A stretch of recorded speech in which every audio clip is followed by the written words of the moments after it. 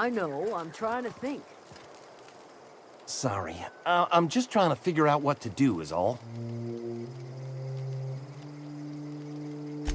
I've been thinking about going back. I'm not much use to anybody here. I get sick thinking about working at the cannery. I can't do that again.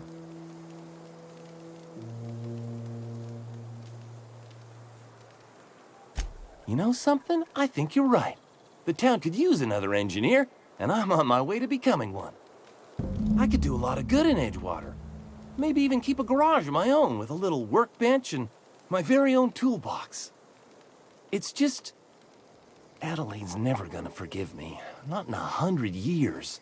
I go crawling back to my old life in Edgewater, and I'm as good as dead to her.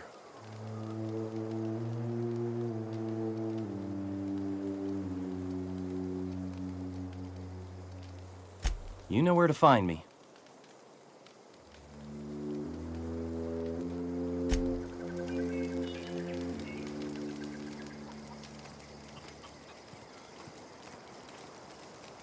Marauders can't see us in the dark.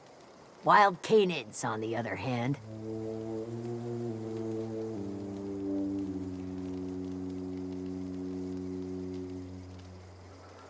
The matter's been weighing on me. Zoe came back, but I couldn't keep her from slipping out in the first place. Who's to say I could keep marauders from slipping in? I don't see us lasting more than a couple of weeks out here. I'm loath to admit it. We're gonna have to make our peace with Topson and hope he takes us back. Listen, we go back to Reed, hat in hand, begging for our old jobs back. Well, Adelaide's not gonna forgive us. She never talked to us again.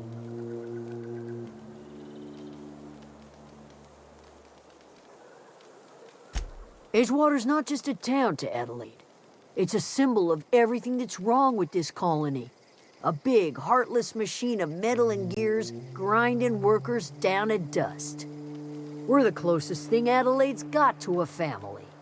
We go back to Edgewater, she's gonna feel betrayed. Sure, suit yourself. I'll be here.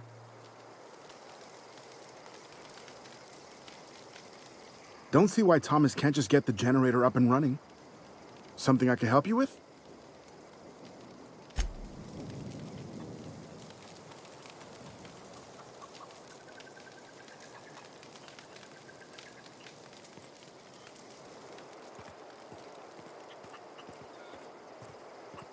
Got the strangest craving for Adrena time.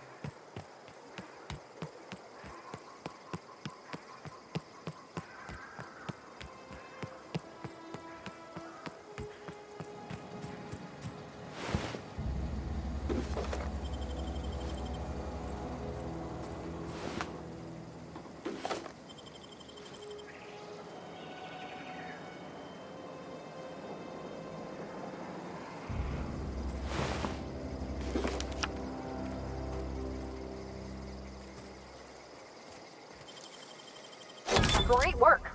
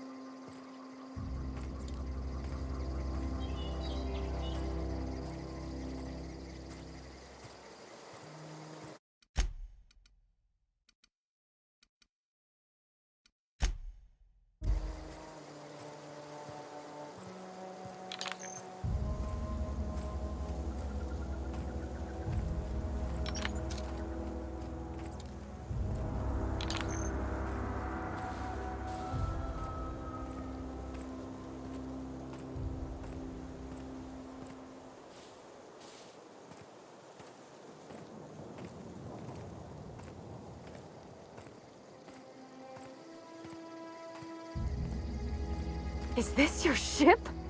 Oh my stars, she is just so handsome! Does she have a name yet? What's her drive model? Oh, gosh. Listen to me babbling. When I was in Edgewater, I dreamed of flying on a real ship, working on a real engine, belonging to a proper crew. I'm the only decent mechanic Edgewater's got, but every time I think of going back, I get this sinking feeling.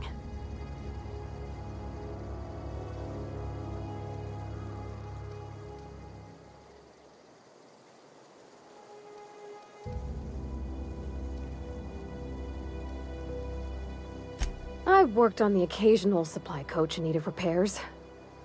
Once I built a little model craft out of spare parts, but Mr. Thompson found out and I had to take it apart. I want to ask you something, and you can say no. But can I come with you? I could tend to your engine. I know my G-valves for my catalyzers, and I can keep your ship singing. And if you ever need a pair of eyes watching your back, I can do that too. What do you think?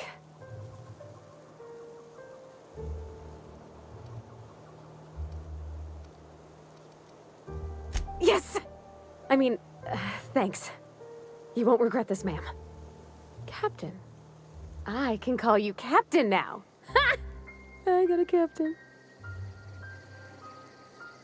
I think you did the rightest thing you could sending the power back to Edgewater. A lot of people would have suffered otherwise. People I care for, even if they don't care much for me.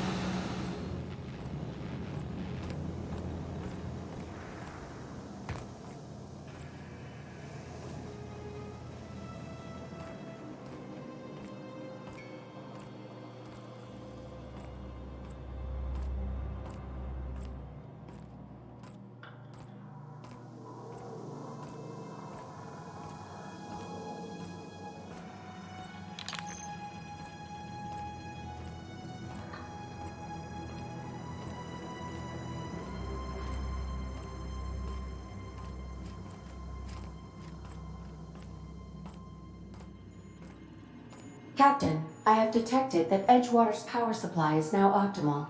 I applaud your willingness to invest your time in the local community. What can I do for you, Captain? All systems are operating within acceptable parameters.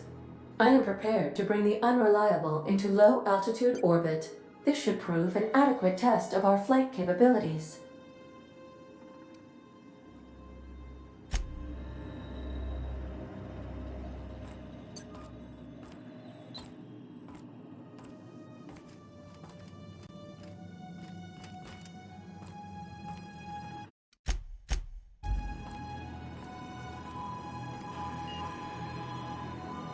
Welcome back, Captain.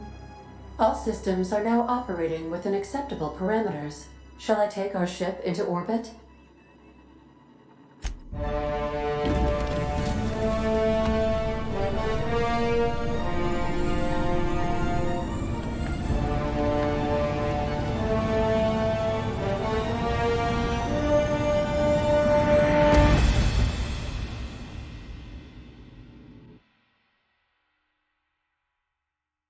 We have received a communication request from Dr. Phineas Wells. Aha, there you are, hale and hearty, and captain of your own ship. I see you're putting the unreliable to good use. Shame about her former captain, horrible way to die. How are you feeling, by the way? I lost track of you in that cave back there. Experiencing any, unnatural drippage? Perfectly normal side effect of thawing, I assure you.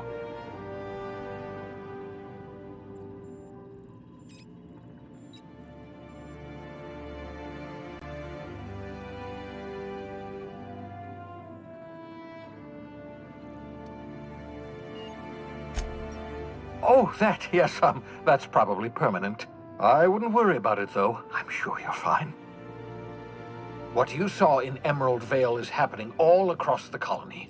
Food shortages, lack of supplies, and basic necessities. We're dying. The chairman, the minister, and all their lackeys on the board are to blame. The Hope has some of the brightest minds Earth ever sent us. If we can revive the Hope's colonists, they can help us undo the board's mistakes. They can help us set things right. You need to get to Stellar Bay on Monarch. I have contacts there. They'll help me, help us, find the chemicals to revive your fellow colonists. Gladys Culkelly, lovely woman, runs a cozy little black marketing outfit on the Groundbreaker. She can get you a nav key to land on Stellar Bay.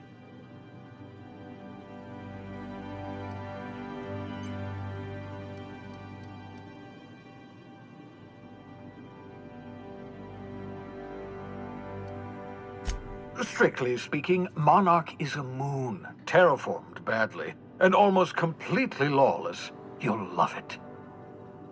Captains don't fly their own ships, you see. Your navigation terminal handles the, navigation. Think of a nav key as a set of flight instructions. The board's been confiscating nav keys for Stellar Bay, so we must rely on unconventional means of acquisition. Hence, Miss Gladys Culkelly.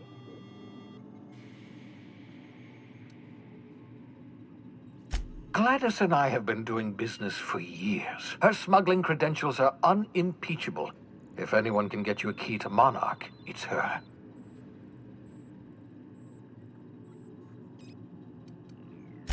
Without a skip drive, good luck. You'll be dead before you make it to the nearest star.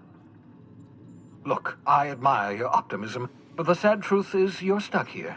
You, me, and the rest of this colony. We're all skating precariously around the edge of oblivion together. None of us are leaving Halcyon alive, so we may as well make it a better place, and we can start by reviving the Hope. Excellent. I'll send her a wireless. Let her know you're coming. By the way, I gave Captain Hawthorne a disguise apparatus of my own design, cutting-edge technology, years ahead of its time. I call it the Holographic Shroud. I'm sure it will prove remarkably useful to you. You'll find it in the captain's quarters.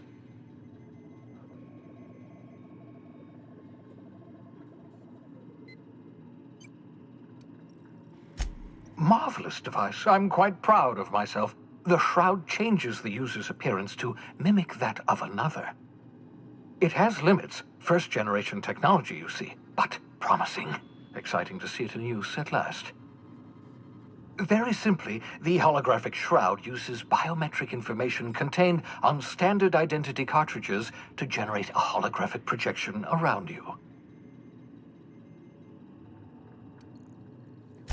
Only stands up to a casual scrutiny. Use it too long, bound to flicker, blur, something like that.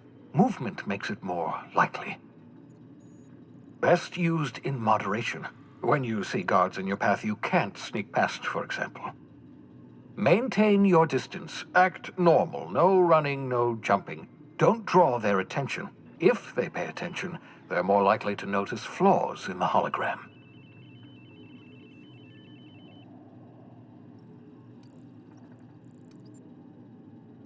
A change of clothes. What is this? Some old spy serial? What inattentive and brainless guard would be fooled by such a shabby disguise?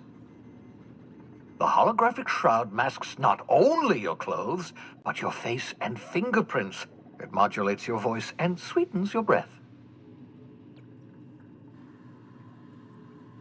Science, that's how.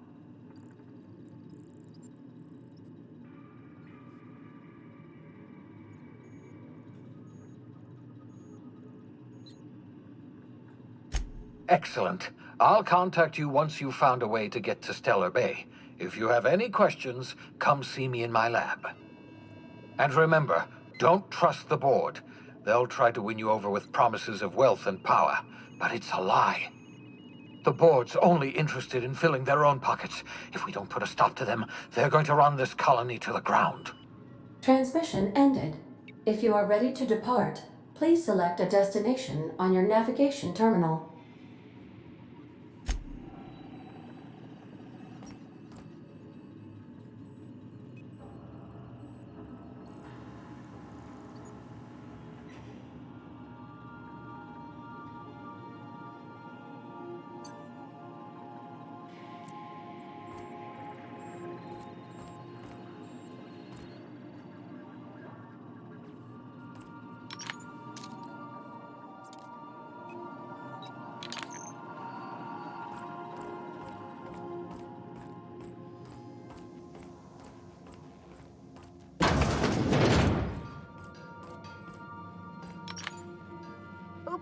Yeah, so this is my hidey spot now.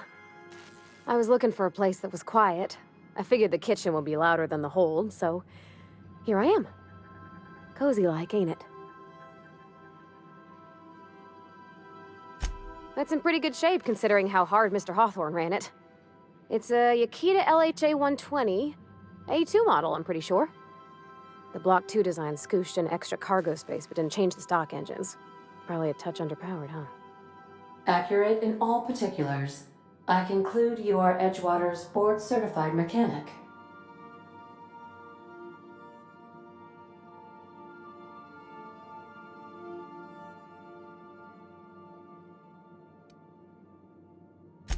Fly-by-wire's pretty normal. Or leastways, that's what I read in the trades. I've never been on a real ship before. Hello!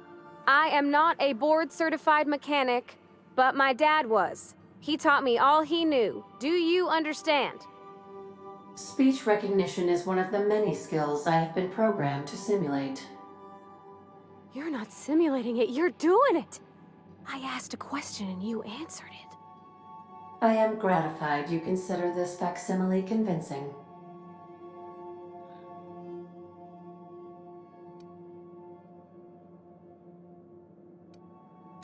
I don't see any holes in the hull. I'll take a good squint at her, make sure everything's tip-top. But I think we're cooking with plasma torches. You can do that, you know.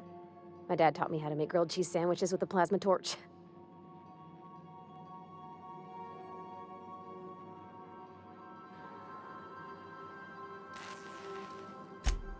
Mostly, yeah. I lived in the maintenance office near all my life. Mr. Thompson never let me forget how funny that was.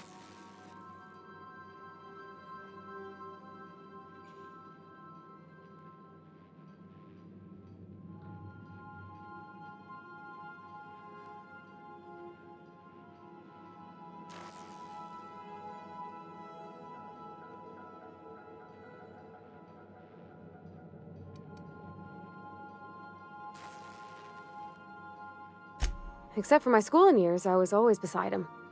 Or tied to him. He used to carry me about in a sling when I was real little.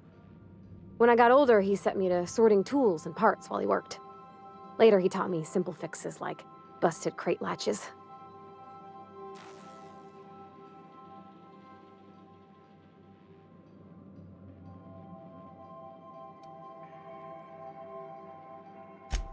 I'm not exactly a model employee. Not like you wanted. The kind that stays quiet and gets the right work done in the right order every day. It's not normal for anyone to do as their parents. You take a vocational test. That decides your schooling and your career. When I tested out for maintenance, everyone figured it was on account of my dad. They were real unhappy with us.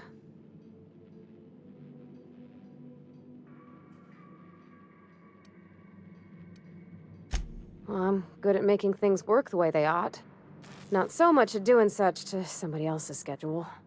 There's times I'm working deep in the guts of a loader, getting it all running perfect. Then I look up to see it's tomorrow, and I've blown another deadline. Anyhow, I was happy to get back home. I didn't care much for schooling.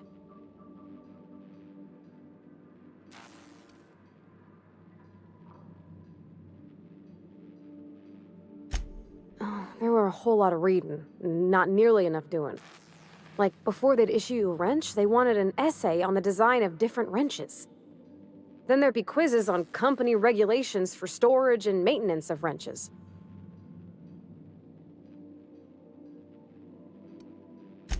As soon as I got permission, I spent all my time in the machine shop. They had all manner of parts, but they didn't want me using them, so I had to sneak them sometimes. I even slept in there. Had a hammock tied up in the rafters. Before I left, I installed a little skylight for myself, so I could see the stars.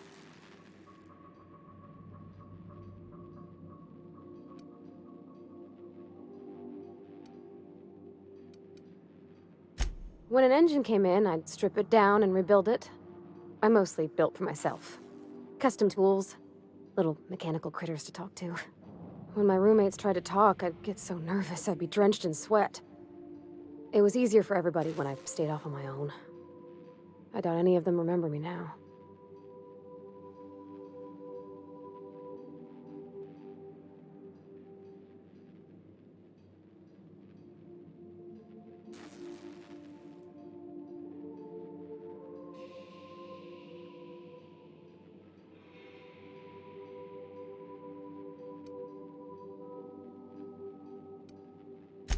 Yep, nothing much had changed. Everything was a little grayer, a little dirtier. Dad met me at the shuttle and gave me a big ol' hug. I noticed straight away that he was moving slower and stiffer. He made a little grunt when I squeezed.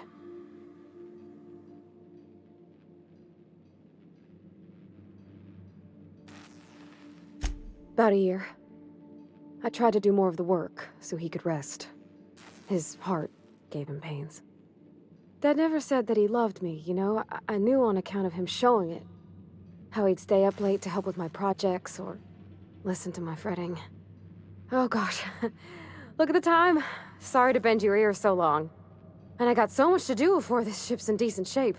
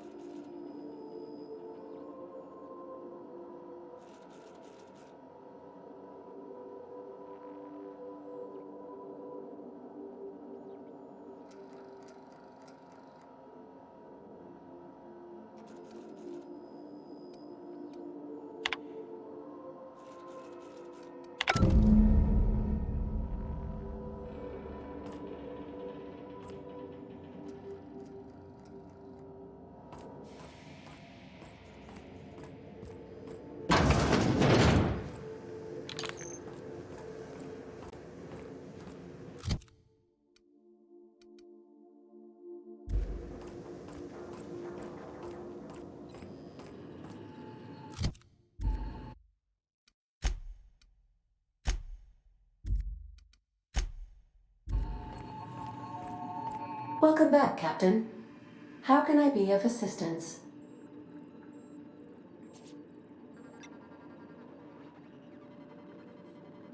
The unit is a cleaning SAM. Hawthorne brought it on board some cycles ago, I'm sure with the intent to modify it, but I've never seen it up and running. Alex likely recorded progress notes detailing his efforts to modify SAM. If you check the terminal in your captain's quarters, we may be able to determine what work remains in order for SAM to properly operate.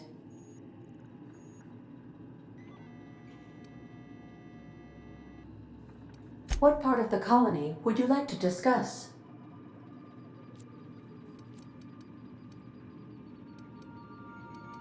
Ah, yes. As Dr. Wells is a wanted outlaw, he built his laboratory into an asteroid. Orbital destinations can be challenging to land on. His more so than most. The outlaw scientist known as Dr. Phineas V. Wells has taken a measure of precautions to make the lab undetectable to those hunting him. Even knowing the location, my systems resist my orders to go where I instruct them. There is a bounty on his head, one with a markedly high reward amount. Shall I engage the laser weapons system?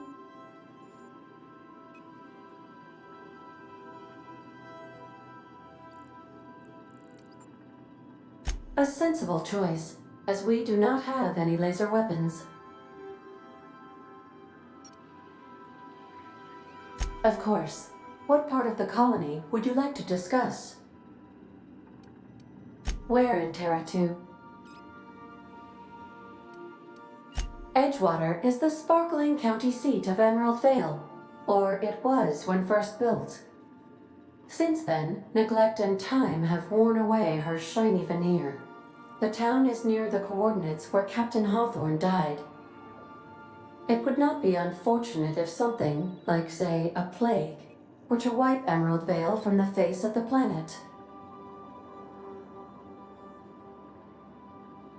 You mean the ones who did not answer my distress call with medical assistance, but instead came to issue my injured captain a parking ticket?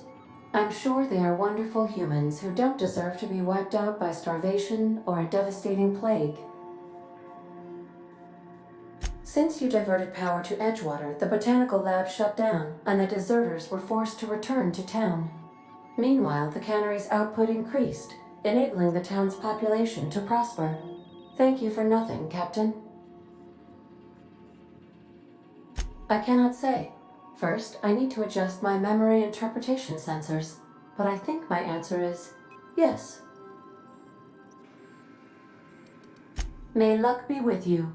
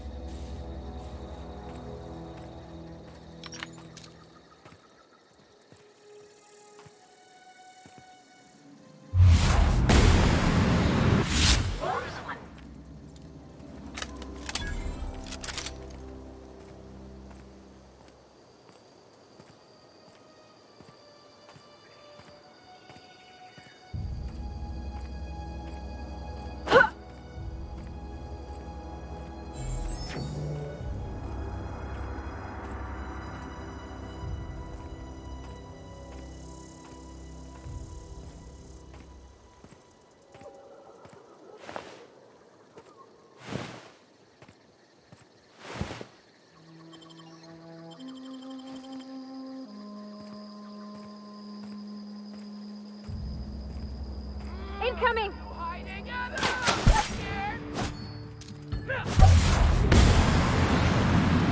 Let me go! You okay, Captain?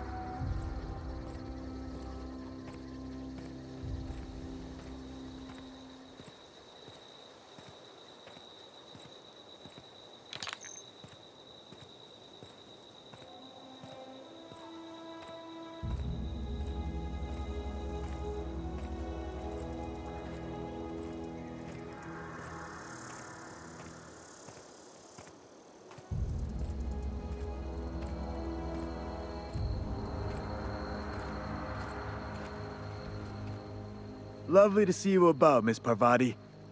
Things going all right, Silas? Been keeping him careful and true, miss. Best to ask her yourself. My dad's buried here. Silas watches over him when I can't leave the house.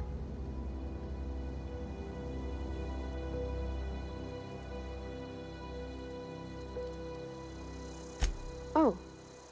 Well, thanks. Something I can do for you?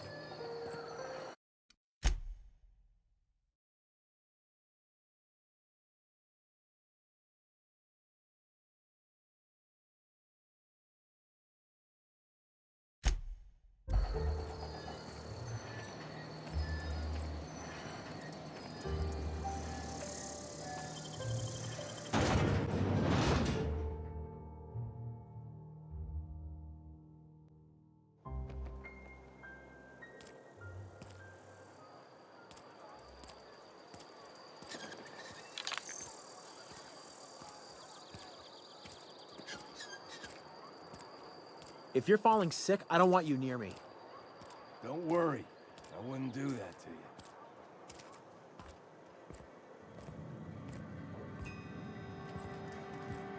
Work your jaw on some Spacer's Chaw. Music to my ears.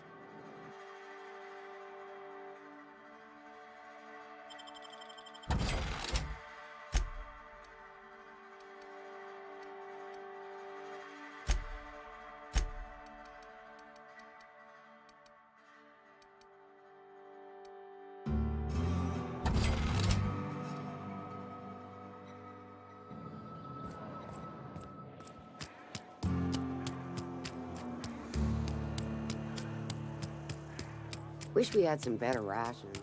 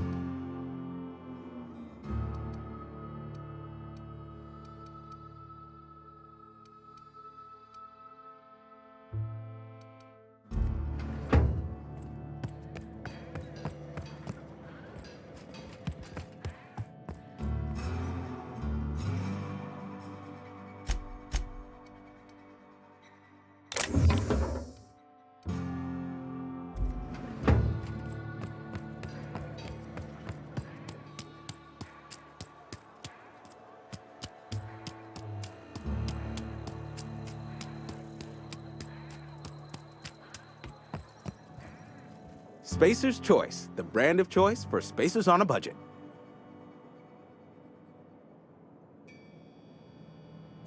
Music to my ears.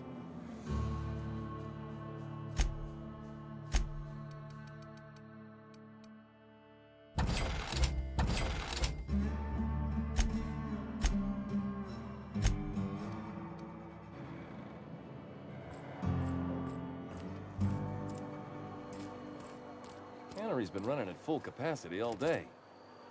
Must be all that extra power.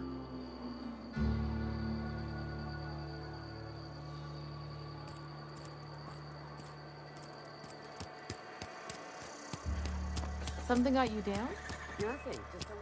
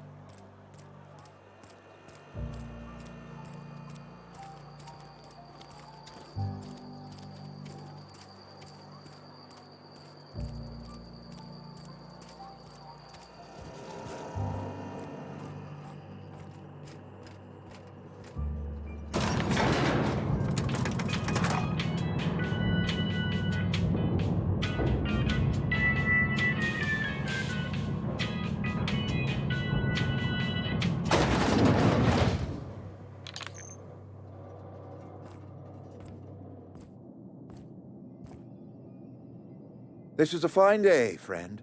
Power flows through our town like a cool stream of water. I trust Adelaide's people have seen their way to reason. So, when can I expect them back at their posts?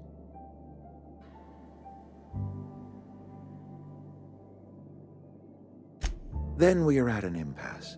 Stewardship over this town has been entrusted to me by Spacer's Choice. I am not perfect. I have made my share of mistakes, but I have done my best for this town.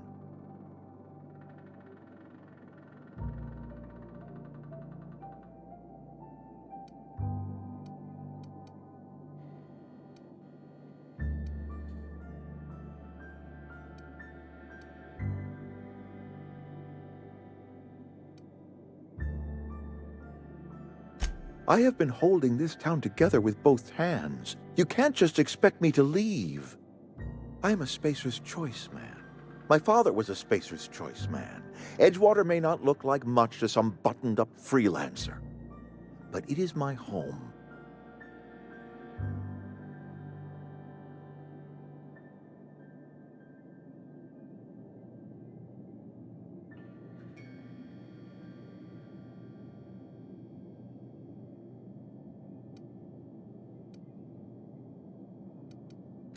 I don't believe you. Plague's a reality of life. Best treatment is a good work ethic.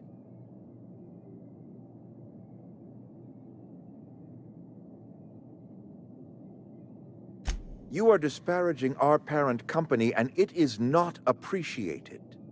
We are a Spacer's Choice Saltuna cannery. We eat Saltuna here, and only Saltuna.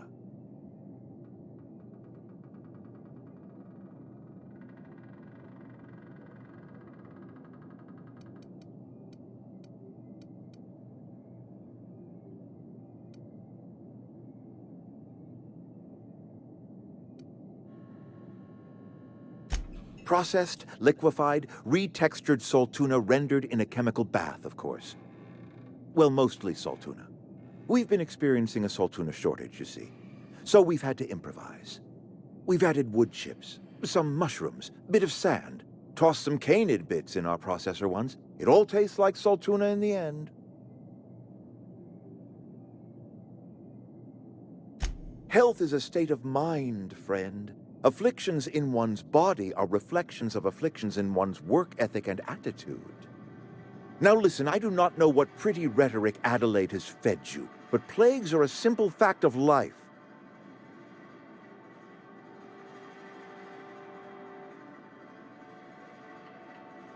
You will excuse me for being skeptical. How exactly is Adelaide growing crops in barren soil?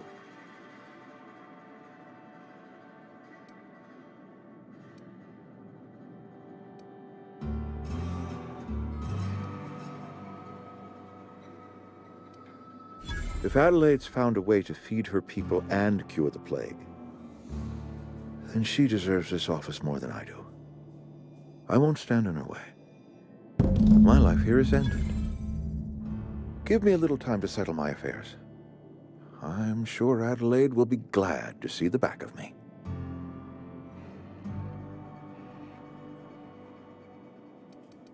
A couple months ago, I might have put in for a transfer. It's a big colony. Spacer's Choice has other towns. Now, I couldn't show my face in any of them. No such thing as an honorable resignation.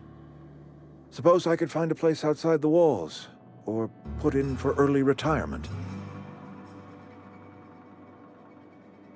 I don't know. I could see myself lasting a week.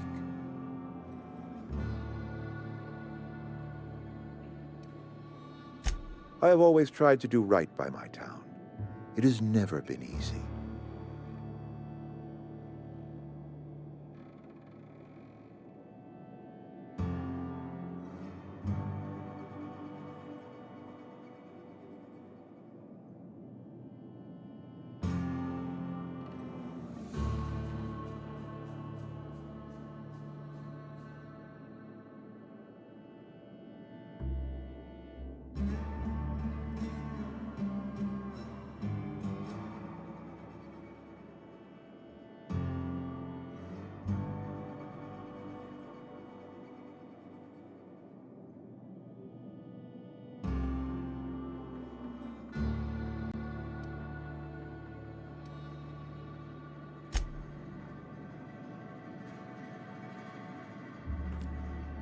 You're safer inside the walls. I already told you I'm leaving. Just give me a little while to collect my thoughts. I do.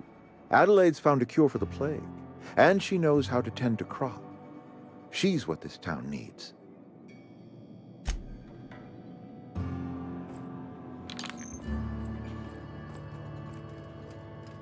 Yep, be right over.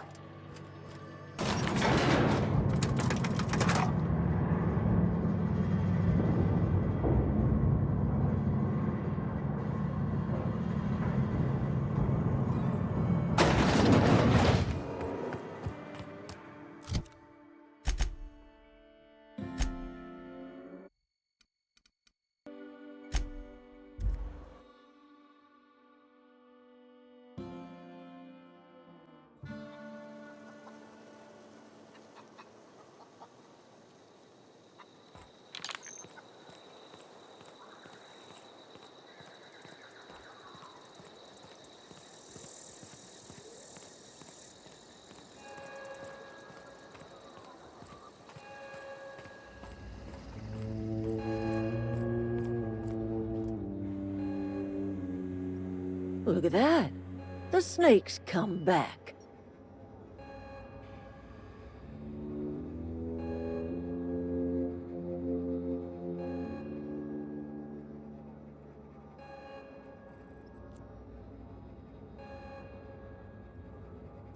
I never thought I'd see the day that Reed Thompson abandoned his post. Suppose we all have a breaking point. Suppose it's time our flock made our way back to Edgewater. We must tend to what remains of the town and carry on with our lives as best we may. You're vexing to me, you know? Injuring us with one hand, helping us with the other. Here, I'm giving you something to leave us be. It's a ransom, you understand, not a reward.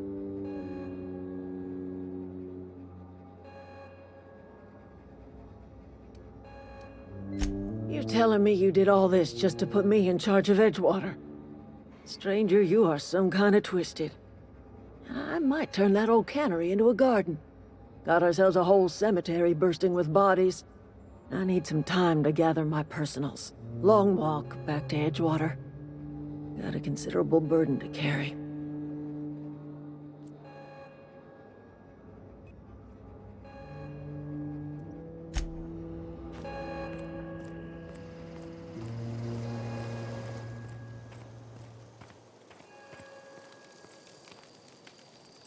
What happened?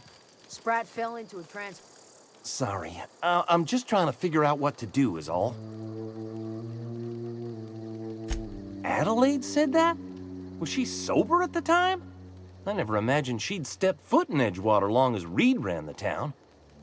Something must have changed in Edgewater. Adelaide's good as family. If she's going back, so are we.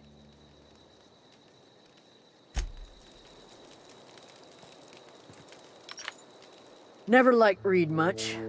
Can't say I'm sorry he's gone.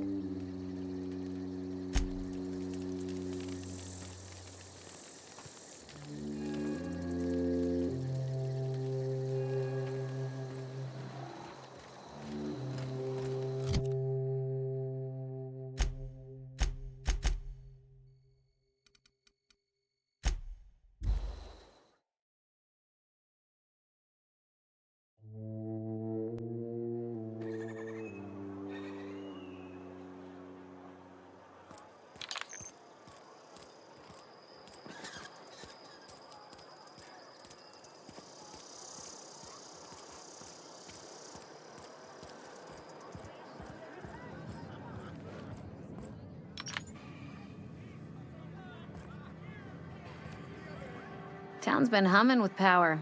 Somebody must have been down in the old plant.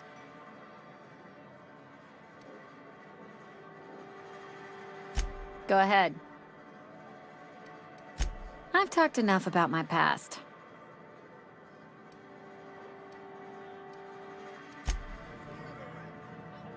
You tried the best, now...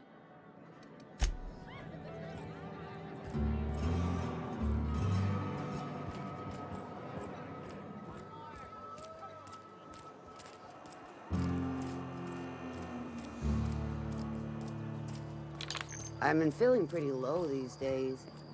Let the boss catch you saying that. Hey, thanks for helping me back in that cave. You got a real knack for curative work.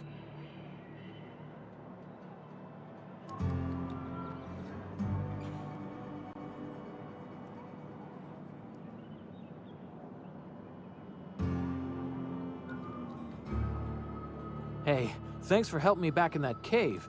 You got a real knack for curative work. I've got nothing on my bounty board. That's a good feeling.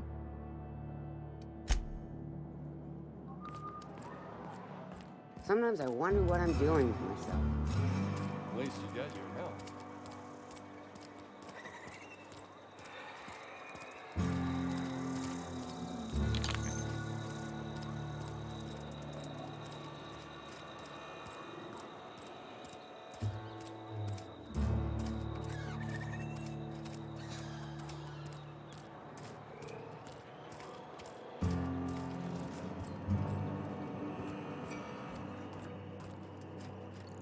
On my way.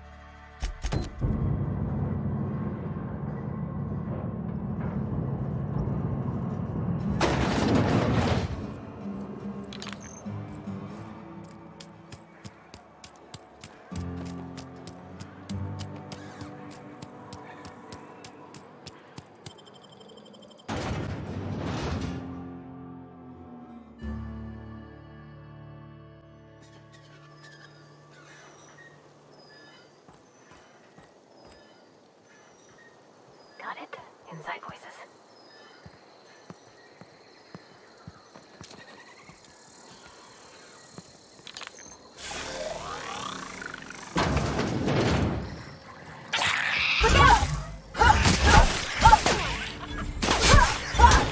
That's the last of them!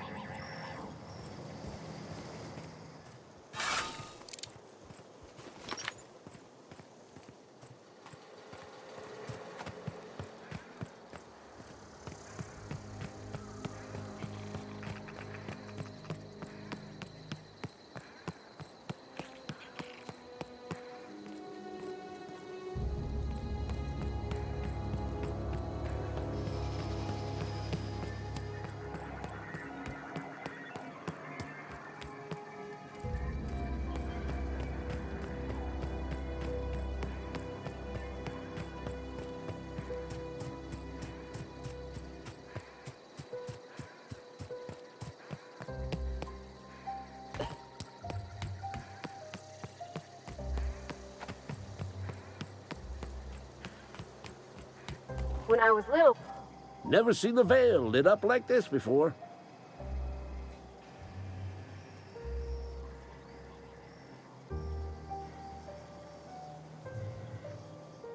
Bang up work, soldier. You're a credit to your uniform. Oh, that reminds me. Gotta look into getting us a uniform. So this is it, then. The key to humanity's victory over the mechanical hordes.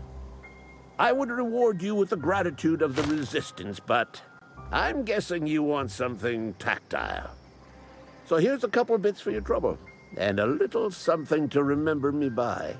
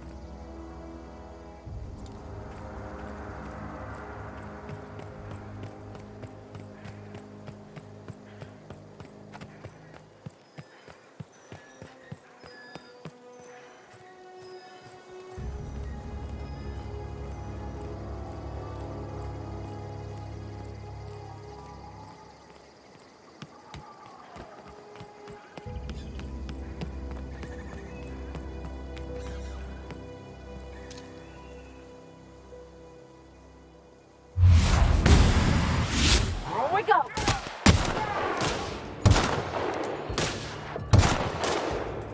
Let's go, Cap! Did it!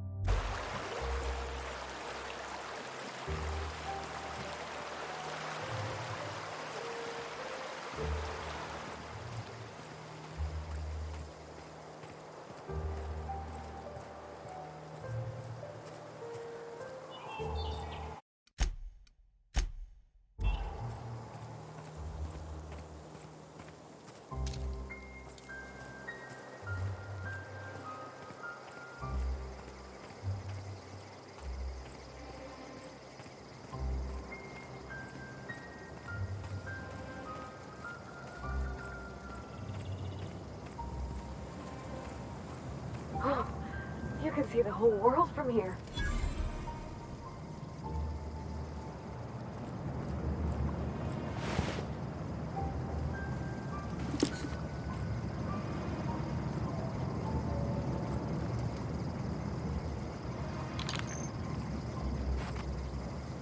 That was a good thing you did, Captain. Helping to bring the deserters and Edgewater folks back together. I hope you rest well on that.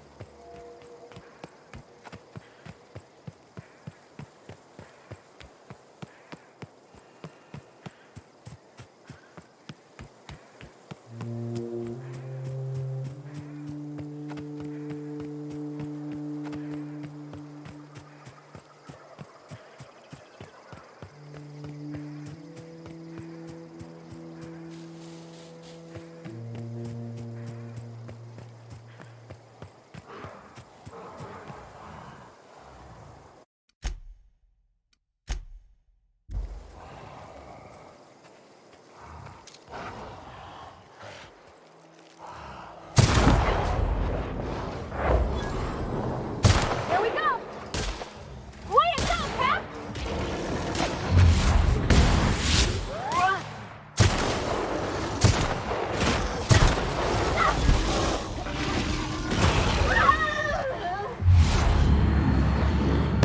Order one!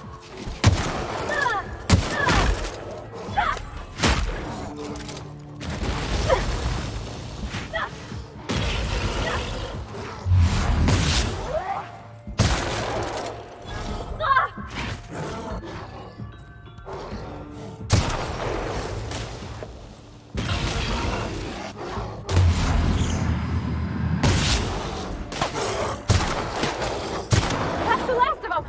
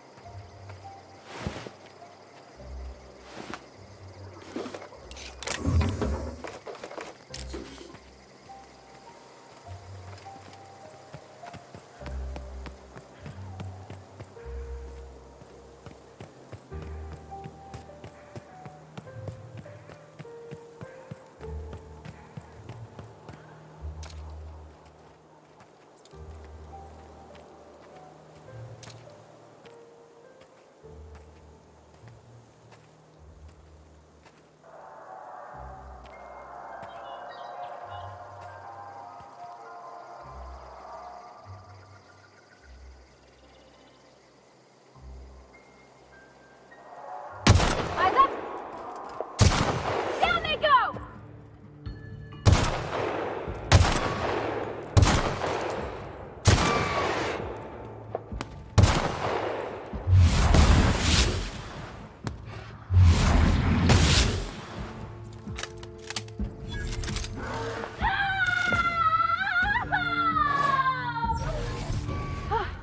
That's the last of them!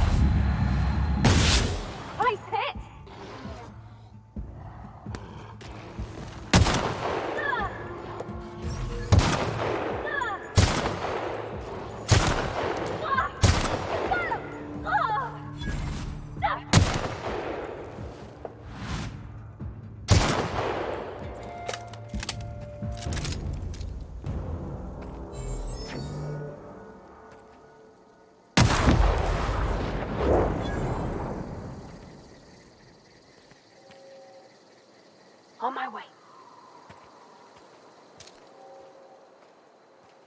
Got him. All together.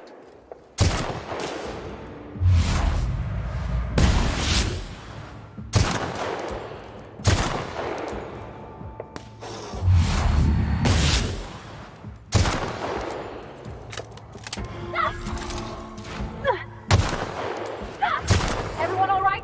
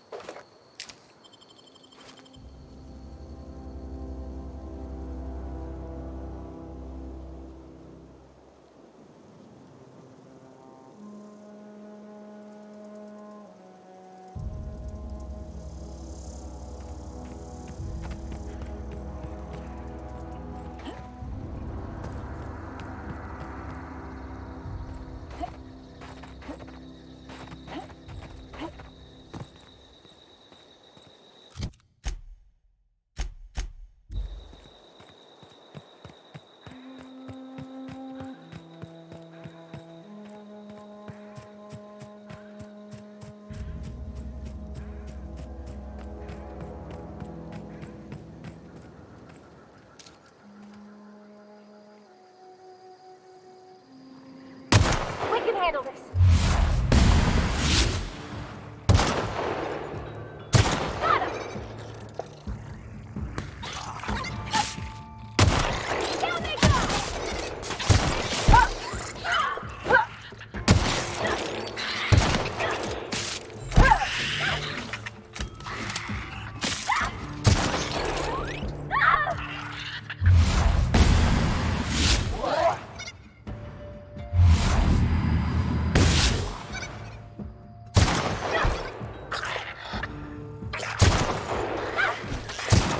Got 'em all!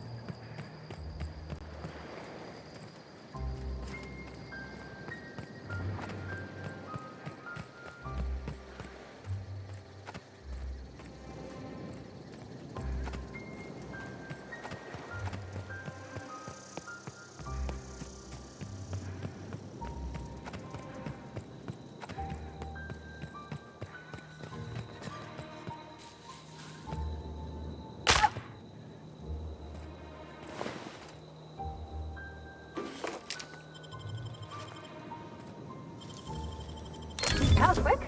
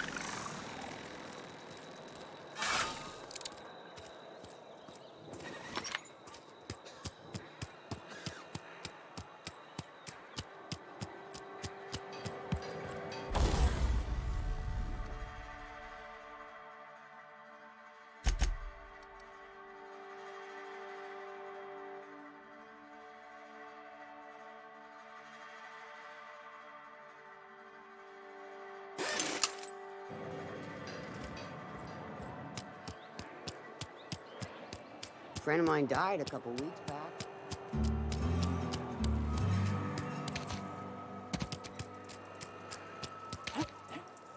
Something got you down? Nothing.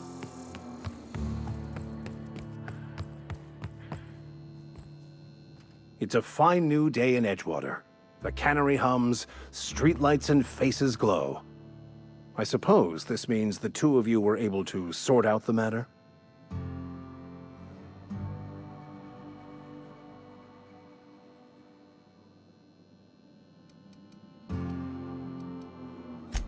I am somewhat taken aback by that, given the heat between her and Mr. Thompson. What deal did you strike with her, I wonder?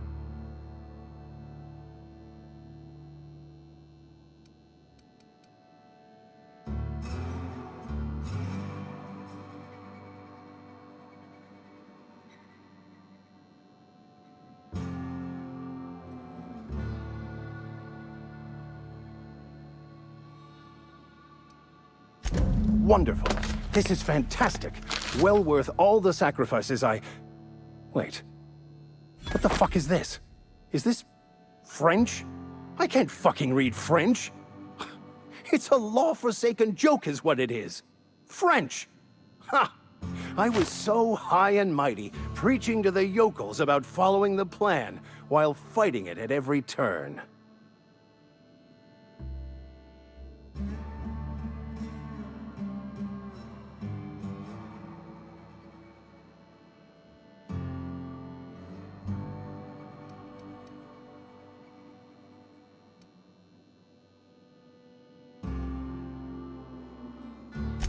There is little more important than such a precious, rare text. I've spent my life searching for the keys to unlocking the secrets of the universal equation that underlies the plan. I had hoped this book held some of those answers. I became so desperate, I even got myself assigned to this plague-ridden backwater to find the damn thing. All the time and suffering I've spent. Wasted.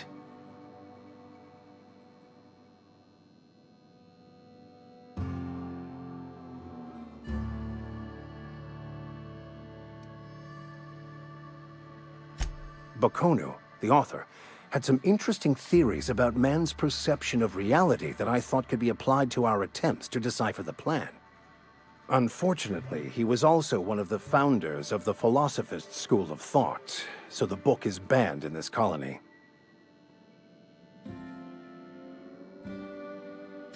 Philosophism's a false religion that stands in contradiction to almost everything we know to be true.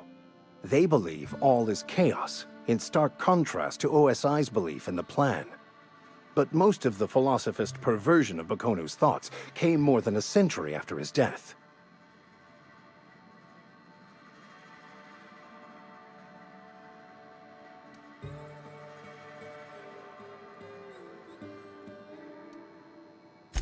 The story of my life. Most lay people are not aware of this, but we've not discovered any new insights into the plan for a long time. I had an idea that we should welcome the truth, no matter where we found it. I had the worse idea to share my thoughts with a superior. And that's how I ended up assigned prison duty, where I was fool enough to let an inmate bend my ear with stories of an original Bokonu journal. But that's neither here nor there. What I need to do now is to find a translator, obviously. But to do that, I'll first need to secure transport. You have a ship. Perhaps I could make myself of use to your crew.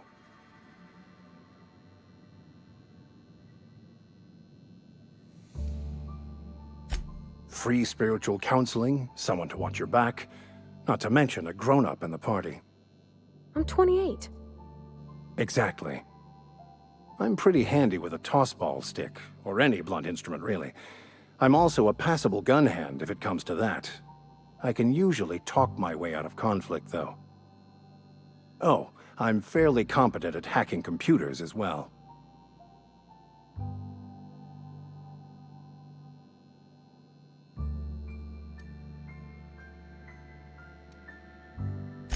Of course. I'm a vicar who is dedicated to his calling. More dedicated than any other you'll find in this colony. I joined the OSI to help decipher the grand plan. But instead, I ended up the vicar in a prison due to ignorance and politics. Then I came here. Satisfied?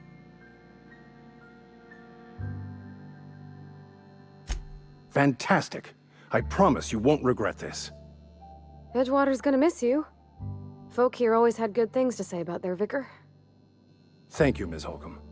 I'll be glad for the change of scenery, and to leave this place behind. It is my esteemed pleasure to serve as your crew vicar, Captain. Yes, you caught me ruminating again. Guilty as charged. What's occupying your thoughts?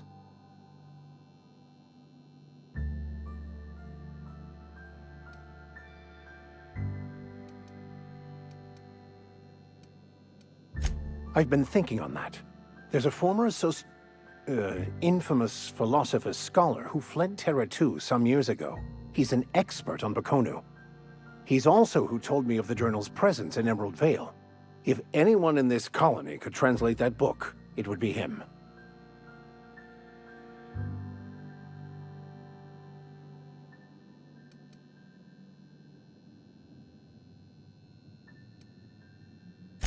Oh, I'm anything but certain. But it's all I've got at the moment. We should start on the Groundbreaker. It's where I'd go if I wanted to get off Terra 2. Great place to pick up a ride to Hephaestus, Scylla, even Monarch. All I need is access to a data cartridge from the security terminal. Their easily hackable system keeps a registry of all crew manifests for both arrivals and departures.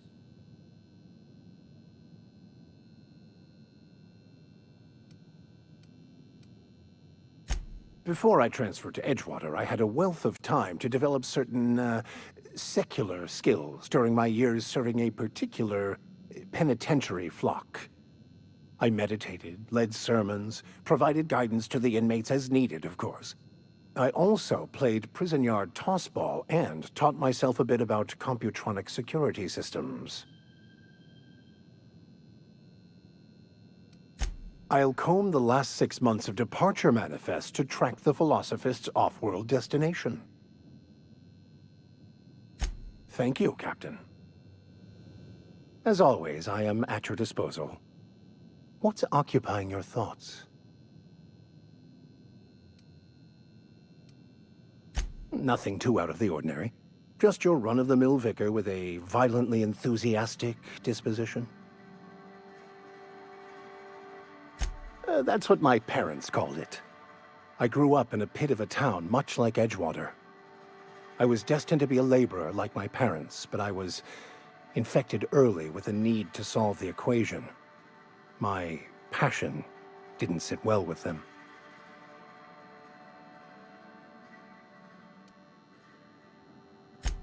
On the contrary, they internalized the precepts of scientism like no one I've ever known.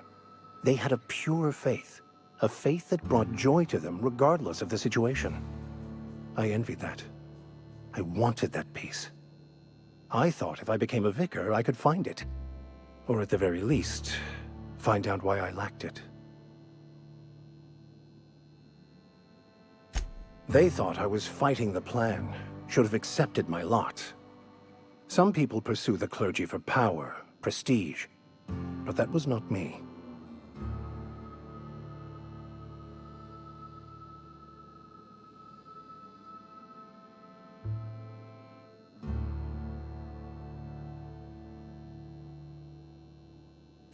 The plan is not one rigid path.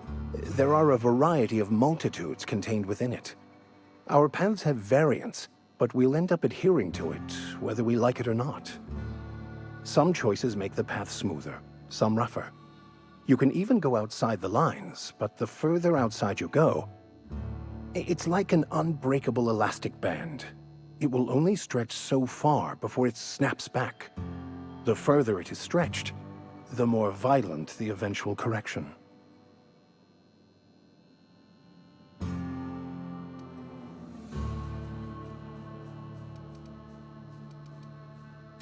I have run headlong into too many walls in my pursuit of the truth. This book is my last hope, and you were my only hope of getting it translated.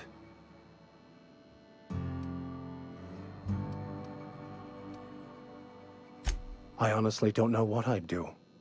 This quest has consumed me for the better part of my life. I fear there's nothing else left to me. What about you? What's your story?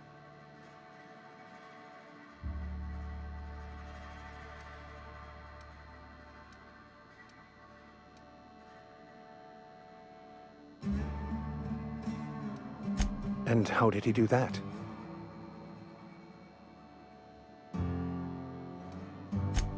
Well, you do seem different than every other colonist. Let's pretend for the moment I believe you. What are you going to do now?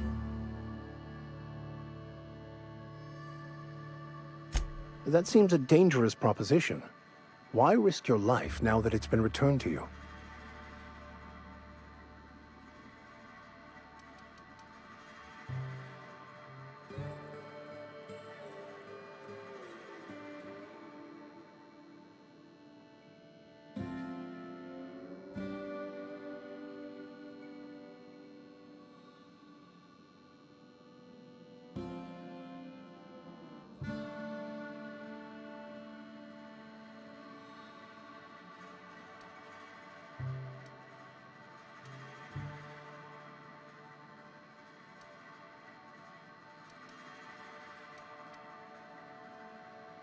A commendable attitude.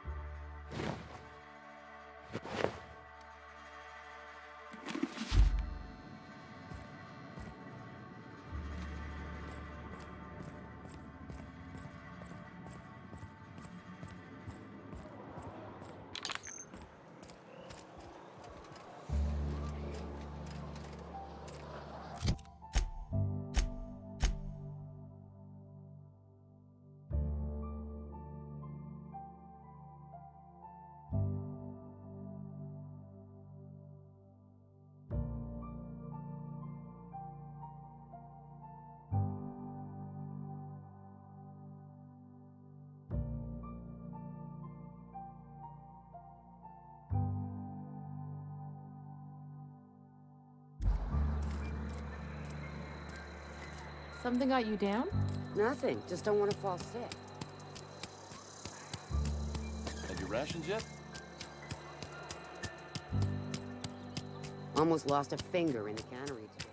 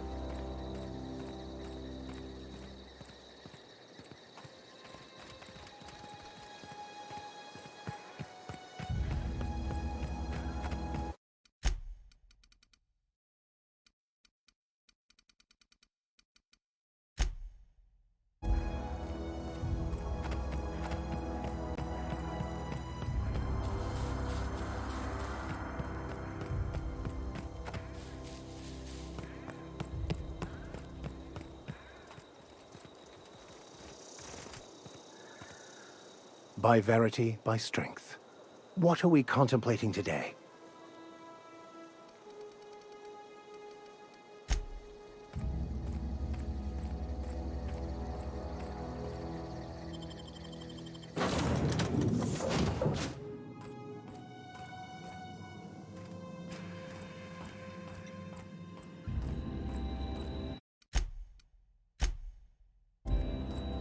Welcome back, Captain. All systems are now operating within acceptable parameters. Shall I take our ship into orbit?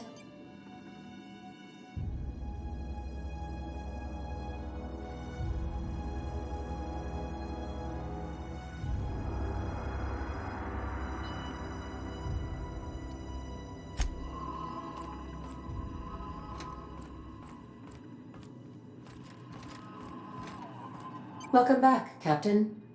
All systems are now operating within acceptable parameters. Shall I take our ship into orbit?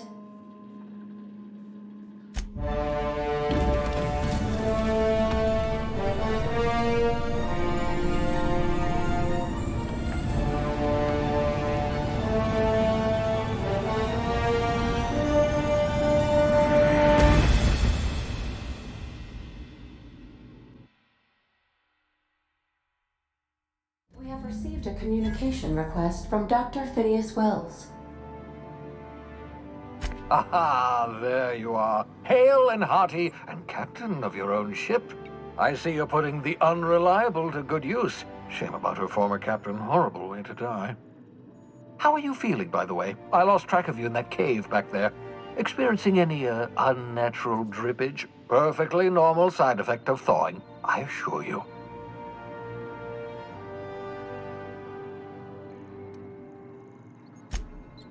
Oh, that, yes, that's probably permanent. I wouldn't worry about it, though. I'm sure you're fine. What you saw in Emerald Vale is happening all across the colony. Food shortages, lack of supplies, and basic necessities. We're dying. The chairman, the minister, and all their lackeys on the board are to blame. The Hope has some of the brightest minds Earth ever sent us. If we can revive the Hope's colonists, they can help us undo the board's mistakes. They can help us set things right. You need to get to Stellar Bay on Monarch. I have contacts there. They'll help me, help us, find the chemicals to revive your fellow colonists. Gladys Kilkelly, lovely woman, runs a cozy little black marketing outfit on the Groundbreaker. She can get you a nav key to land on Stellar Bay.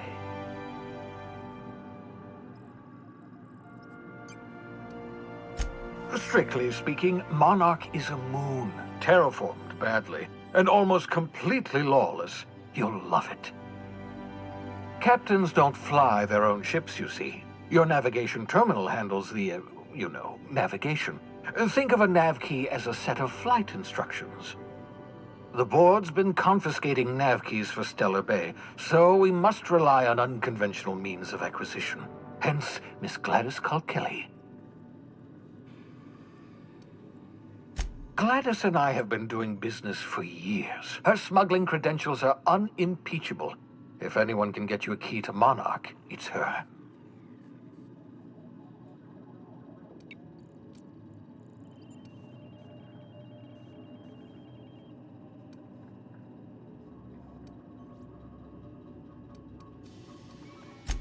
In theory, I suppose you could land your ship in Cascadia, and in theory, I suppose you might survive the experience.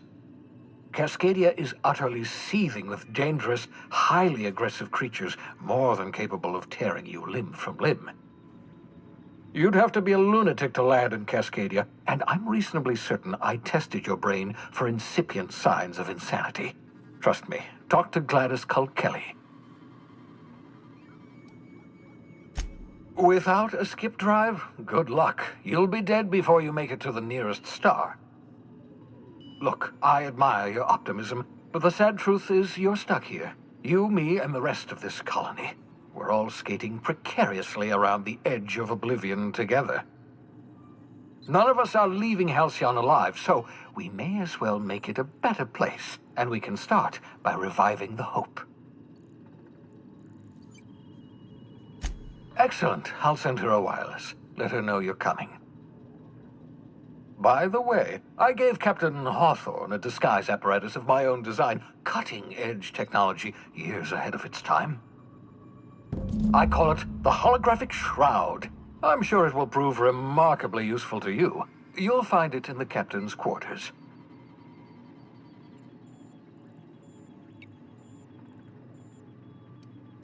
Marvelous device. I'm quite proud of myself. The shroud changes the user's appearance to mimic that of another. It has limits, first-generation technology, you see, but promising. Exciting to see it in use at last. Very simply, the holographic shroud uses biometric information contained on standard identity cartridges to generate a holographic projection around you.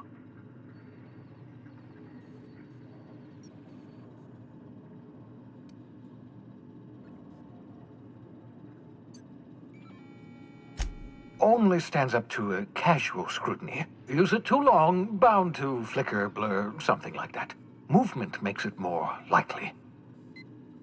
Best used in moderation. When you see guards in your path you can't sneak past, for example.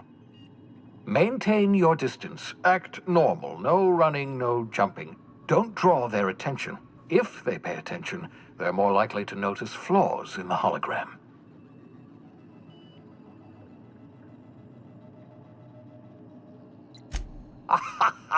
A change of clothes. What is this? Some old spy serial? What inattentive and brainless guard would be fooled by such a shabby disguise? The holographic shroud masks not only your clothes, but your face and fingerprints. It modulates your voice and sweetens your breath. Science, that's how. The beauty is they don't expect it. The shroud is the only one of its kind. We humans have a tendency to overlook the unexpected. Activate the disguise, walk past someone. What do they see? A figure dressed like a fellow employee. Don't act odd. They won't focus on you.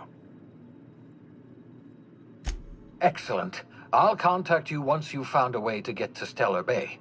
If you have any questions, come see me in my lab. And remember, don't trust the board. They'll try to win you over with promises of wealth and power, but it's a lie. The board's only interested in filling their own pockets. If we don't put a stop to them, they're going to run this colony to the ground. Transmission ended. If you are ready to depart, please select a destination on your navigation terminal.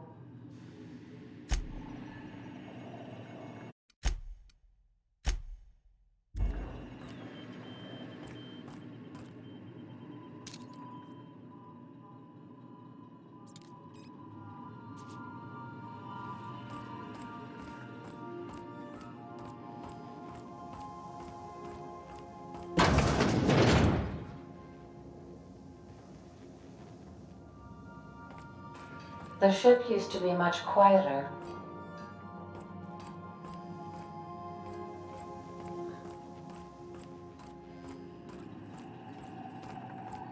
Welcome back, Captain. How can I be of assistance?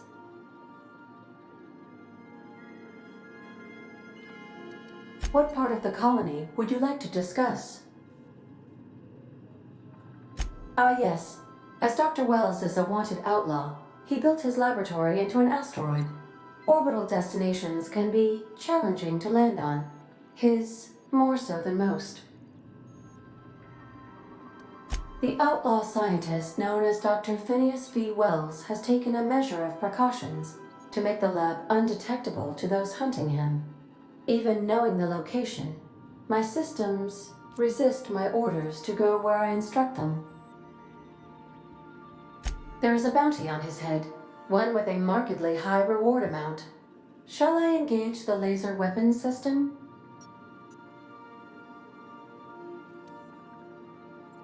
A sensible choice, as we do not have any laser weapons.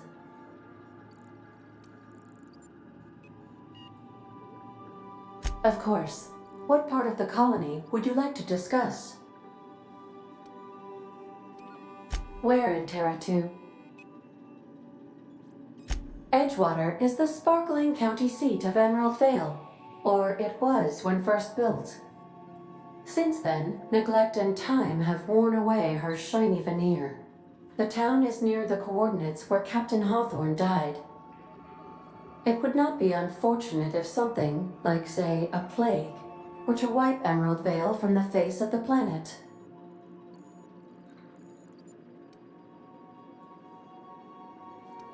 You mean the ones who did not answer my distress call with medical assistance, but instead came to issue my injured captain a parking ticket? I'm sure they are wonderful humans who don't deserve to be wiped out by starvation or a devastating plague. Since you diverted power to Edgewater, the botanical lab shut down, and the deserters were forced to return to town. Meanwhile, the cannery's output increased, enabling the town's population to prosper. Thank you for nothing, Captain.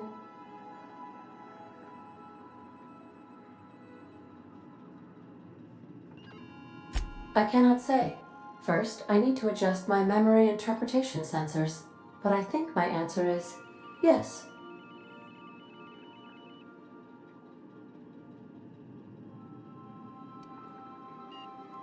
Of course. What part of the colony would you like to discuss? We're cleared to dock with the Groundbreaker if that's your desired destination.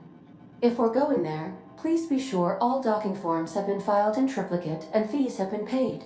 The Mardettes take their docking laws quite seriously.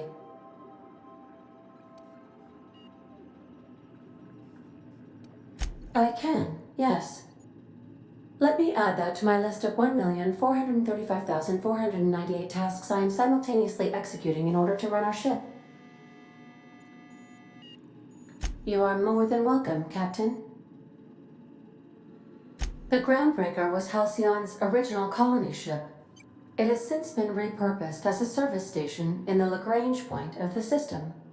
Freighters often deliver or pick up goods from the Groundbreaker en route to other destinations. The city ship hosts an array of cargo bays, factories, housing sections, and more. Many of Halcyon's companies maintain office spaces with station representatives in what is considered a truly neutral territory within the system. I have filed the required docking forms in triplicate, and fees have been paid.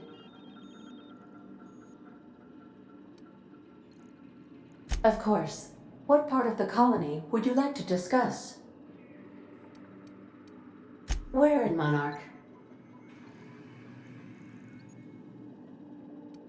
Warning. All colonists are urged to reconsider travel to Cascadia due to infestation of mantisaurs and risk of indefinite detention or death.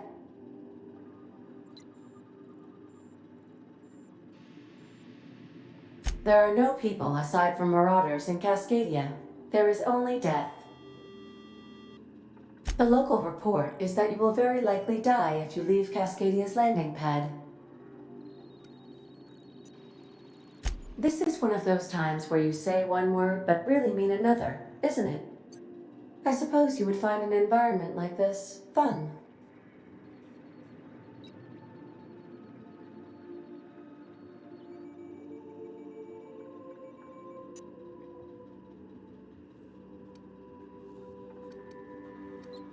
Of course. What part of the colony would you like to discuss?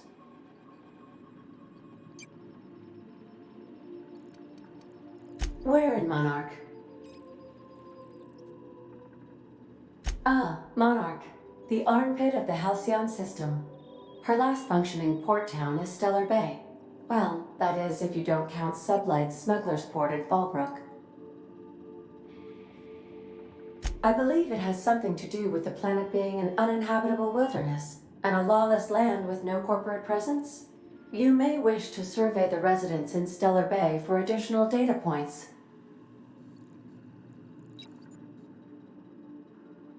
It's Sublight run for the purpose of shipping contraband, and before you ask, I don't know the coordinates, so I can't dock us there.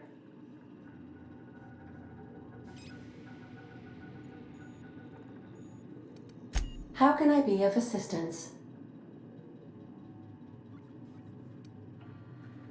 I have lots of minutes. Many minutes. Unlimited minutes, perhaps. Providing an adequate power source, I can function indefinitely.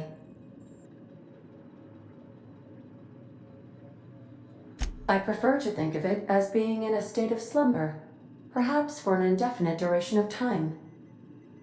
Do you think that is what it's like for the colonists on the Lost Hope? When I simulate myself in such a scenario, I do not find it to be desirable. I think my self-preservation protocols incline me to desire the alternative. Traveling the system with you, Captain.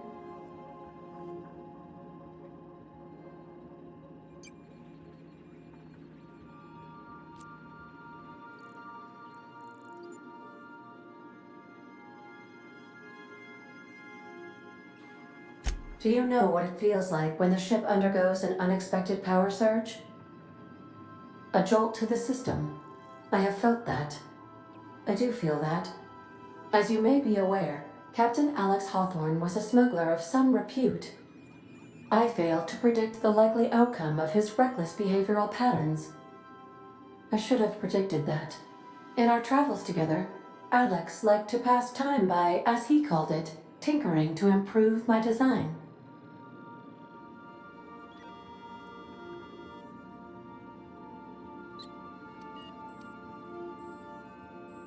If you mean, was Captain Hawthorne my first? Yes, he was. How can I be of assistance?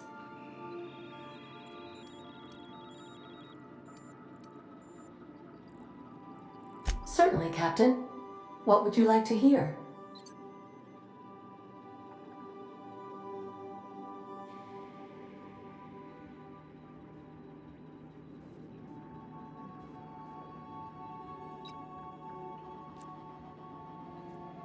I wish I was your second derivative, so I could investigate your concavities.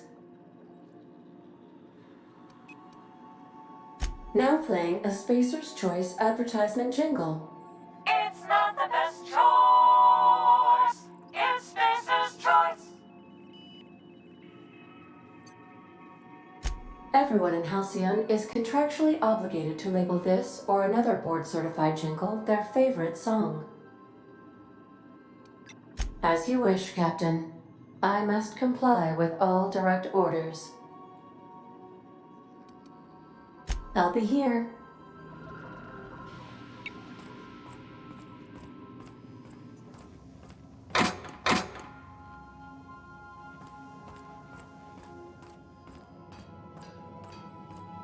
Yeah, so this is my hidey spot now. I was looking for a place that was quiet. I figured the kitchen would be louder than the hold, so here I am. Cozy-like, ain't it?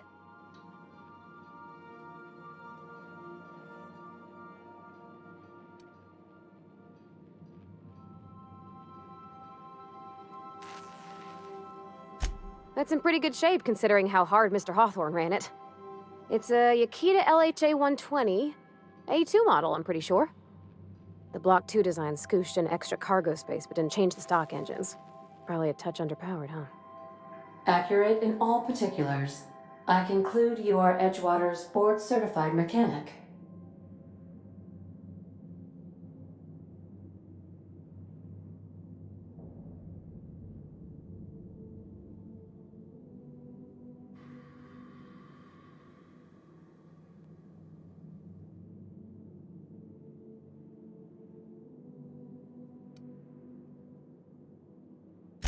Fly-by-wire's pretty normal. Or leastways, that's what I read in the trades. I've never been on a real ship before. Hello! I am not a board-certified mechanic, but my dad was. He taught me all he knew. Do you understand? Speech recognition is one of the many skills I have been programmed to simulate. You're not simulating it, you're doing it! I asked a question and you answered it. I am gratified you consider this facsimile convincing.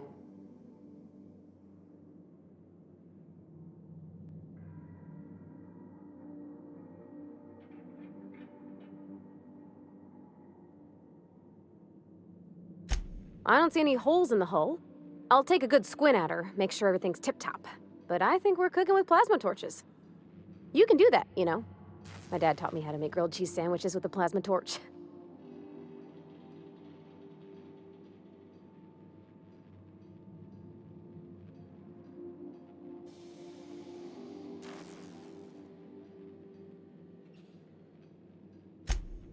Mostly, yeah.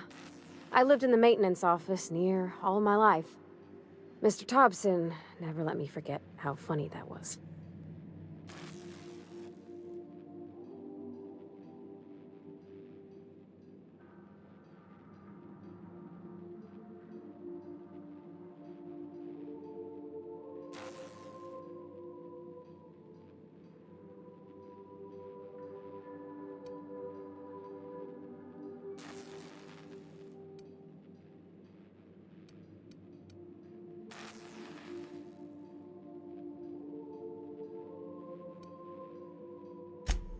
I'm not exactly a model employee.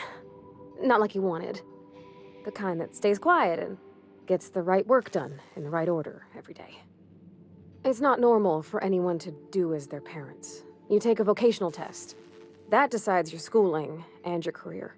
When I tested out for maintenance, everyone figured it was on account of my dad. They were real unhappy with us.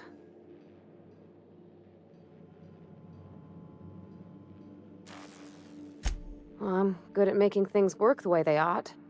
Not so much at doing such to somebody else's schedule. There's times I'm working deep in the guts of a loader, getting it all running perfect. Then I look up to see it's tomorrow, and I've blown another deadline. Anyhow, I was happy to get back home. I didn't care much for schooling.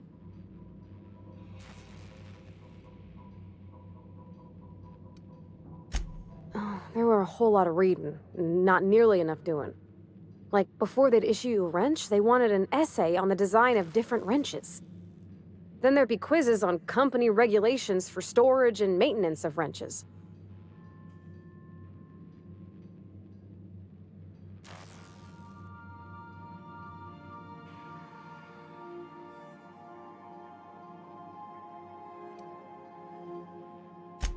As soon as I got permission, I spent all my time in the machine shop. They had all manner of parts, but they didn't want me using them, so I had to sneak them sometimes. I even slept in there. Had a hammock tied up in the rafters. Before I left, I installed a little skylight for myself, so I could see the stars.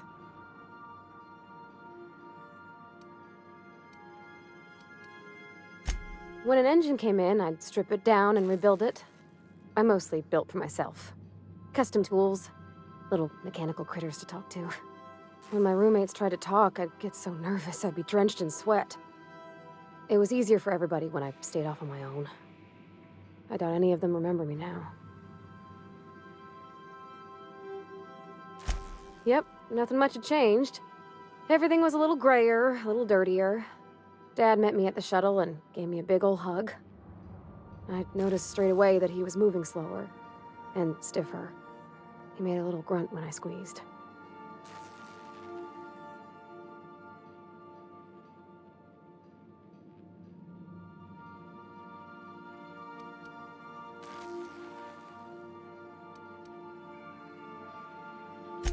No, but a whole life taking care of Edgewater by his lonesome, working with all kinds of chemicals, it wears on a body. When I left for school, everything got harder for him. I used to help him lift the heavy things, and my hands didn't shake for the fine detail work. About a year. I tried to do more of the work so he could rest. His heart gave him pains. Dad never said that he loved me, you know? I knew on account of him showing it. How he'd stay up late to help with my projects or listen to my fretting. Oh gosh, look at the time. Sorry to bend your ears so long. And I got so much to do before this ship's in decent shape.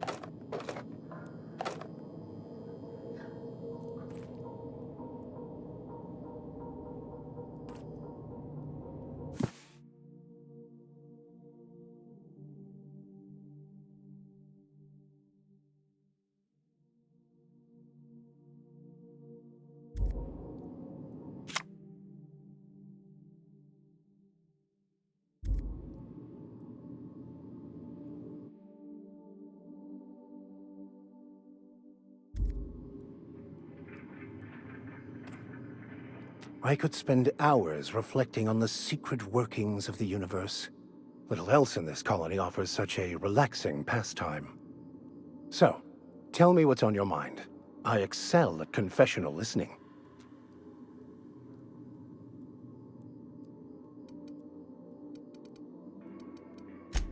Of course. Are you ready to break into security on the Groundbreaker?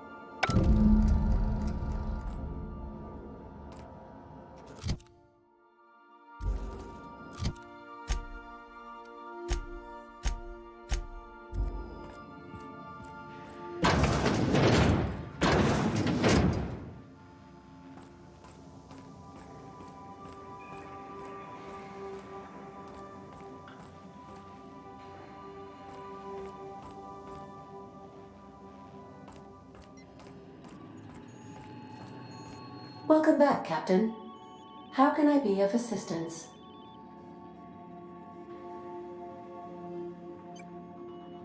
The unit is a cleaning SAM. Hawthorne brought it on board some cycles ago, I'm sure with the intent to modify it, but I've never seen it up and running. Alex likely recorded progress notes detailing his efforts to modify SAM. If you check the terminal in your captain's quarters, we may be able to determine what work remains in order for SAM to properly operate. Goodbye.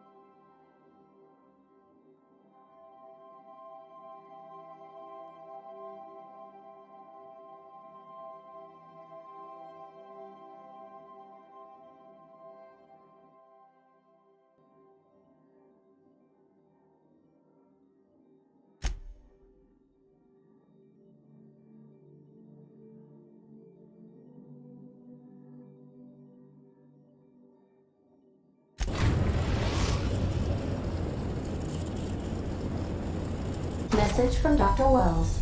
He'd like to congratulate you on finding a route to Monarch. Cascadia is utterly seething with dangerous, highly aggressive creatures more than capable of tearing you limb from limb.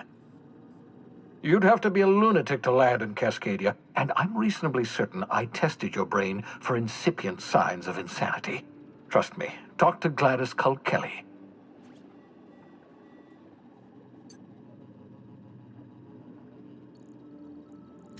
You'll need to speak with Hiram Blythe. He's known as the information broker, and for good reason. If anyone knows where I can find those chemicals, it's Hiram. I need those chemicals to revive the Hope's colonists. They can help us fight back against the Board. They can help us set things right. If we don't put a stop to the Board, they're going to drive this colony toward a complete societal collapse. You'll see what I mean when you arrive on Monarch. No, never. Monarch is a hotbed of political activity. I can't imagine why Hiram set up shop there. Cuisine, perhaps?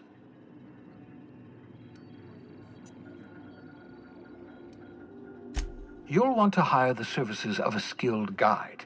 I recommend a hunter by the name of Nyoka. Frequents the drinking establishments of Stellar Bay. Very hard to miss. Once you have everything you need, make your way to Hiram Blythe's compound.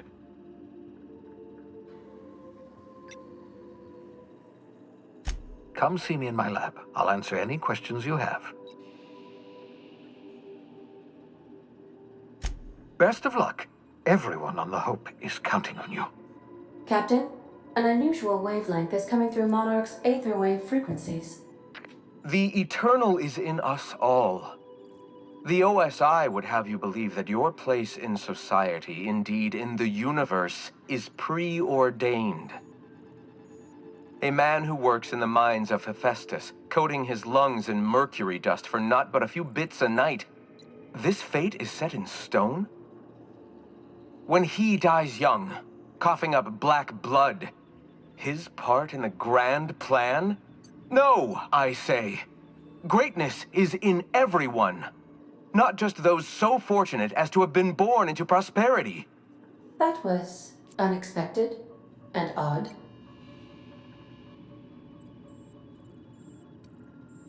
Analyzing the subtextual ordering. I believe it was a type of sermon, Captain. Very zealous in origin.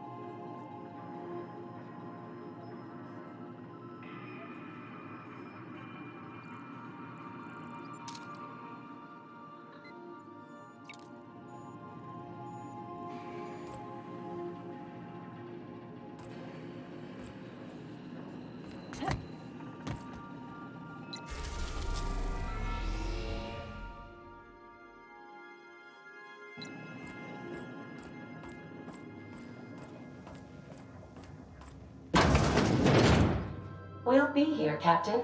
Or will we? Haha. Just a little joke for you.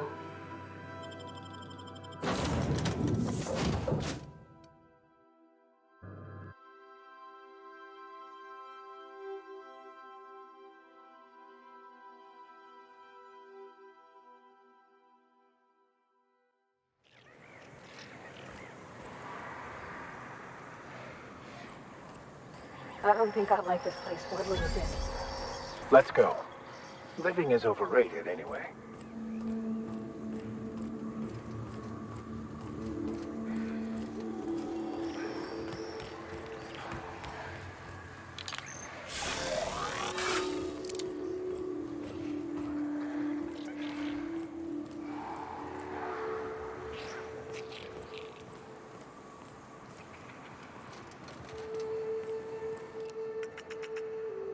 You won't get any mercy from me.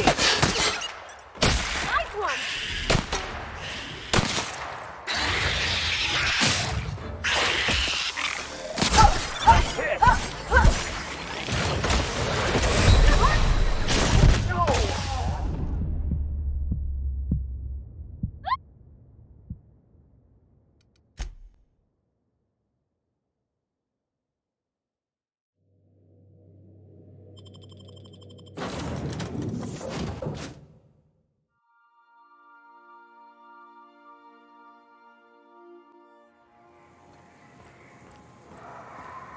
Now this is a wild wasteland.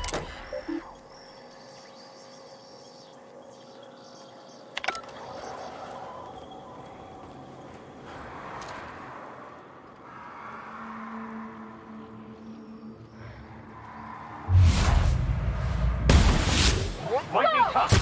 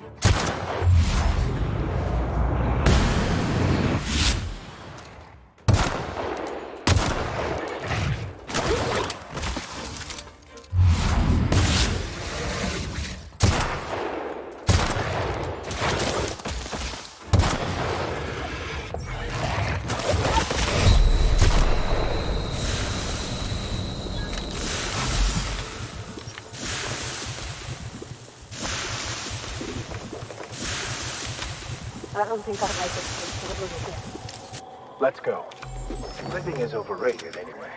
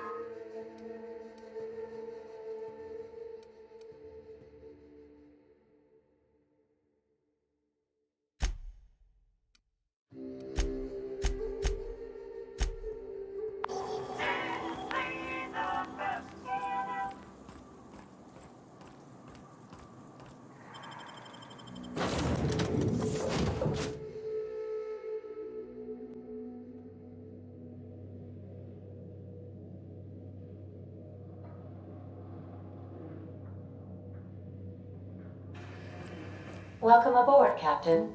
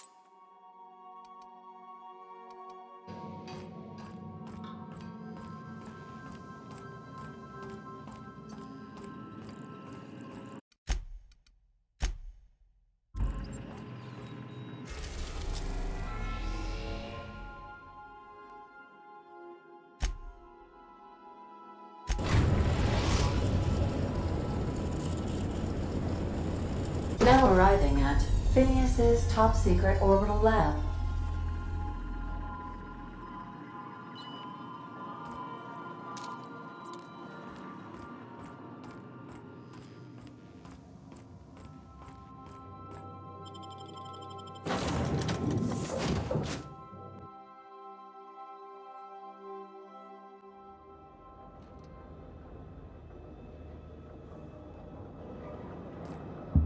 Hello? Can you hear me? Does this work? Oh, damn it! Blast, that's loud.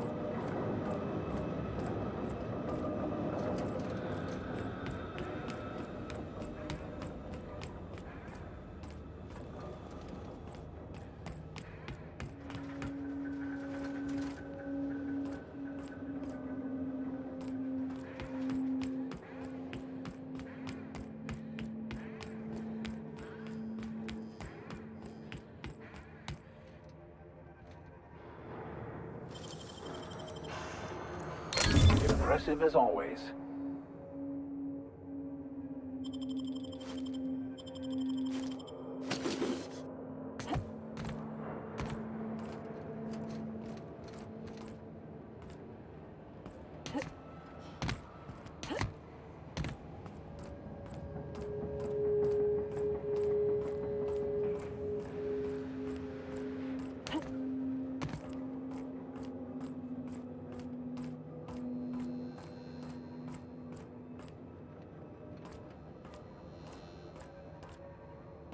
I'm just securing my ongoing experiments. And securing myself.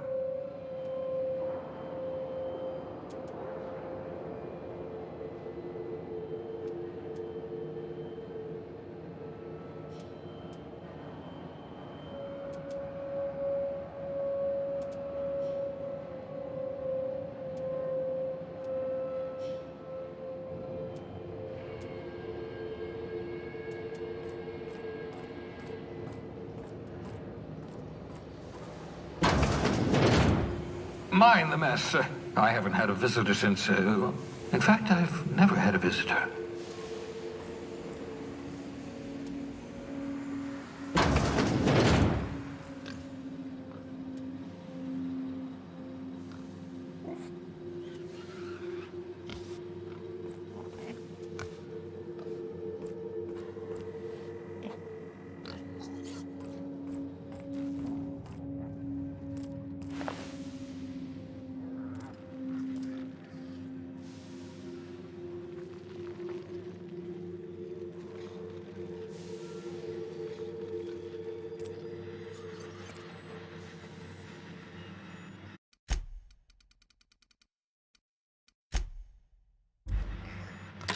Oh, thank the law. Your skin hasn't spontaneously changed color. Potential side effect of the revival process. Very rare, but you never know. Right. Welcome to my little habitation, such as it is. I've got caffeinoids, cysty bits, if you're into that sort of thing. So, welcome. Make yourself at home. My secret hideout is your secret hideout.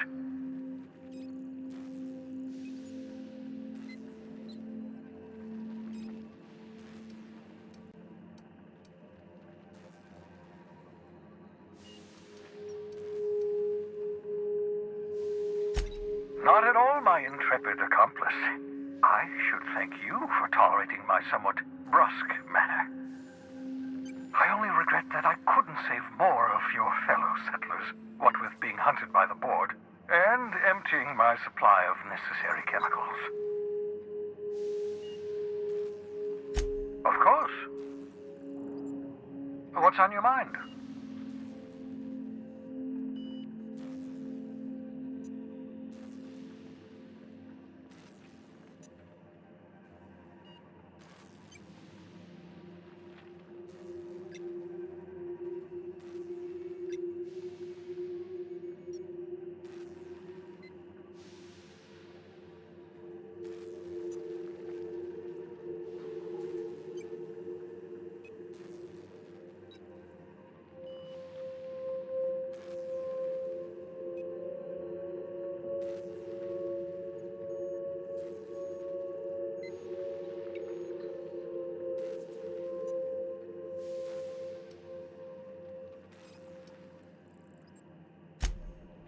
Not you. I do experiments in that room. Some of them get quite scientific.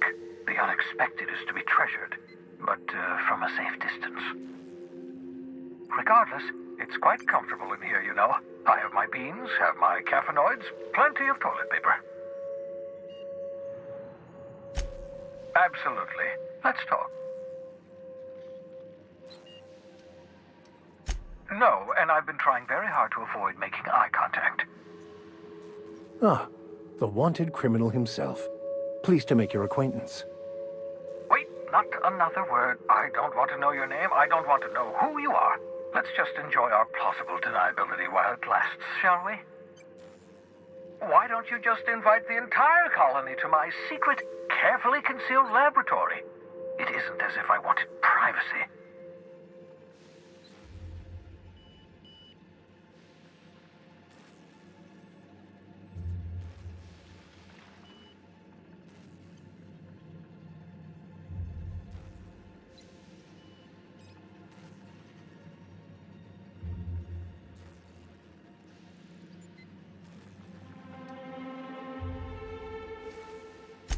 Oh, fine. As long as you're vouching for their character and they aren't touching things.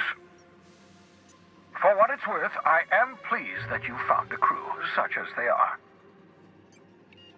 I picked you out of the hope for your talents, after all. It's only natural that others would gravitate toward you.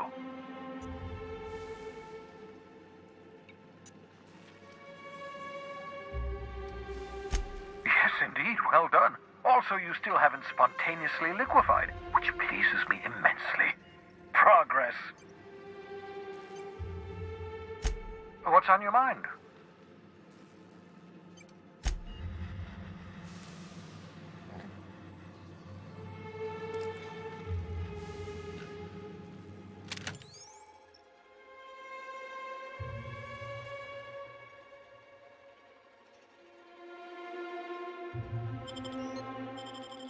Aha!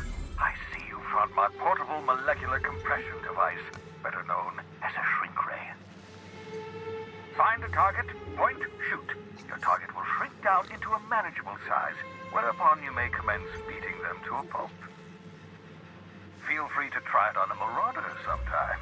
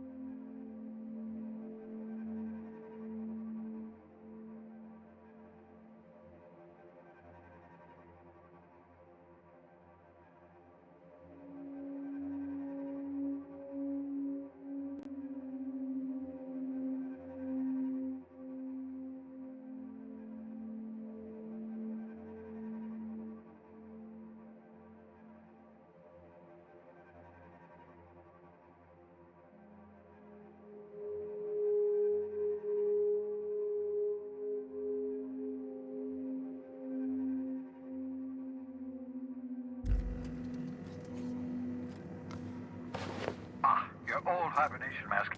Had to remove it, you know, in case you were prone to vomiting.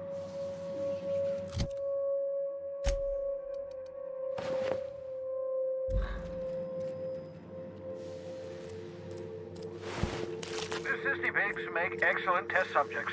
Also surprisingly nutritious.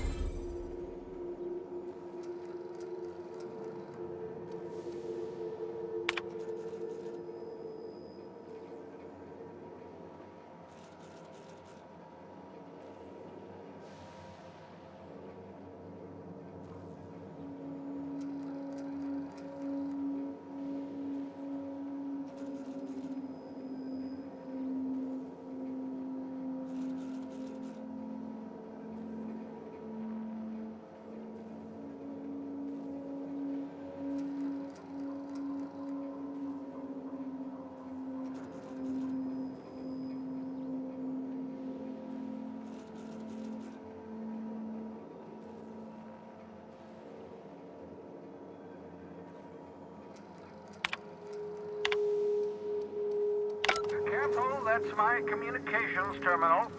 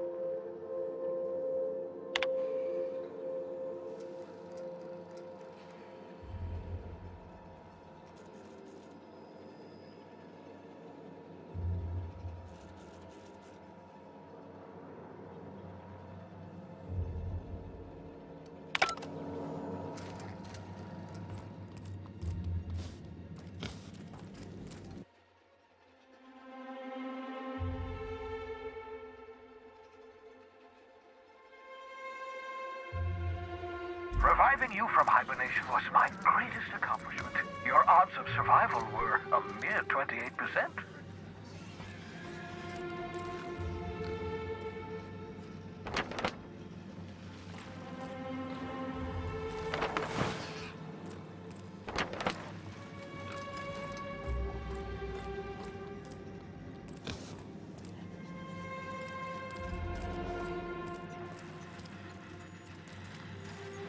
I hope you're not thinking of ingratiating yourself with the board.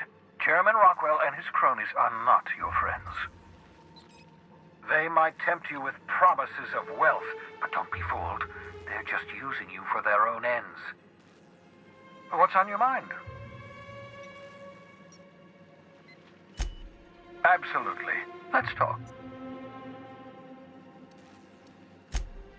Oh, goodness, no. I wouldn't survive 10 seconds in the blackness of the aether. Well, no, I imagine I'd last at least 12 seconds before I'd lose consciousness and die of hypoxia.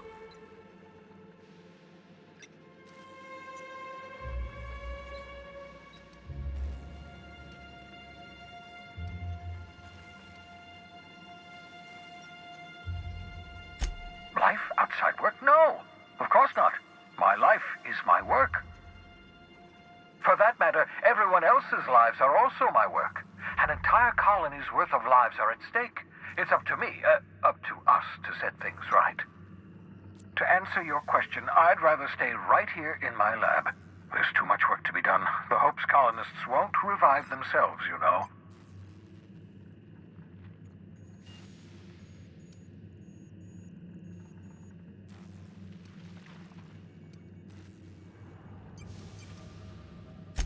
Because we've lost our way, the board has a stranglehold over this colony, and we've all been conditioned into total obedience. The Hope is full of specialists, scientists, engineers, talented individuals like you, people who haven't been corrupted by the board. Unfortunately, the Hope's colonists have been frozen for decades, well past your shelf life, so to speak. No offense.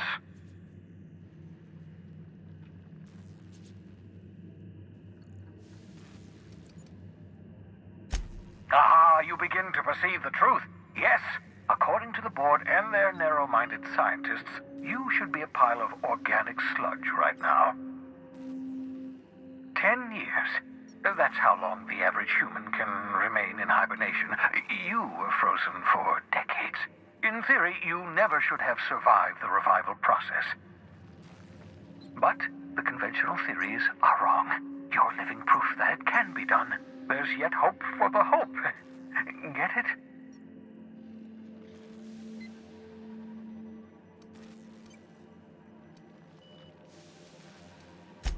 Right. So much for banter, eh? I'd best get back to work. Oh, I can feel my last dose of caffeinoid fading.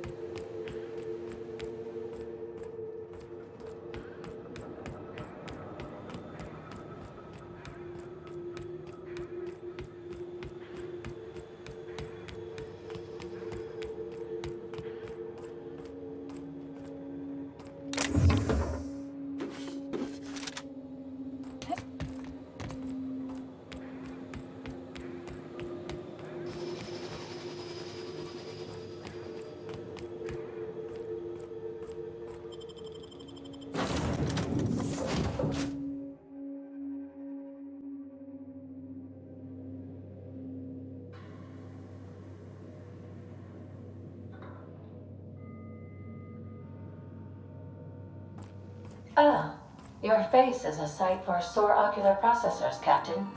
Or rather, your headgear is.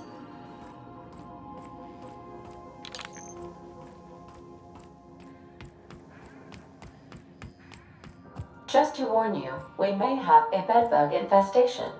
I am investigating non-toxic extermination measures. Non-toxic to you, I mean.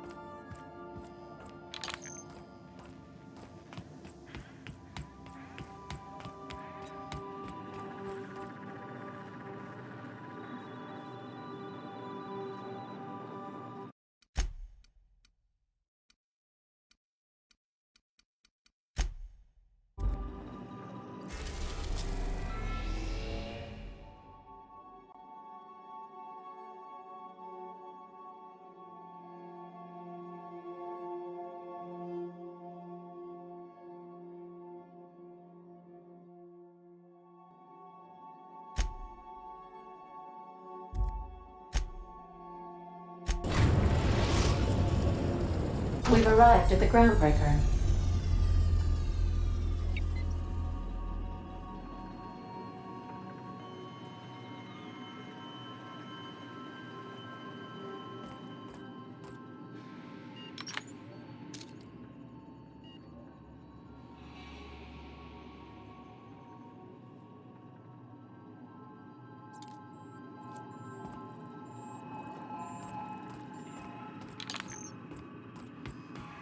let's talk when you're free. Hey, Captain. I heard that Groundbreaker's got a real good engineer. A lady named Junlei Tennyson?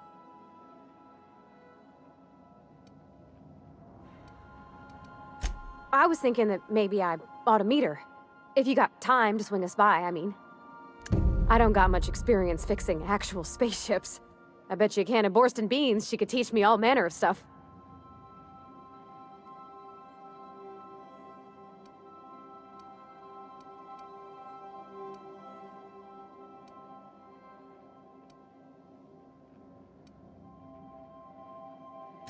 Thanks, Captain. I'll be sure to make it worth your time. Did you want to talk about something else?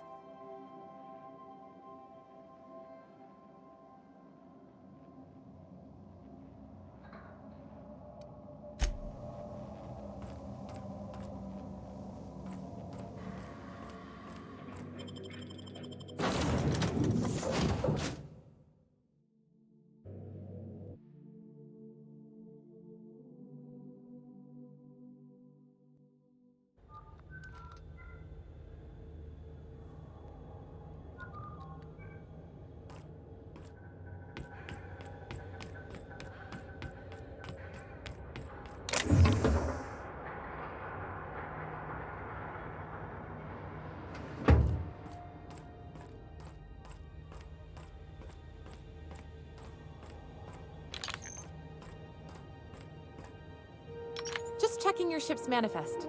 Standard procedure. Welcome to... Captain. Hey, Captain. I'm in space. I never thought I'd be able to say that. Where are we headed?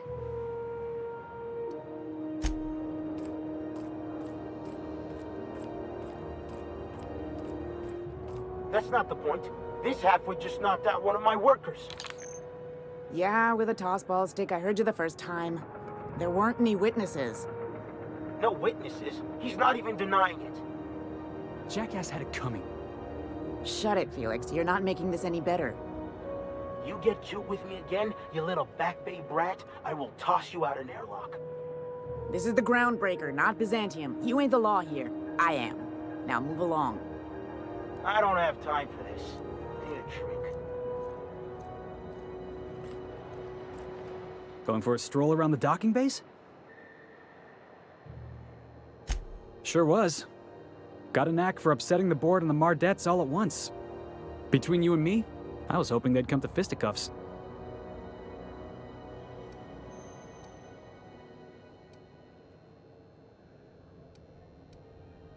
The guy insulted my Rizzo's Rangers, all right? You can't just insult my Rangers and expect to get away with it. So, of course, I decked him with a tossball stick. I mean, what am I? Some kind of fair-weather fan?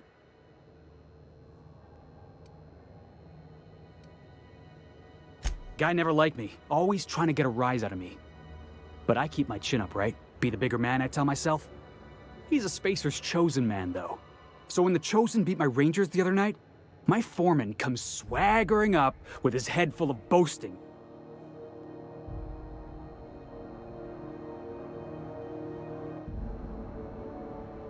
That's when I broadsided him with a tossball stick. Yeah.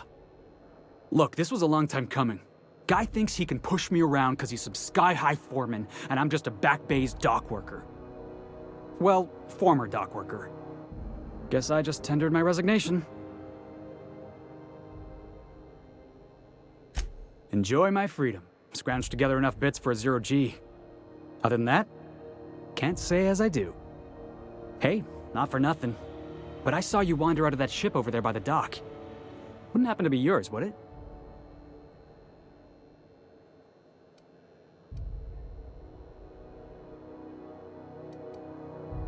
Oh, just musing is all. Must be nice having the run of the colony. Never being anchored to one place, always chasing some horizon. Hey, I don't want to talk your ears off, guessing you got places to be. I appreciate your time.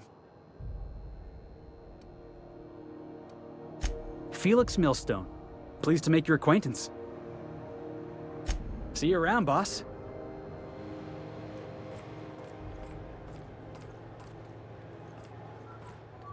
Yeah, I've done work for Sublight. Need to pay the bills somehow. Careful where you smoke. The crew bills is for air filtration.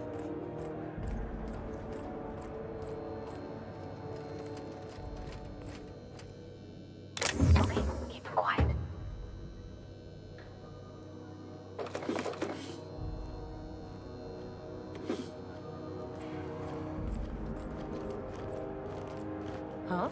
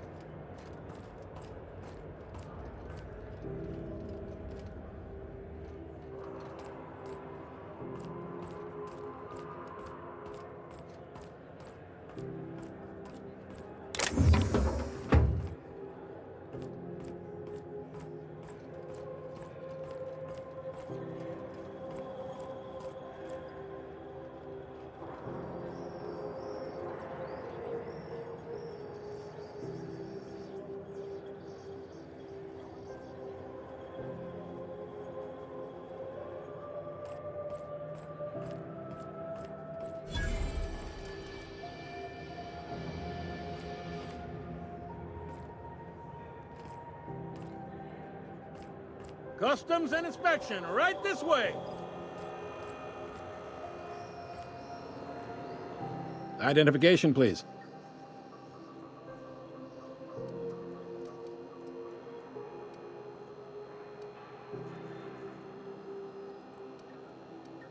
Captain Hawthorne, you said. Let me apologize in advance. I'm about to ruin your day. According to your ship's record, you've been flagged by the board. Your ship will be impounded until such a time as they see fit to lift it. But we've hardly been out of Edgewater long enough to get in trouble. Well, isn't this wonderful? The captain's done something to get on the board's bad side. Now, hold on. This isn't the end of the world. Probably. You'll want to take it up with Udom Bedford, our board representative here on Groundbreaker. His office is located along the starboard wall of the promenade. Shines like a Byzantium commode. You can't miss it.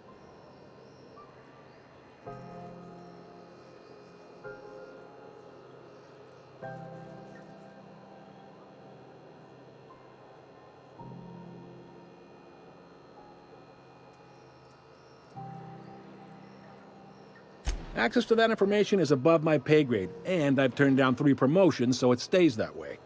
I shouldn't be mentioning it, but what the hell? This here, impounding your ship, it doesn't happen much. The board knows we don't take kindly to their interfering in our operations. If I had to take a guess as to why, you must have riled up someone important.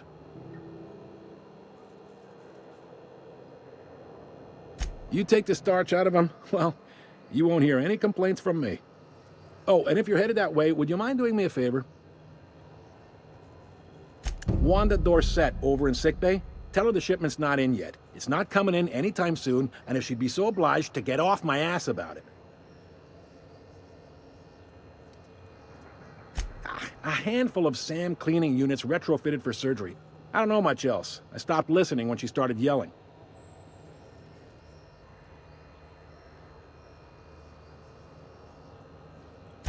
Much appreciated. Is there anything else I can help you with?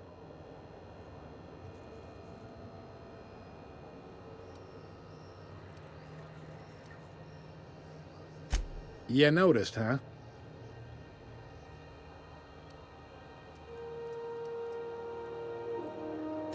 What can I say? We're passionate folks, and the board can't abide that independent spirit, especially not when it might impact their bottom line. All their interstellar freighters come through us, and we skim a few bits off the top in manifest processing fees with every one. Folks around here will bluster that the board hates our freedom, but really, they know we can stop their out-system shipments anytime we like, and that terrifies them.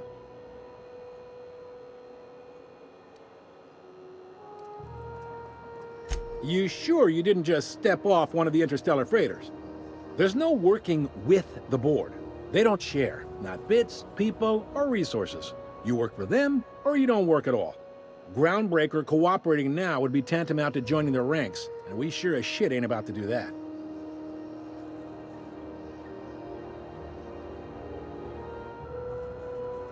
It's a delicate balance, right? We could cancel their freighters' docking privileges in retaliation, but where'd that lead us? They got assault cruisers, gunships, and a handful of mining operations at their fingertips. We push them too hard, maybe they decide we'd be better in 10 trillion little pieces. Or they cobble together a new Groundbreaker and put us out of business. The board wouldn't do that. Would they? The board is necessary to provide order to the colony. They believe it's their prerogative to overrun you. But whether you allow that is up to you. It's a tough line to walk, no doubt about that. But we make do all right. So far, anyway.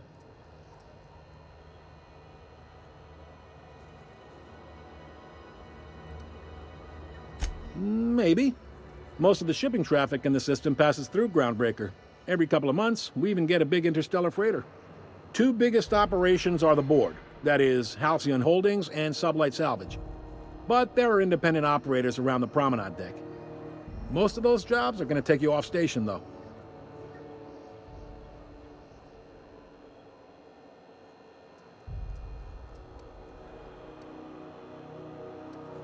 Are you pulling my leg?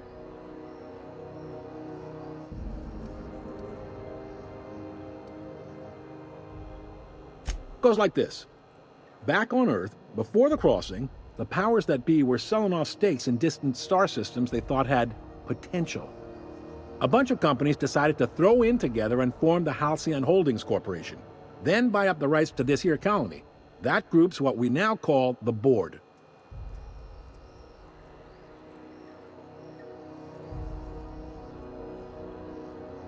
Yep, Groundbreaker's the only real independent port. Aside from us, there's just tramp freighters and wildcat miners. Seems like every year the board's offices get bigger and their ships take up more of the landing bays. Haven't seen nearly as many tramp crews this year. Groundbreaker was one of the original colony vessels to come over on the crossing, a few years before her sister ship, the Hope. Once everybody'd been de-thawed and dropped dirt side, the original crew of the Groundbreaker decided they rather liked the spacefaring life. I guess that was the start of our independent spirit. Now, here we are. Sitting around drinking whiskey and smoking cigars, yeah, probably. Can't say for sure, of course. Doubt I'll ever see the inside of it myself. Glad to help. They strip the parts from derelict ships and abandoned outposts. There's some that say they make the derelicts and encourage folks to abandon their steads. Sublight gives me the creeps. I've known folks who went to work for them and just vanished. They're on the promenade run by a woman named Lilia Hagen. I'm only telling you so you know to avoid them.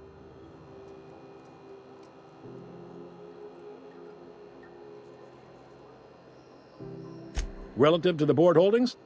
Not really. But there's a few with the means to go where they will. They aren't rich, but they aren't likely to look too close at your work history either. Commandant Sanita might have a couple of folks she needs killed. Bad folks, I mean. Not regular folks. She'll be at the security desk behind me. Chief Junlei might have an errand needs running. She's all tied up trying to fix our heat problem. You'll find her in engineering. No kidding? I'd love to get a look at this old girl's innards. I bet they're real twisty and weird. In a good way.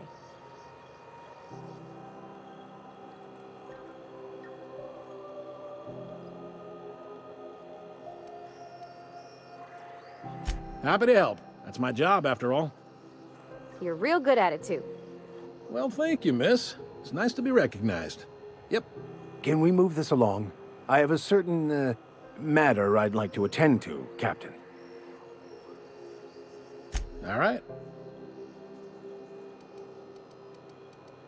The fence. You'll find her in the rest and go, on your left when you enter the promenade. Make sure you bring an empty belly.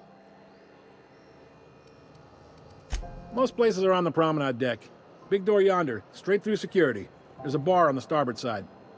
I got a preference for the Lost Hope myself. Talk to Vera. She'll set you right. You need anything else? You let me know.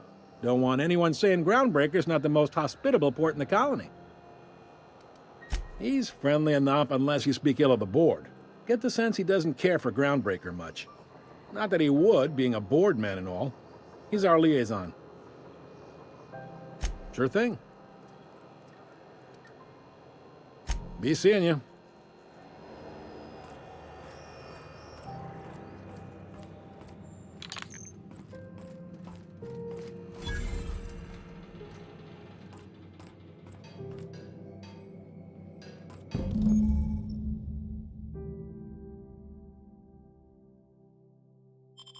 This is it. Security. I can check the departures registry to find out which crew the Scholar shipped in and out with.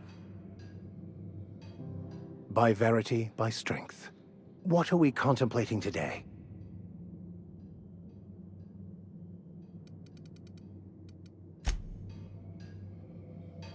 Are we gonna get in trouble today? Not that I want to, just seems to happen around you, is all.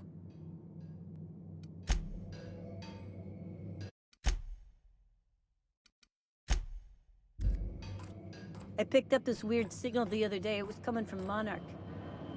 Here we... Unless you're here to file an incident report or to inquire about the bounty posting, I must kindly ask you to clear out. The Mardet's offices aren't for leisure time nor loitering. Got a hot one for you. Captain Gunnar McRed. Just 26 hours old. The posting, that is, not the criminal. Allegations include several counts of flying under the influence, carrying open alcoholic containers, failure to pay docking fees, resisting arrest, and assaulting not one, but 2 officers.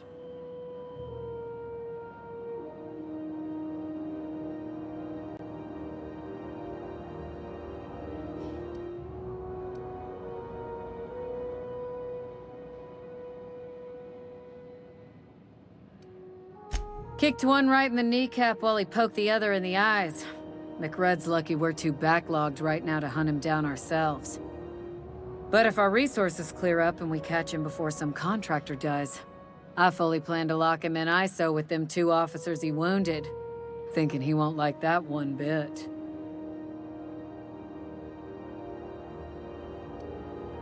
Swerving in the air was more like it.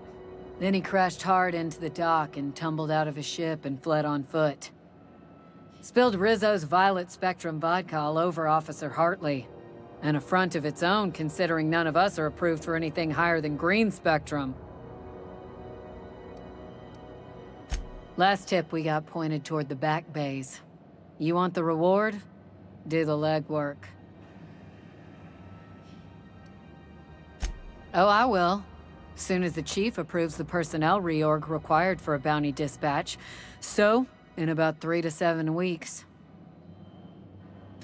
You and about 6 other enterprising mavericks. It's only a matter of time before someone brings me McRed's head, or his lucky lighter, as proof of kill. I do hope you're the lucky hunter, though. Good luck and skip speed to you. Do I look like your gossipy best friend?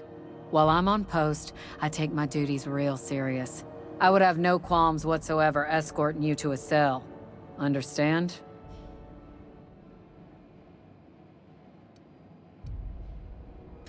Then get to business or get moving.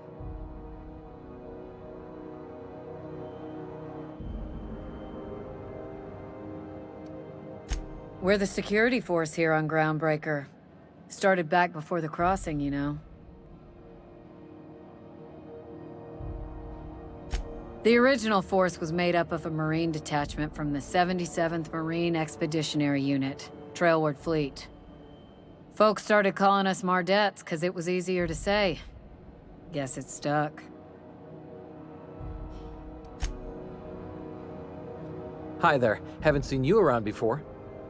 What can Groundbreaker Security do for you today?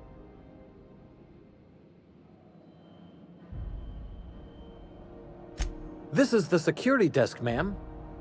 If you're here to report a crime, you'll want to talk to Commandant Sanita. I'm not authorized to take incident reports anymore.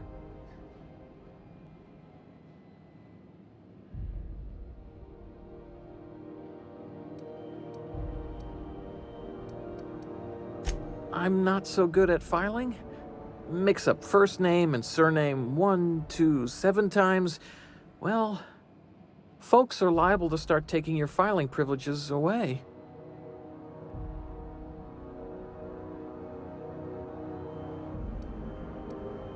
We can't just let anyone walk in here. I wouldn't be, well, it's not... we just don't. Maybe if you clear an open bounty and get in good with Commandant Sanita, or help Chief Tennyson fix this heat, that might warrant a thank you tour or something.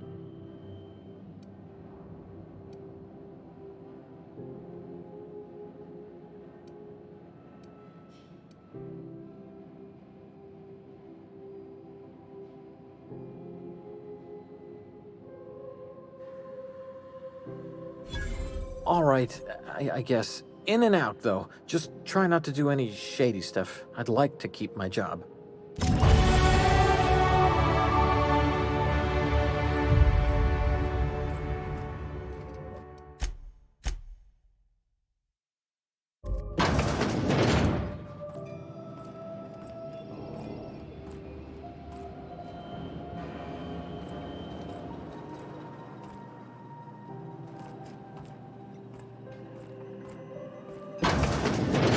There it is.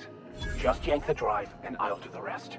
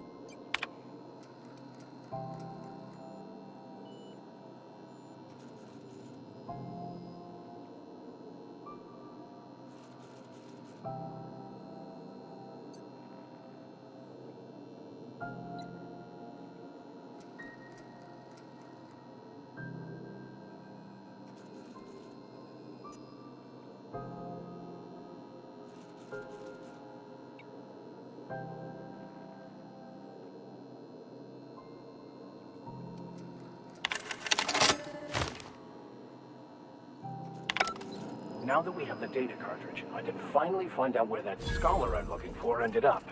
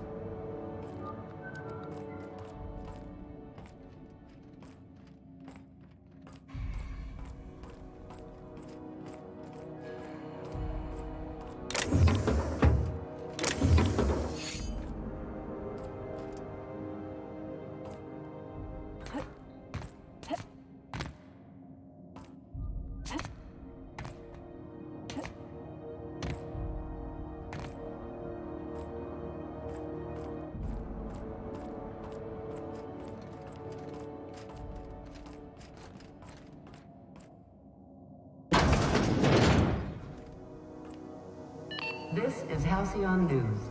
We interrupt your regularly scheduled advertisement for the following story.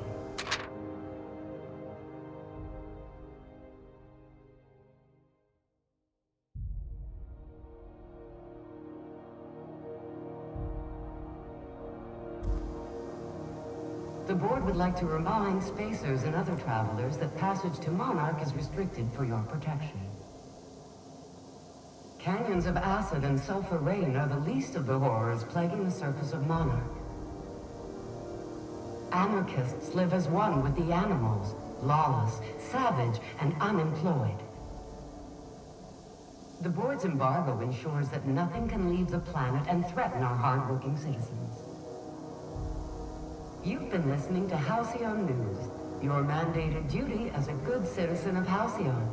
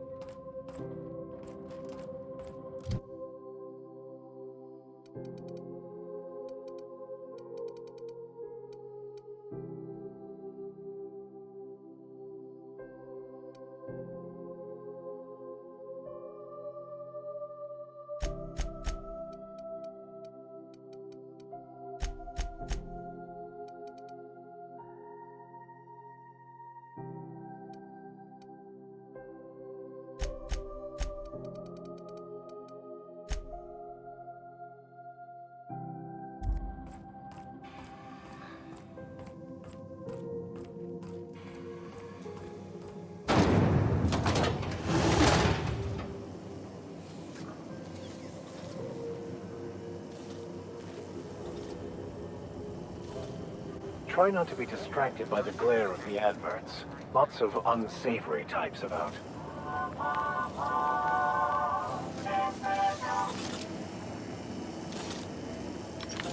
Rizzo Spectrum Vodka. Aftertaste the rainbow.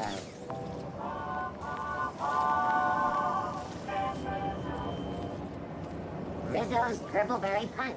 You want a punch? We've got your punch right here.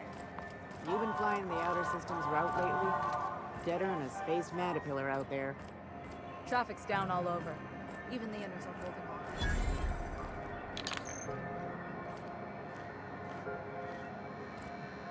holding on. Sorry about the heat. Chief Tennyson will get the radiators fixed soon. Of course, this heat sure makes a zero-G brew extra refreshing. It's an ale that's good for what ails you. Oh, and it's not the best choice, it's Spacer's choice. Taste the freedom. A lot of slogans to keep track of. Sometimes I forget.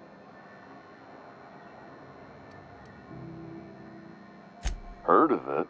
My orientation aetherwave showed that famous Saltuna cannery, which I'm sure smells as good as it looks.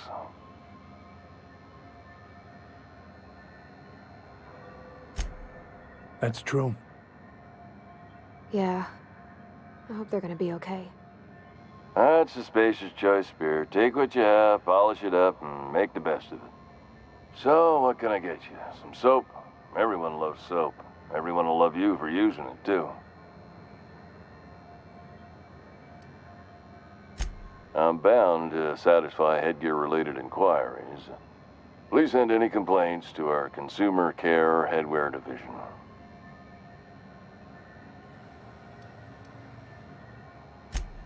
You would never ask if you knew what it's like in here.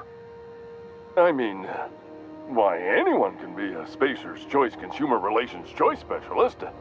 Just keep your nose clean and aim for the moon.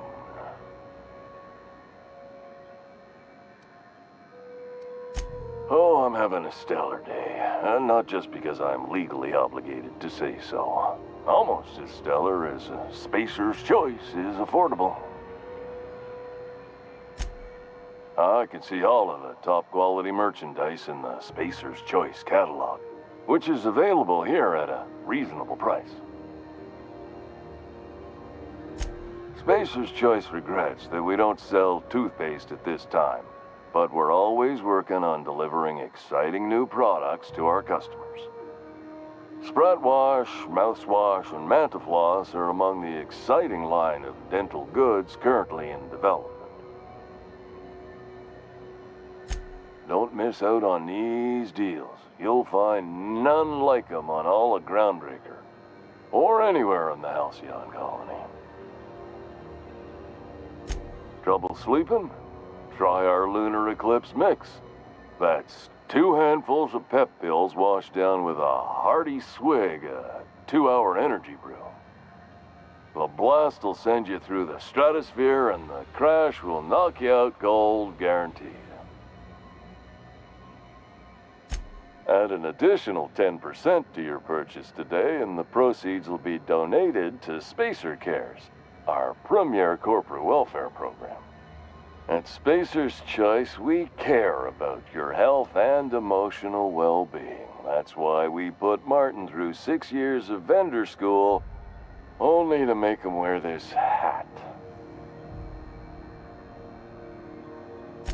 Even if my contract didn't forbid it, I think it's part of me now. Now, are you ready to make Spacer's Choice Lunar Green Moonmouth lozenges a part of you? Lunar Green, the future is spearmint. Damn it. No slogan for that one. Look, this hat, my job. It may not seem like much to a brave space captain, but they're all that I have. If there are self-made purgatories, then we all have to live in them. Mine can be no worse than someone else's. Now, if we're done with the chit-chat, I hope you don't mind if I make the most of this short life and try to be the best moon person I can be. It's fine. I should be stronger than this. Thanks for taking an interest. Speaking of interest, can I interest you in some quality budget goods? At Spacer's Choice, we cut corners so you don't have to.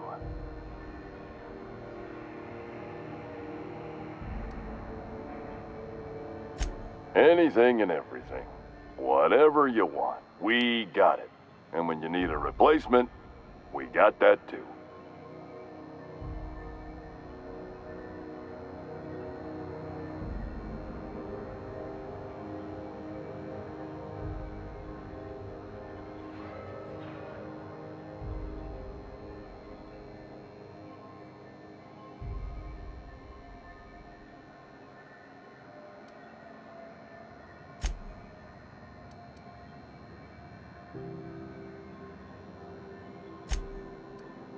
Have a look.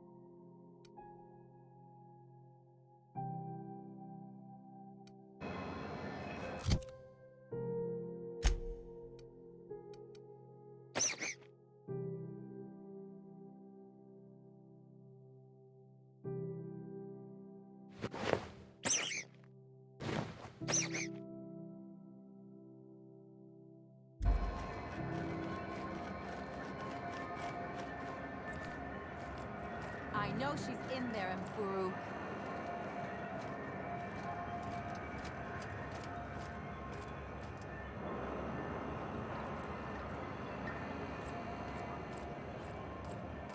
You can't keep me out of there. Please don't make a scene, Dr. Fenhill. I am not making a scene.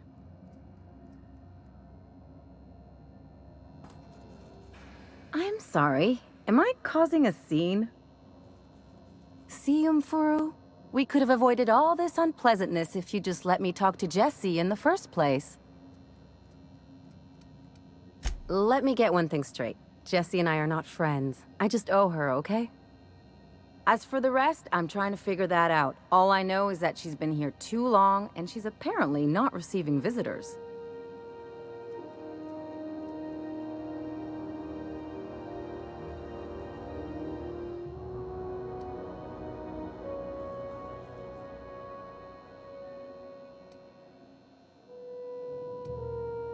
You say that like it's weird.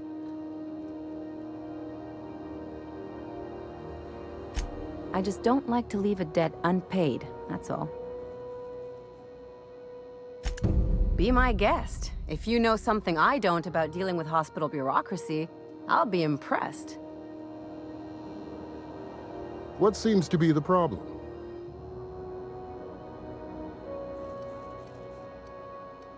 If only my other patients had so many inquiring after them. I'll tell you what I've told the others.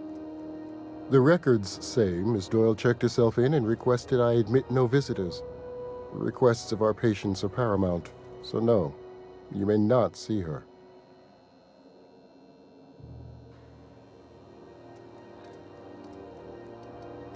She's not my patient. I'm certain no one on my staff would falsify patient records, if that's what you're implying. Not without dispensation from Chief Junlei, I fear. Supplies are hard to come by out here. We don't have the ability to manufacture our own medical supplies here on Groundbreaker. Regrettably, we are dependent on the board for such mundane items as bandages and antibiotics, as well as more critical resources like adequately trained staff. We'd nearly signed a supply agreement with Anti-Cleos, but they demanded we only use their branded drugs, and that's simply not tenable. Take care.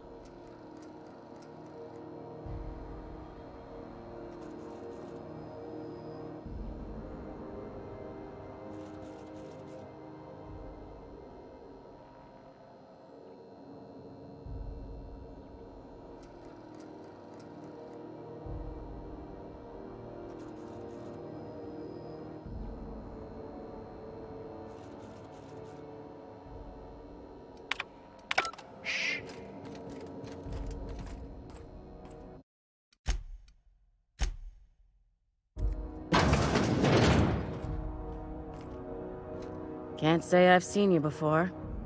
I take it you're a freighter captain? If you're here to better yourself, you'll have to wait. We're having a spot of trouble with our delivery service.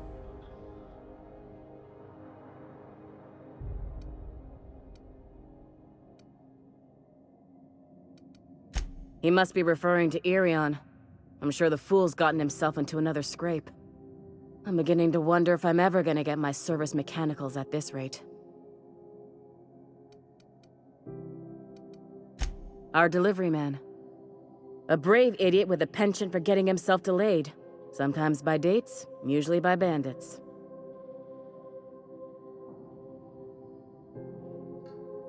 I'd be grateful if you'd spare the time.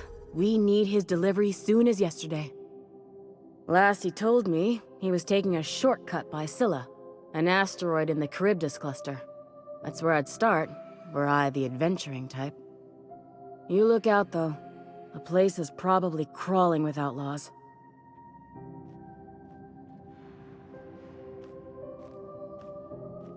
Keep hanging around and I'll begin to think you're here for me. What can I do for you? You have yourself a day, then.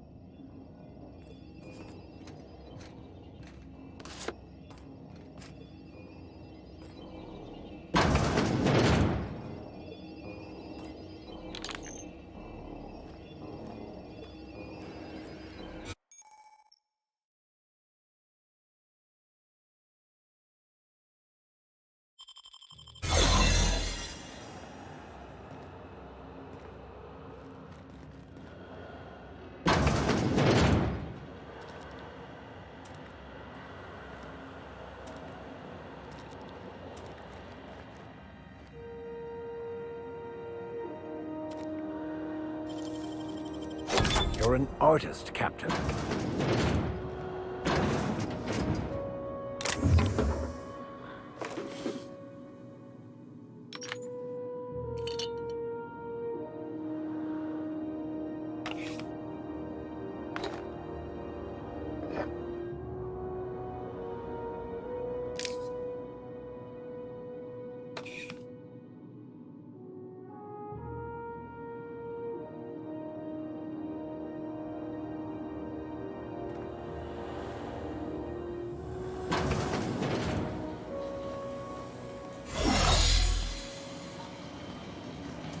I had a question about your plan, Mr. Vicker. Of course. The cosmos is generated and directed by the universal equation, also known as the Grand Plan. By contemplating the teleological order of things, one can achieve verity. Oh, right. You had a question. Never mind. That about it.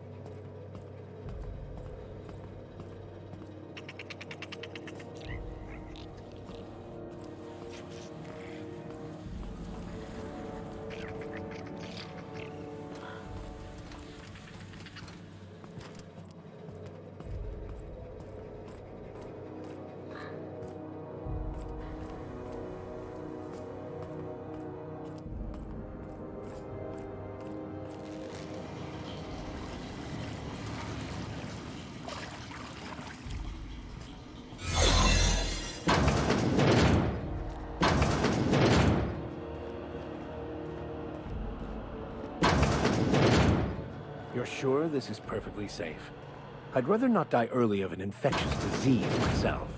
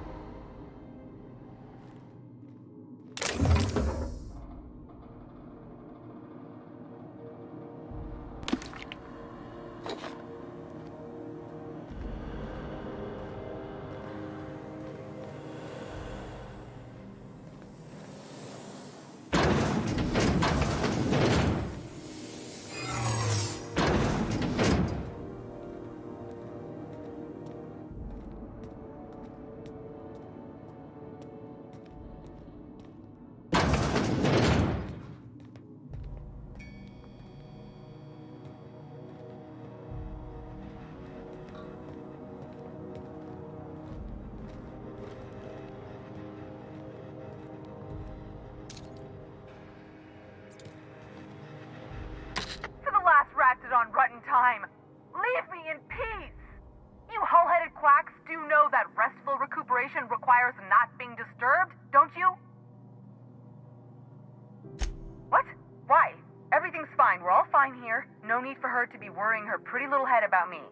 I'm just terrible, dreadful sick is all. Got a cough that won't quit and sores all over my body.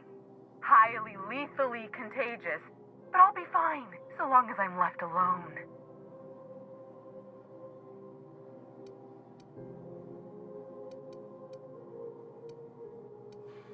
Should've known she'd send a bruiser after me.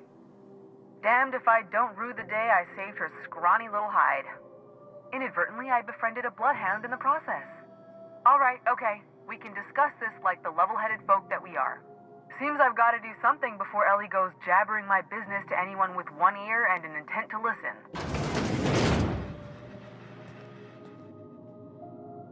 The truth is, I'm not sick. But if you repeat what I'm about to tell you to anyone, I will deny it with my dying breath. You, ain't with the board, are you? See, I owe them a lot. I might have missed a payment or two, and the other night I swear someone was following me back to my room. So I hold up here to lay low.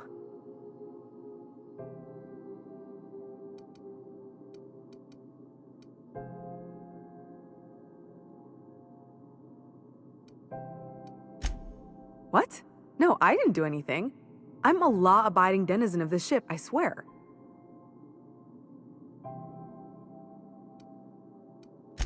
Think? No. I recognize a contracted killer when I see one, thank you. In my line of work, that's a skill you develop during week 1, assuming you want to keep breathing. All right, I'll fess this part up too, if it means you'll help me. I'm a thief.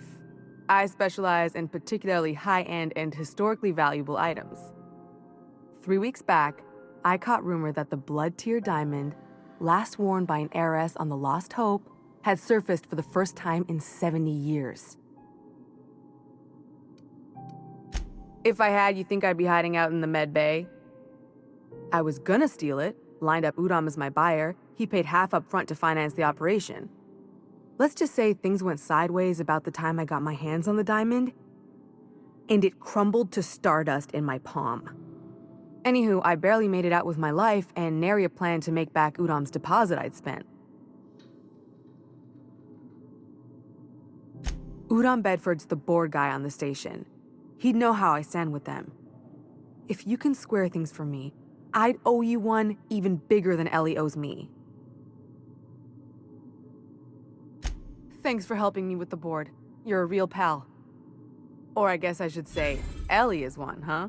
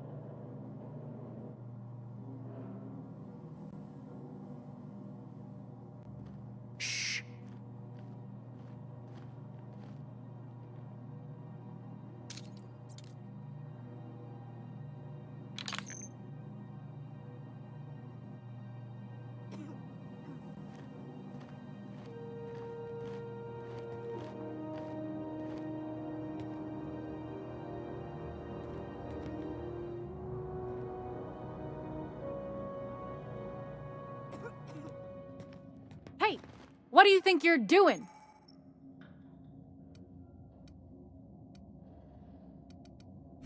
Just don't complicate my job.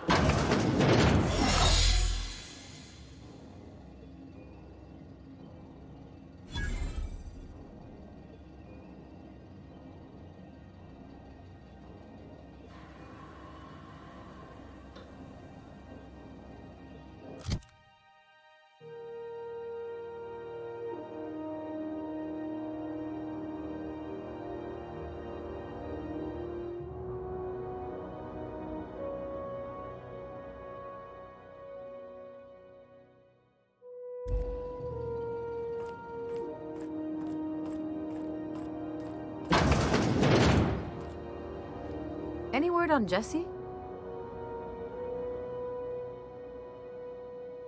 Good luck. The board's got an office on the promenade just before engineering. We can't miss it. I'd go with you to see the board's rep, but I'm not great with soft skills.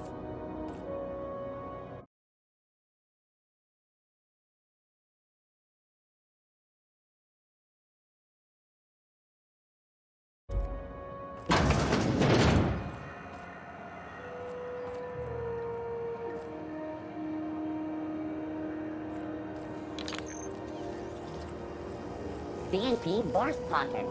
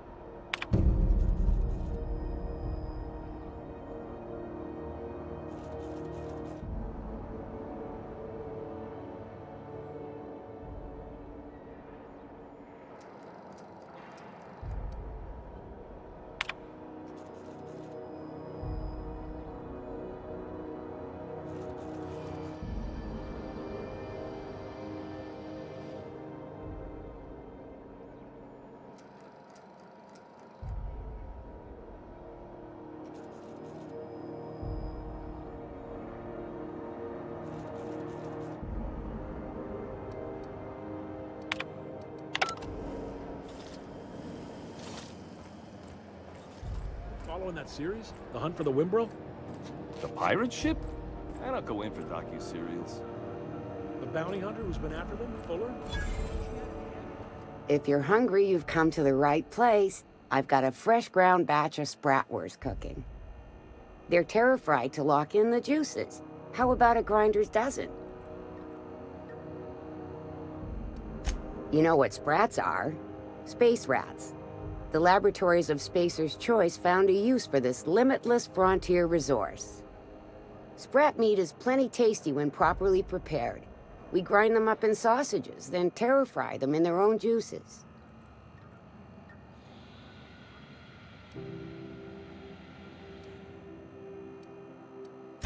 Absolutely not. Spratwurst and all related terms are registered trademarks of Spacer's Choice. Boar, the other meat, is a registered trademark of C&P. Everyone knows our company and theirs are nothing alike.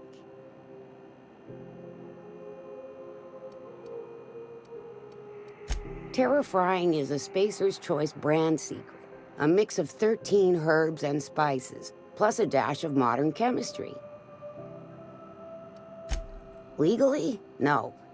The terra-frying method was developed and marketed by Spacer's Choice. Between you, me, and this grinder, I've been through lean times. If there's one thing you learn on tramp freighters, it's how to make near anything edible. Might be that this old space hand put a few words in the right ears, and could be that Spacer's Choice liked sticking it to C&P by R&Ding our own special meat. Just as well, near about time for me to go check on the trap. I mean, to unload another crate of farm-fresh sprats. Fresh from the grinder, any hour.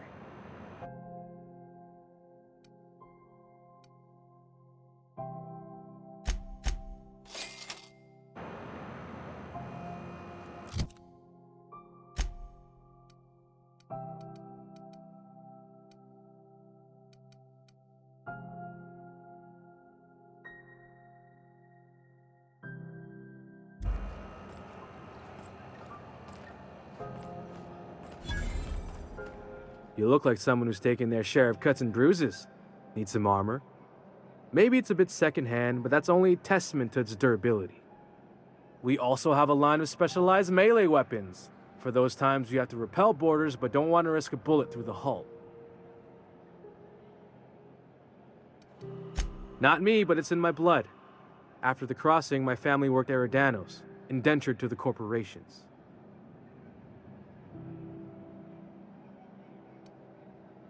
Not from around here, are ya? After leaving Earth, they worked a local gas giant from a floating refinery. Dangerous work. I was born into corporate labor, but I'm the first one of my family to buy my way out. That's why I settled on Groundbreaker. It's the last bastion of freedom. Everything I sell is fresh from the forge. Technically, the metal formed billions of years ago, but it's freshly in this shape.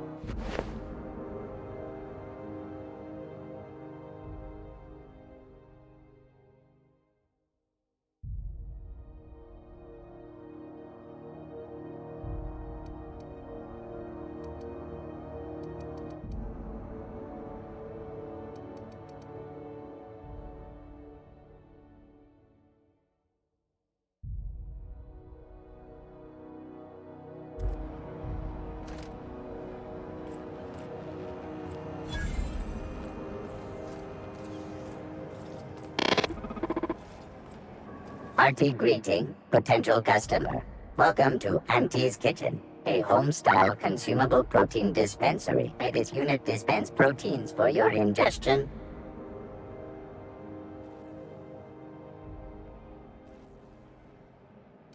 This unit is programmed to simulate shock at such assertions. Shock simulation non-functional. A trouble ticket has been filed.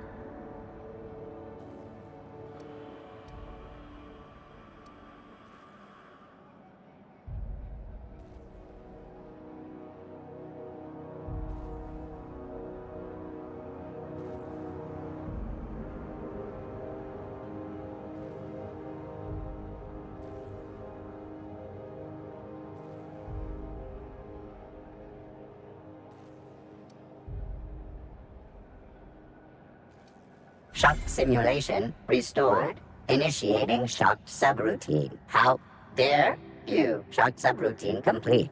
Estimated guilt level of customer increased by 35%.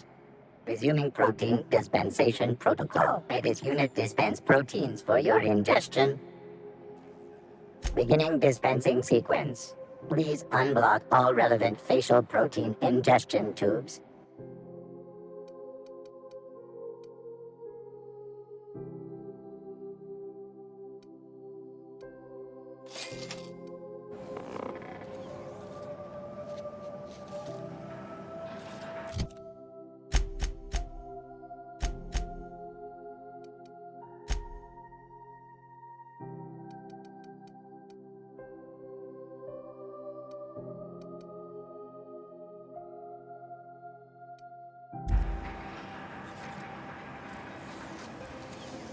Have you seen this man?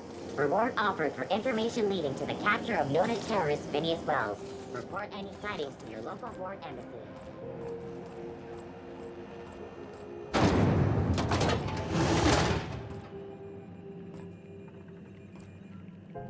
This is Halcyon News. Those XF411s? And an old Yakita 37? You think they'd let me peek at the power plant? What it takes to defend your corporate township from the dangers of air and wildlife. Thought there'd be more machinery. Must be housed on a sub-level. Junlei Tennyson. I'm captain around here, but chief to my friends. Hope you don't mind the formal introduction. Groundbreaker doesn't see many visitors.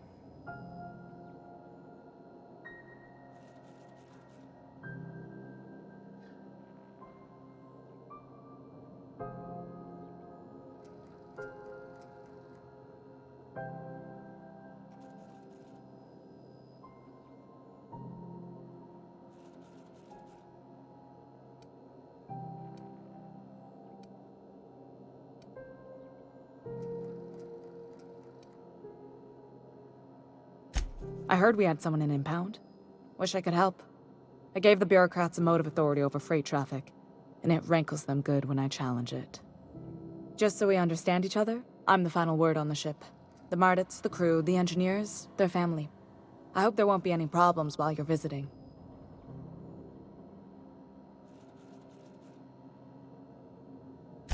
Good.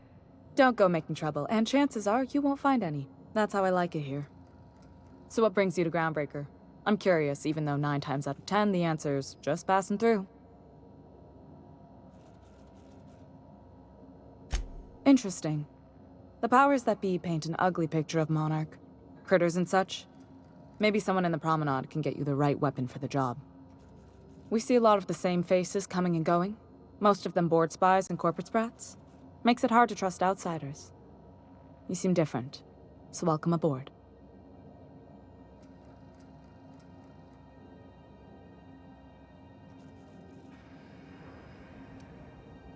Groundbreaker's radiators need replacement parts.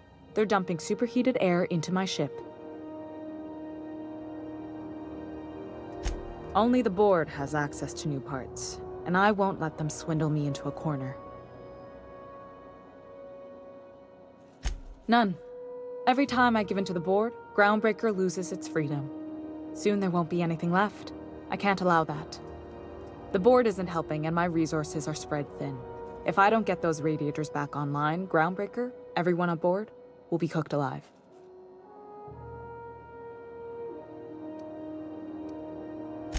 Reasonable, huh? That's the best news I've heard all day.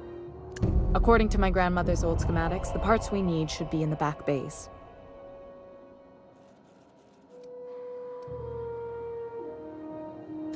I keep diligent records of station repairs, requisitions, and available assets, just like my grandmother taught me.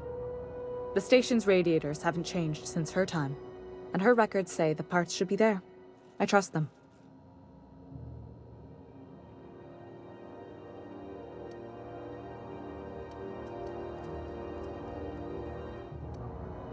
The back bays are on a lower deck, long abandoned and a haven for miscreants now.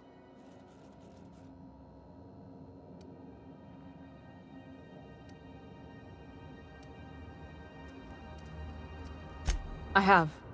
One of my engineers, plus a small security detail. They didn't come back. I can't afford to lose any Mardits on this job. No offense, but a freelancer like you is more dispensable.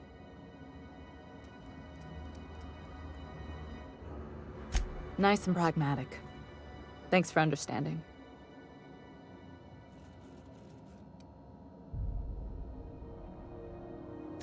You must not have been here long.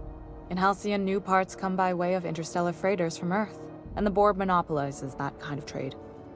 That means I'd have to negotiate with the board. I've already given them the shops, the docking fees, and a damn embassy. Damn right. And while I'm captain of the Groundbreaker, it falls to me to preserve this ship's independence. Those idiots are immune to reason, and they don't much care if the station melts to pieces. They're content to die last. If you could find some way to solve this without violence, I'd prefer that.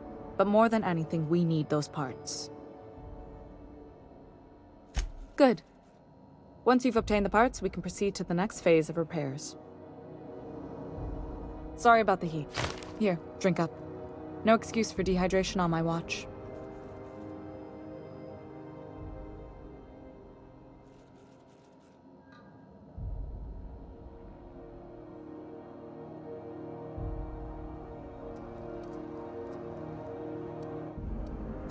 Frustrating. Everything down to the circuit boards is past warranty, so I have the pleasure of making life or death decisions on a shoestring budget. Plus, there's no time to train my successor or document fixes in a way that anyone outside the family would understand.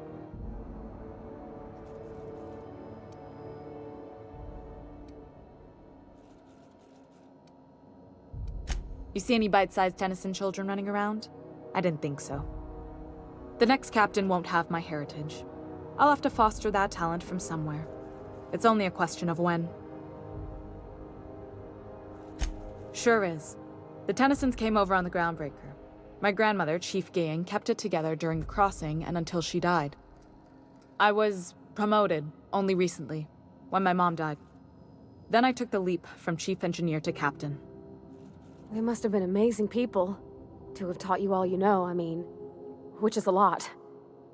That means a lot coming from a fellow engineer.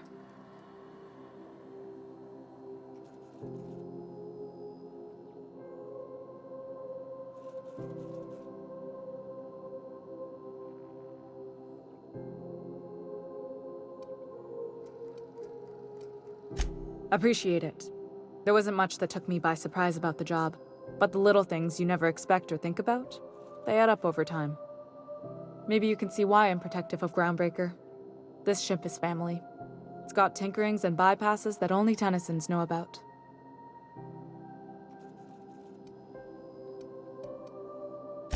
You've got my attention. What? I didn't think you just... Parvati, is it? That's a lovely name.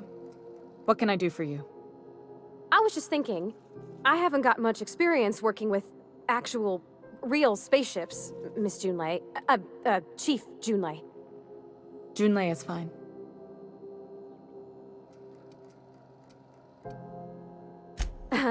Okay. Since you run a whole space station, I was wondering if, well, maybe you could teach me some things. I could message you later, maybe? I'd be happy to make the time, Parvati. You can ask me anything.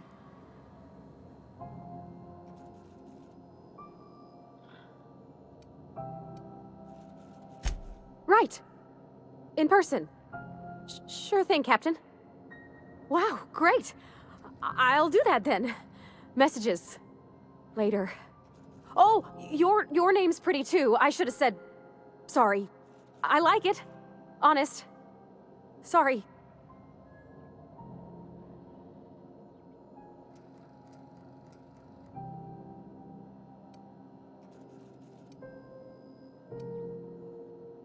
Couldn't have done it without your moral support, Captain. Now, if there's nothing else, there are other parts of the ship begging for my attention. You're right, I don't. The board is after two things, bits and power, and they only get it by sticking their nose where it doesn't belong. I placate them when I have something to offer, but I can also be a real hard-ass. It'd be a joy if I could kick out the corporate merchants and reclaim the docking fees in my lifetime. Too much of Groundbreaker's income is flowing in the wrong direction. I'd like to see that change. You've got my attention.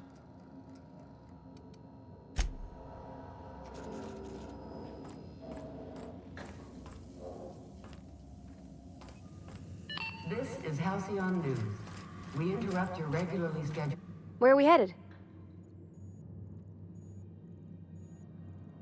Well, I didn't expect her to be so tall.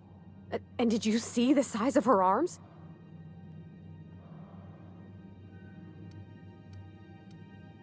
What? No. Maybe? I don't... It's like somebody reached into my head and pulled out what I didn't know I wanted. You know how hard it is to find anybody who likes working with tools in a little town like Edgewater?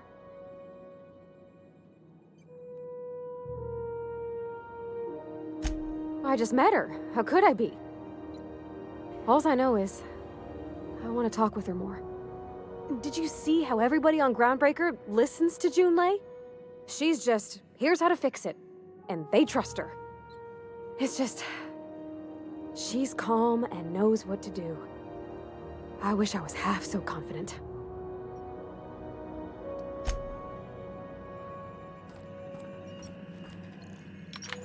Good law, the heat in here is so unbearable I can hardly even concentrate. Careful, Junlei better hurry up with those damn repairs already.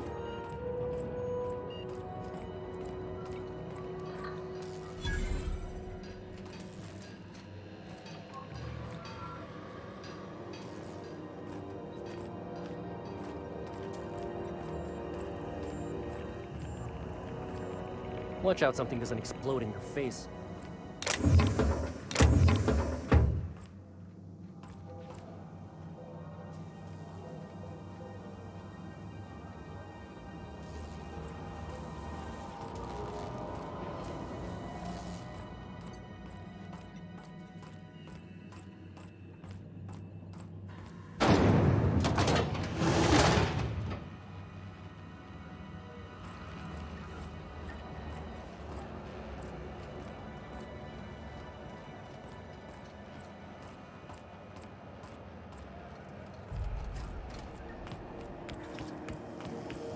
Have you seen this? Go back to Byzantium, you gold-plated bastards. Yeah, no one wants you on Groundbreaker. These stairs are board property. Disperse now, or I'll detain you for trespassing.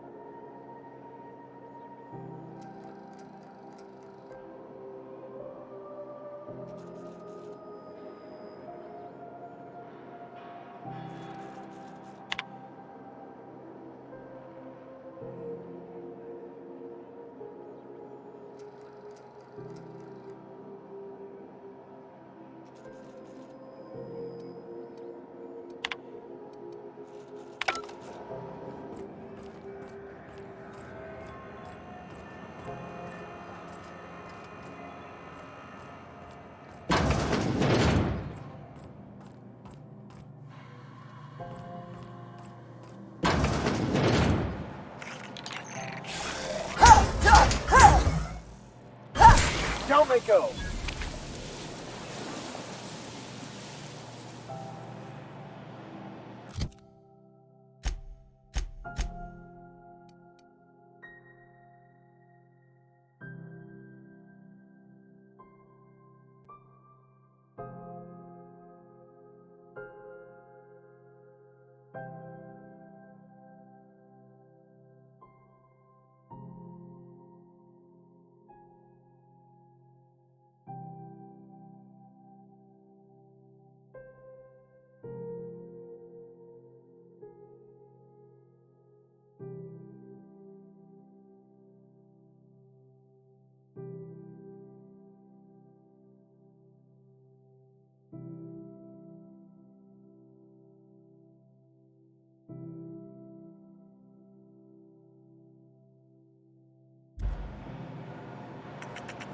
I was wondering what they do with their waste. I guess they just chuck it down here. Where does it all go?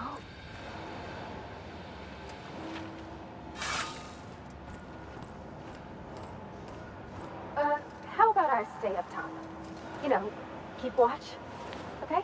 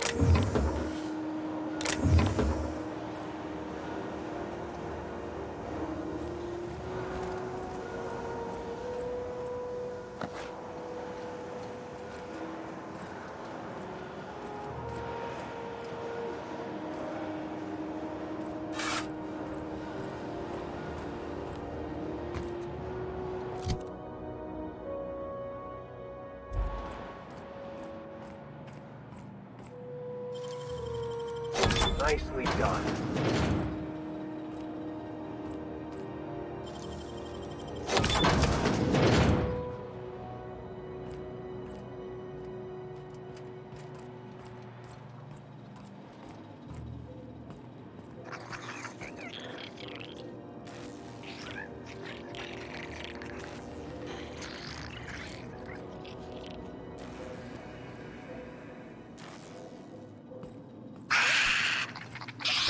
Here we go!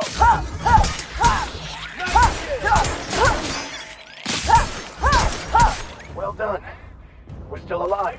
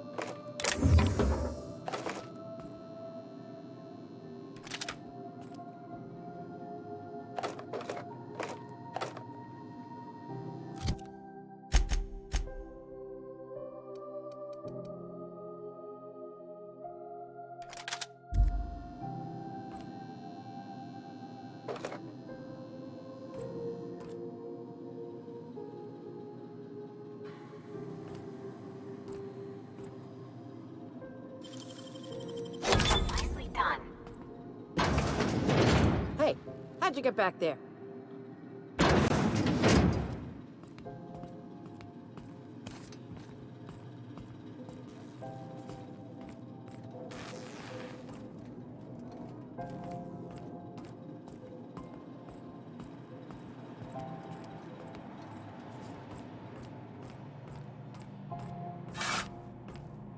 I've seen you limping a bit. You all right, Mr. Vicker? Need us to slow down? What are you implying? I am perfectly fit. My knee is just acting up. There's no shame in being older, Mr. Vicker. Don't worry. The captain and I'll take care of you. I need neither your advice nor your pity, young lady.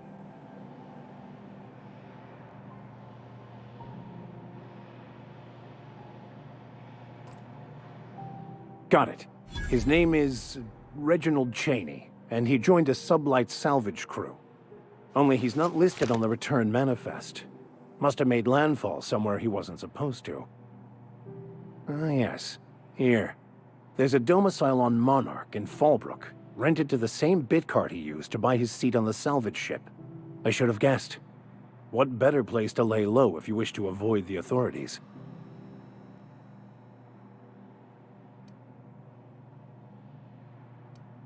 I admit it was a bit of a long shot, but when you've spent as many hours as I have in contemplation of the universe's secrets, you sometimes get a sense for these things.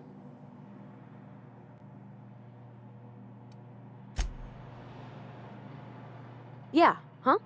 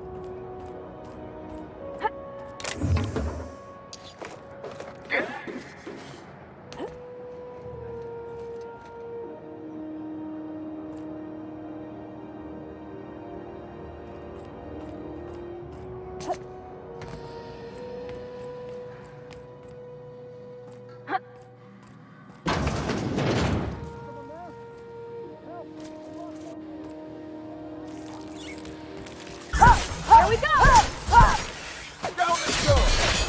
We're pretty good at this.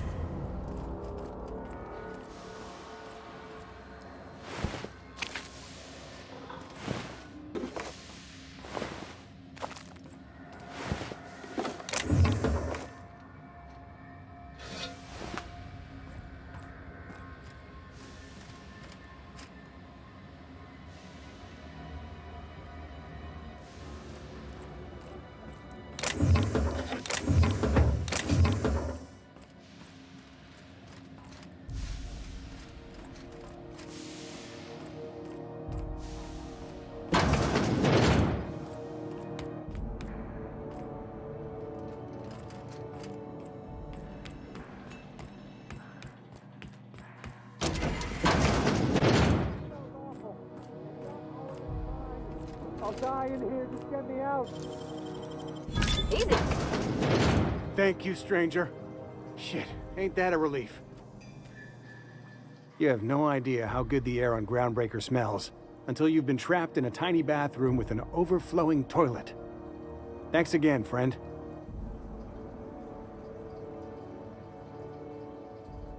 What usually happens on this partially pressurized rust bucket? Something broke. Well, actually, two things broke. First, the damn toilet overflowed. When I came to clean that up, the damn door decided to close and lock on me. Time stood still. I was aware of nothing but the smell. Ugh, could have been days.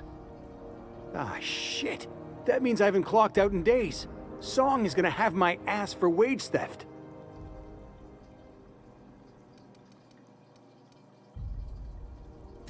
You're gonna shake me down after I was trapped in a shit-covered bathroom? Is that how it is?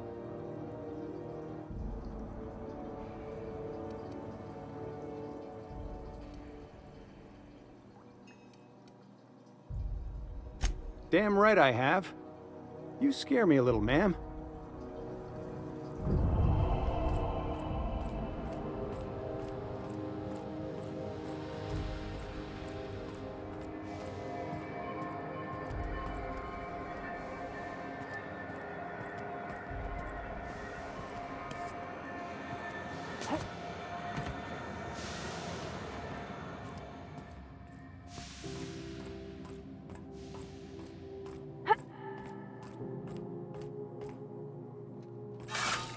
I don't mean to be rude, Mr. Vicker, but I already got a dad.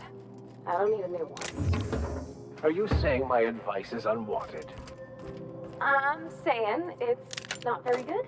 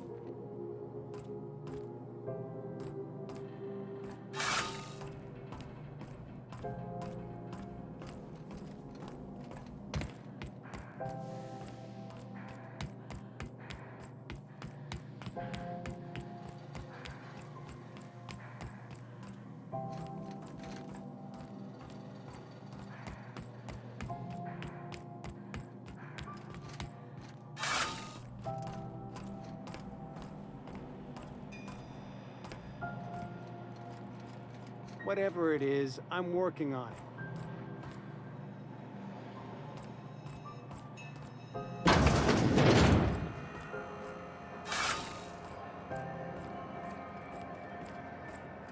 The news packet had the tossball scores from...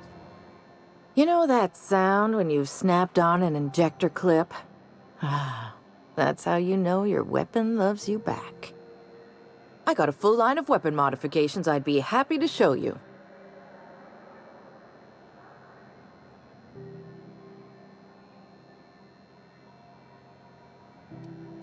Why, it gets you the weapon best suited for your lifestyle. All the better for performing a little percussive maintenance.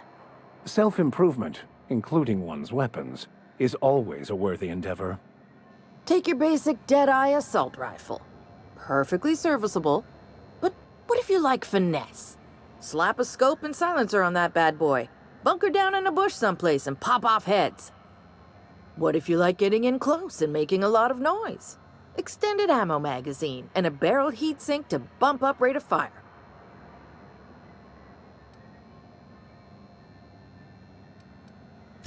A what? Sorry, hon. Here at Bell's Shells, we just don't discuss impolite topics, and WARRA and TIES tops the list. Right here for a start. I got a fair selection. Modified weapons are my specialty. Only takes a bit of elbow grease and a spot of engineering know-how. Most ships have a workbench near the cargo hold. Ours is in engineering. You can take your new toys over there if you feel like tinkering. No and yes. When you install something, it pops in there real nice, but if you want to replace it, the originals tend to snap like plastic toys. So, what can I get you?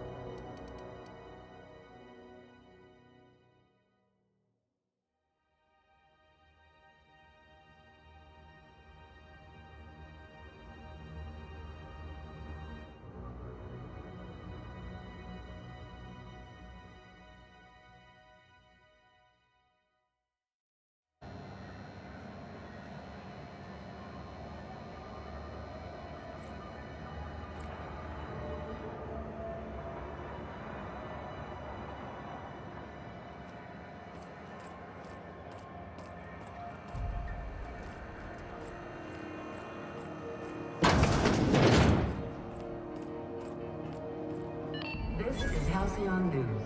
We interrupt your regularly scheduled advertisement for the following story. Tossball finals are scheduled to air soon, but a scandal has rocked the league and thrown this pivotal game into question.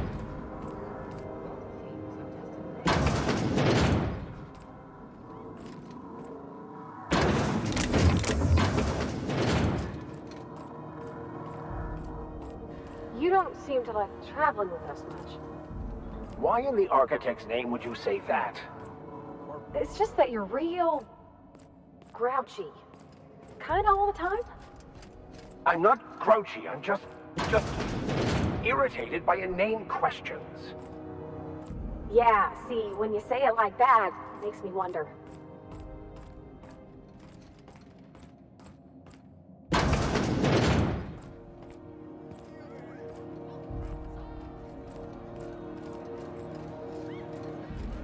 Seeking relief from the heat?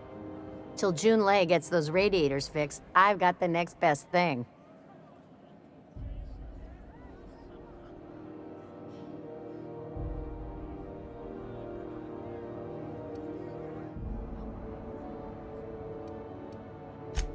The radiators, they're fucked 10 ways to Sunday.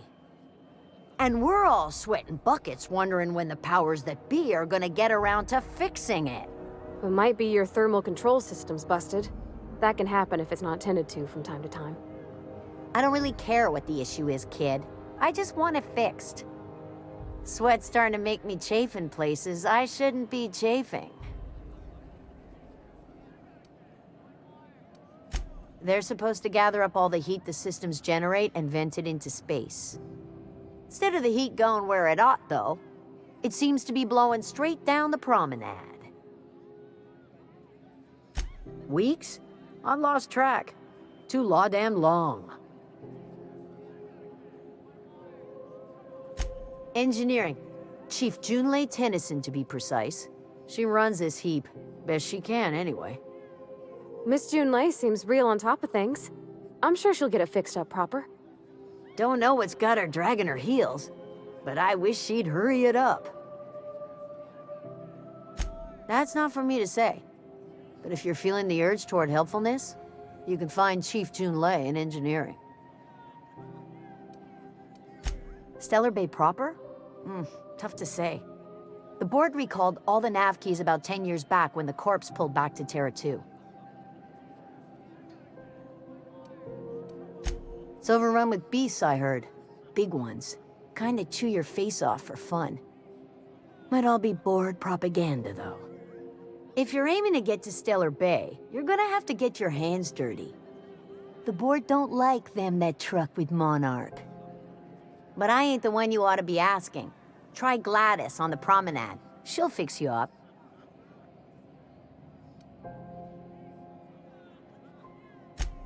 Some big shot down in Byzantium's holding auditions for a new adventure serial. So yay, another 6 of those next season. There's nobody who knows more about the station's guts. Any system you could name, June's crawled around inside and made it better. She doesn't come around here often, though. Don't see her as much of a drinker. Too straight-laced for that. Nothing you need and everything you want.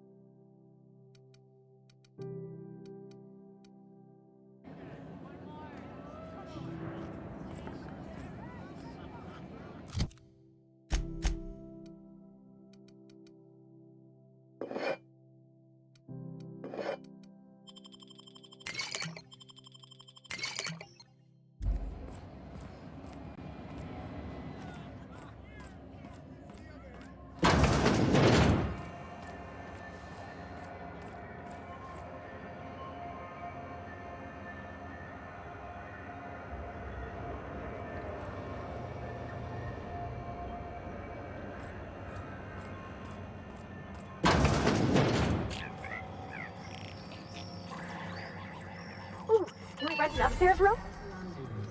We interrupt your regularly scheduled advertising. How do you do? And welcome to the Rest and Go. We used to be the Go and Rest, but folks never knew when to leave. Sorry. Business has been slow. Anything to occupy the time.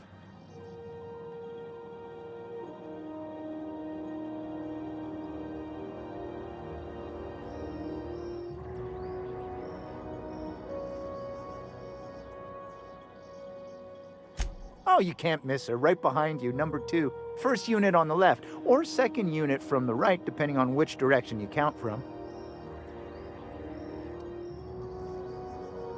Fine, as long as the board keeps its grubby mitts to itself. Chief Tennyson holds the ship together, the Promenade holds our economy together, and Sublight is the shoddy jewel in our rusty old crown.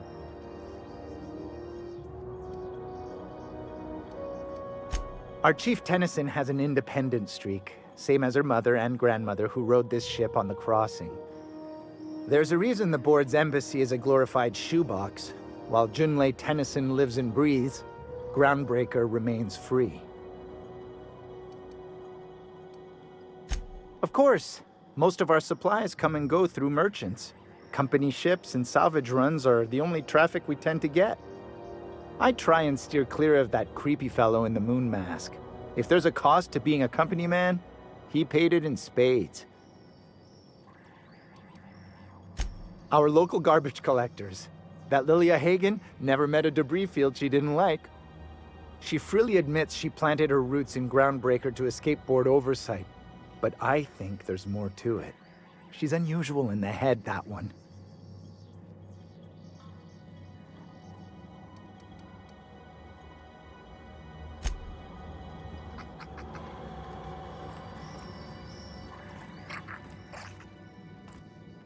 This is Halcyon News.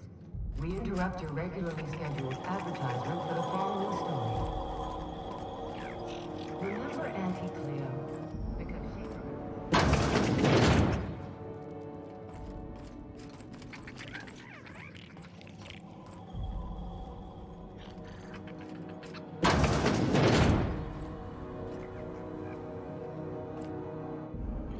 Bless my heart. A stranger come knocking on a poor old woman's door. You here for a particular reason? Or did the neighbors tell you how good my sugar cookies are? Made without a single natural ingredient, or an oven. Just like store-bought. Those have been the height of illegality since Stellar Bay turned their noses up at the board. You and I could be thrown to the void just for discussing such a transaction. Lucky for us, Groundbreaker's a free port. We're outside of the board's control.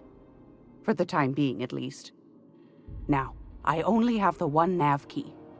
And they're hard to come by these days. It won't be cheap. If you find yourself lacking in the bits, I might have an opportunity you'd be interested in.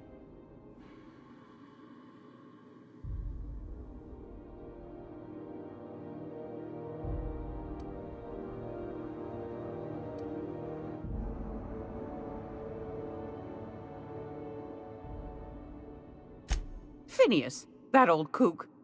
He was quite the dancer back in his prime, did he tell you? Real light on his feet. Real light on the wallet, too. He still owes me a small fortune. Laws. Maybe I should charge you double.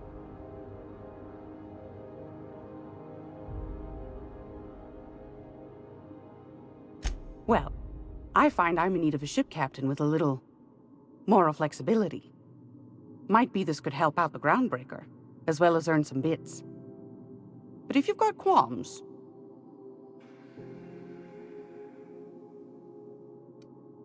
Might want to acquaint yourself with Junlei Tennyson, Groundbreaker's chief. She's been trying to get a handle on this heat problem we've got. You'll find her fretting in engineering. I'd say she's a sweet girl, but law forfend someone call me a liar. I don't know, ma'am. She seemed pretty neat to me. Well, aren't you sweet? And just her type, too. What? What's that supposed to mean? Forget I said anything.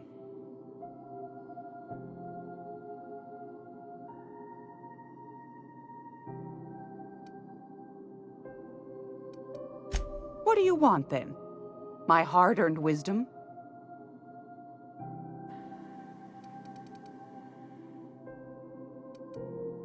Ask the common folk, and they'll tell you it's on account of all the monsters on Monarch desperate to gobble you up.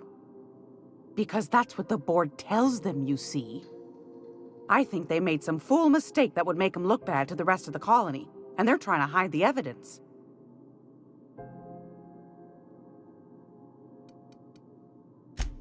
Oh, a little of this, a little of that. I buy and sell items that require discretion to dispose of. Knickknacks. Curios.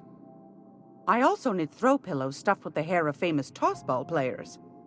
But that's more of a passion project. I'm not sure that's entirely legal. That's half the reason I make them, my dear. But that's not what you wanted to talk about, is it, dear? Groundbreaker's radiators.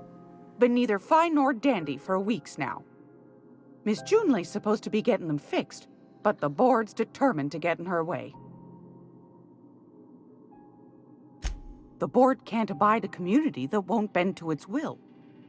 They've always got one scheme or another running, looking for ways to bring us to heel. Like this heat business. Shameful. But it won't work. No, ma'am. Groundbreaker's free till the day she dies, law willing.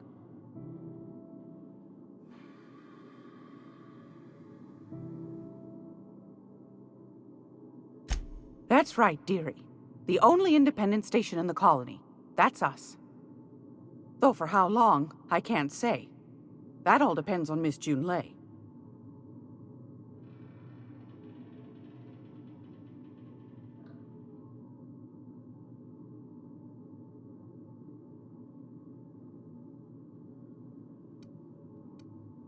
The board can't abide a community that won't bend to its will. They've always got one scheme or another running, looking for ways to bring us to heel. Like this heat business. Shameful. But it won't work. No, ma'am. Groundbreaker's free till the day she dies, law willing.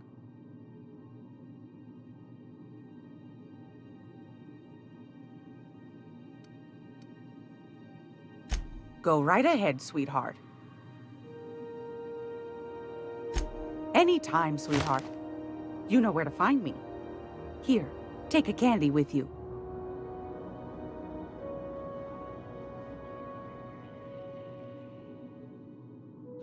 Craig Law, is it hot in here?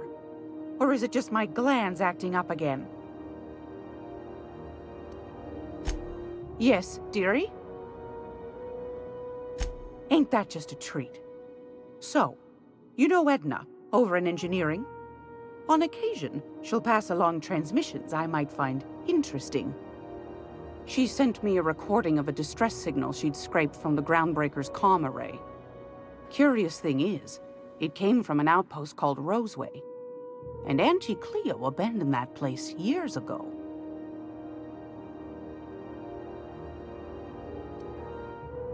Can't say I know for sure. Maybe it never really was. Sounds like someone poking into somewhere they shouldn't be got into a spot of trouble. Comm centers don't operate themselves, Captain. Someone had to have sent that distress call manually. Those corps are cleverer than all get out.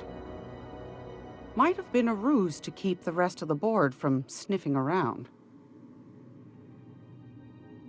You've got an ear for intrigue and a nose for bits. I like that. Here's a copy of the SOS recording, complete with the coordinates. If you should find a secret worth selling, might be I could find a buyer. Corporate bigwigs will pay top bit for inside information on their competitors. The more we got the corps fighting each other, the less time they got to meddle in our affairs. That handsome Bertie Holcomb's hair isn't exactly free, after all. Bertie the Black Hole Holcomb. Handsomest young man to come out of the tossball leagues in, goodness, a generation at least. I wonder if he's kin. Dad had family that worked for Rizzo's. I never got to meet them. Don't forget to come find old Gladys when you're done. Won a charming copper kettle off that girl who runs the pub. She's a fierce arm wrestler, but she's no match for your pal Gladys.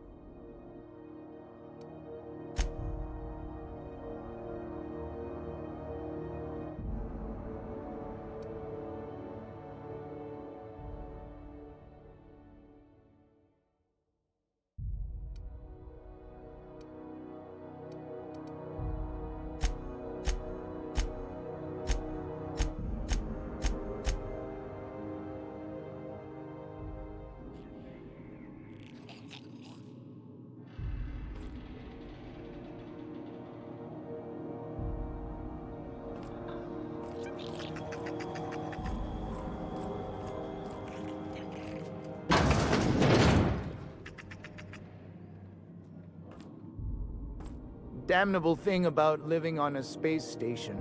No pigeons to feed. Oh, you can feed the sprats, sure enough. But then the neighbors start moaning about hygiene.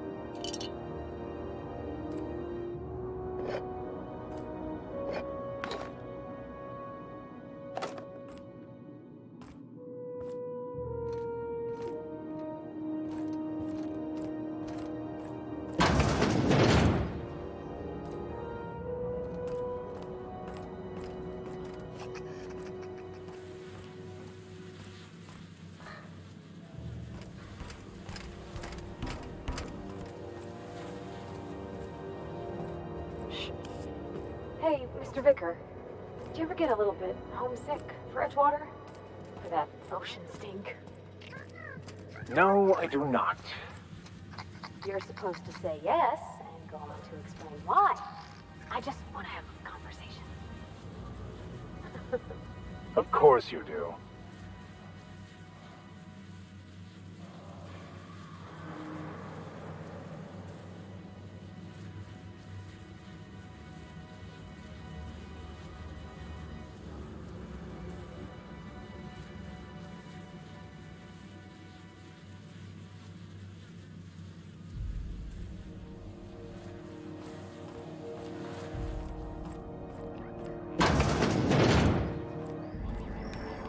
This is Halcyon News.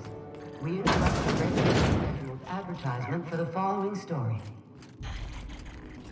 Reports from concerned supervisors indicate that rates of time theft are on the rise. We urge all of our listeners to remember that lack of productivity is not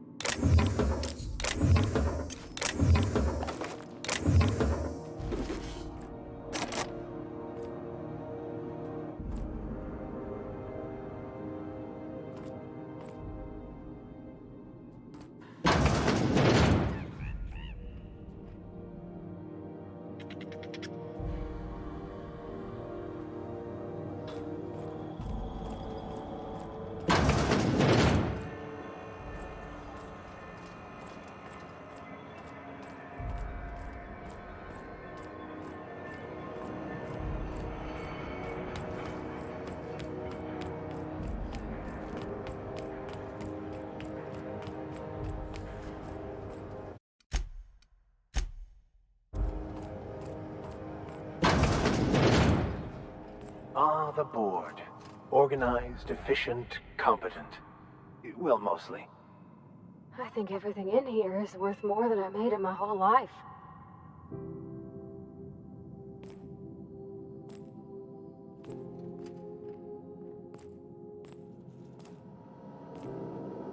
Ah, yes.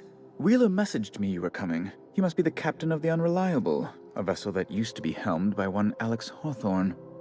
And you are not he.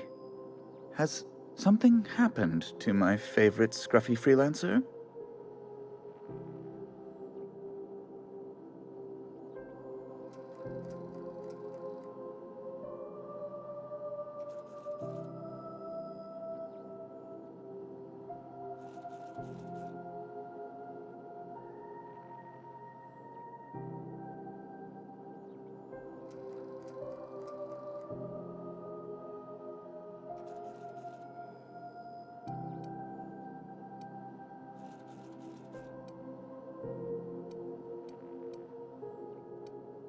Oh no, this is terrible.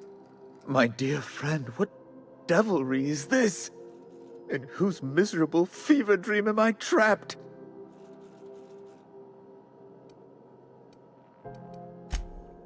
Oh, Alex. There were so many arguments we'd yet to have. He was my dearest friend. My only friend. You have his ship, you must know. That picture of us on the promenade, me hugging him, him wincing. I keep a copy beside my bed. Did he? Ah, that's just like him. Such a sentimental man.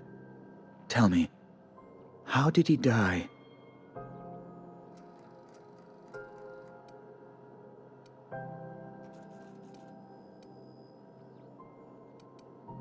You're quite right, of course. Best not to pry into such dismal things. Right. You're going important places, I'm sure. Big, exciting, important places. There, I've removed the flag from your ship. I'm terribly sorry for the inconvenience. However, before you go, Alex promised to tell me the location of Phineas Wells. I'm sure you've seen his wanted posters all over the colony. Did Alex tell you where Wells might be? Anything at all?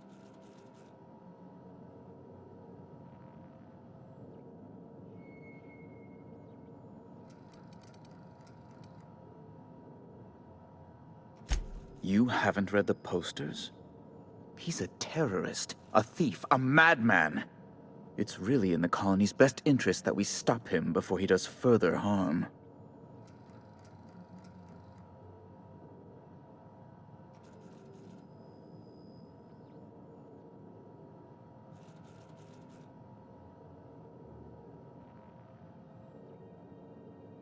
Well, Alex knew, or he said he did. And you have his ship. Maybe he kept some records around, or a conveniently placed note on his bedside table? That's...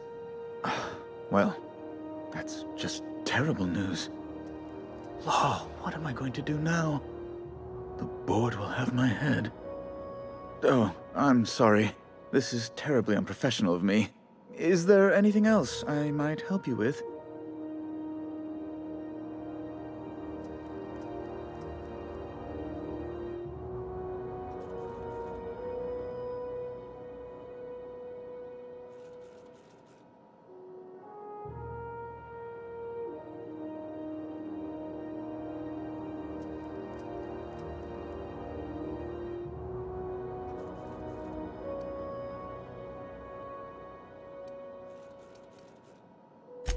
It's personal business, I'm afraid. Miserably, terribly personal.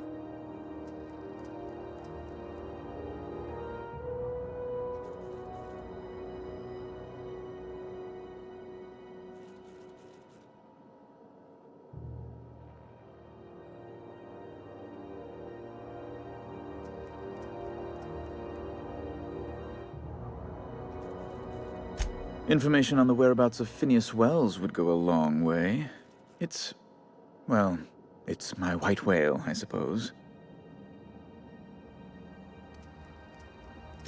It's fine. Really, it's perfectly fine. I understand. Now, if you've nothing else, please see yourself out. I'd like to drown myself in work.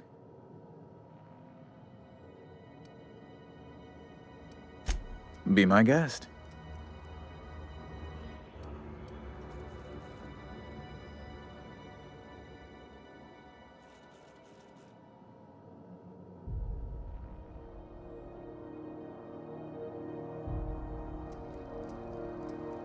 I'm the certified representative of the board's interests here on the Groundbreaker. I'm their eyes, ears, and busy little hands.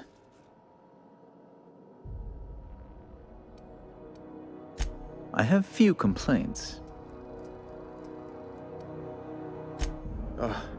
Law, but it's miserable. My underarms are damp. How can I be expected to work in these conditions? Chief Tennyson is supposedly looking into the cause, but I've seen no action from her.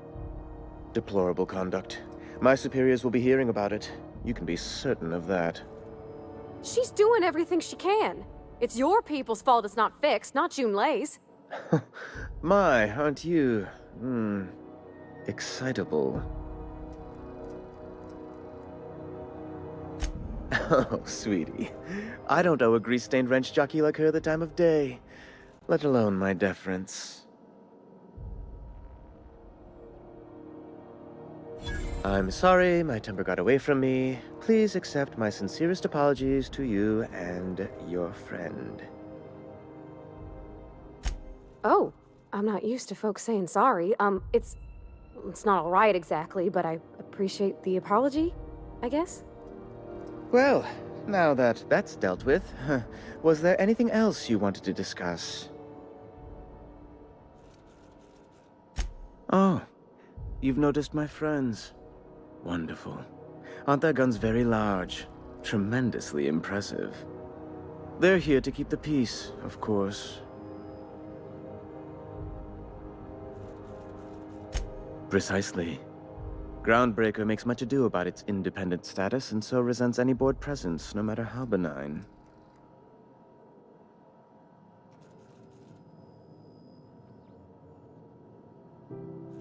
When the alternative is board guards at their gates, yes, I do. They don't see it that way, of course, but I can't say I much care.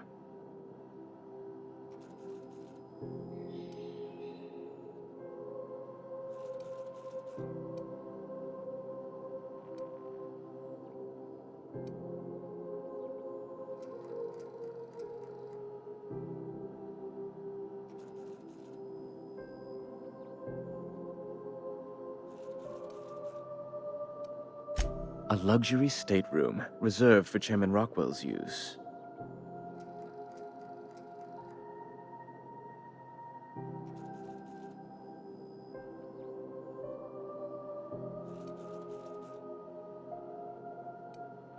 Oh, good law, of course not. He'd never set foot on this decrepit junk pile. As this office is the primary embassy for the board on Groundbreaker, corporate bylaws specifically state a room must be maintained for the chairman's exclusive use.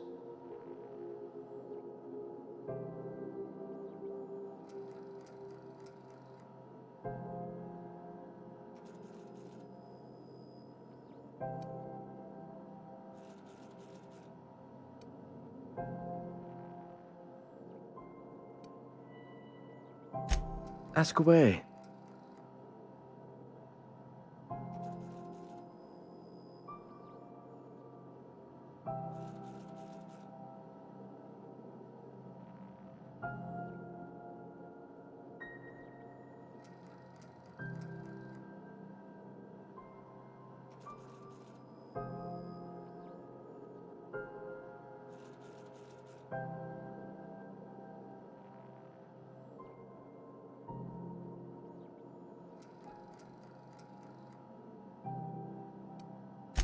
Miss Doyle owes the board a significant sum. Alas, the only collateral she has is her organs. Compulsory donation is quite legal in such cases.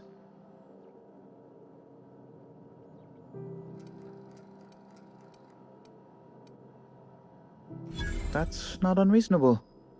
I guess it's better than losing your organs, but I don't know, Captain. It just doesn't seem right. Miss Doyle is deeply in debt, and the board has every right to do whatever they like to recoup that debt. What guarantee do I have that she'll agree to the terms you negotiate?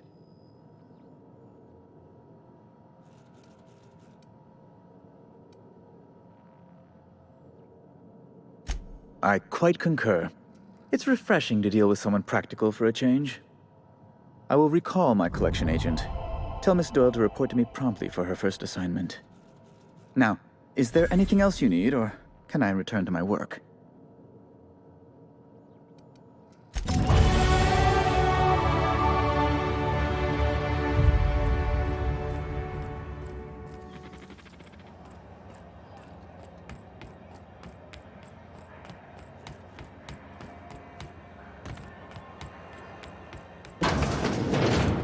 Wish I could say it was good to see you, Ellie.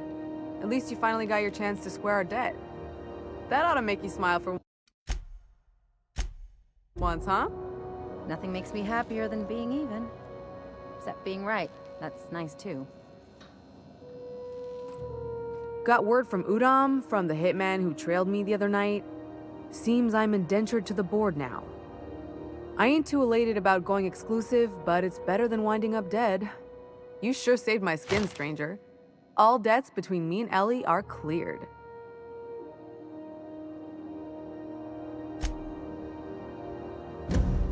The good news came through the wireless. Looks like you paid my debt to Jesse. I guess that means I owe you now, right?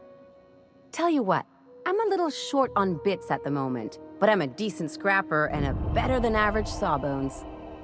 If you're looking for a medic, I can work my debt off.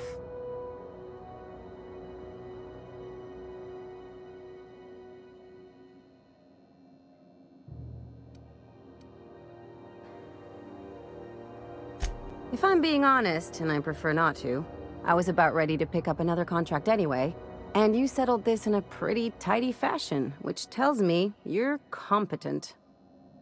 But we can say I'm repaying the favor if you prefer that version.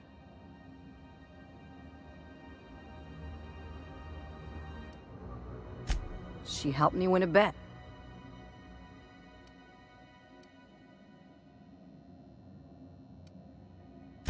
Yeah, that's one way of looking at it.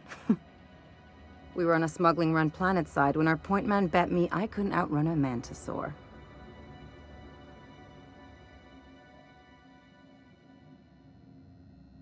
And, as you can probably guess, the thing was faster than it looked. Probably would have caught me if Jesse hadn't picked it off. Yeah, but the important thing is I won the bet.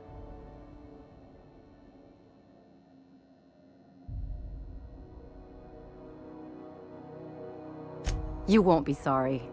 Though it looks like you've got a full roster already. Time to play favorites, Captain.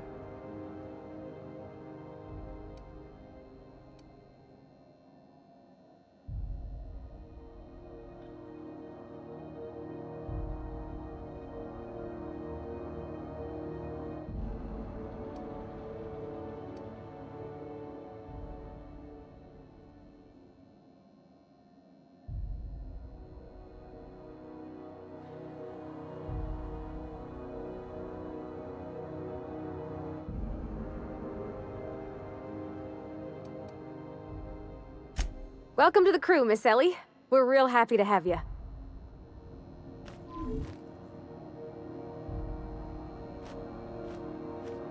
Something on your mind? I'm a surgeon by training and a pirate by inclination. Not much else to know, Captain. I like long walks on the promenade and the smell of Spacer's Corona. I make a mean zero-G cocktail and I've got a meaner right hook. It's a mix of whatever you've got on hand. Usually zero-G brew with some Spectrum vodka if you're lucky, purple berry shake if you're not. I'll make you one sometime. If you don't enjoy it, I'll make a few more until you do.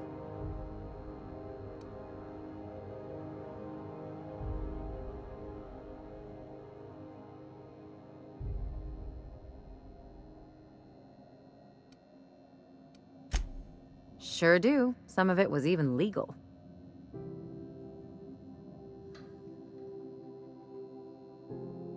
There's a lot of business that goes through the Groundbreaker. Some of it's board-authorized freight hauling, and some of it's not. I've done all types of work with all kinds of crews. If there's one thing you ought to know about me, it's that I won't tell you your business. Your ship, your way.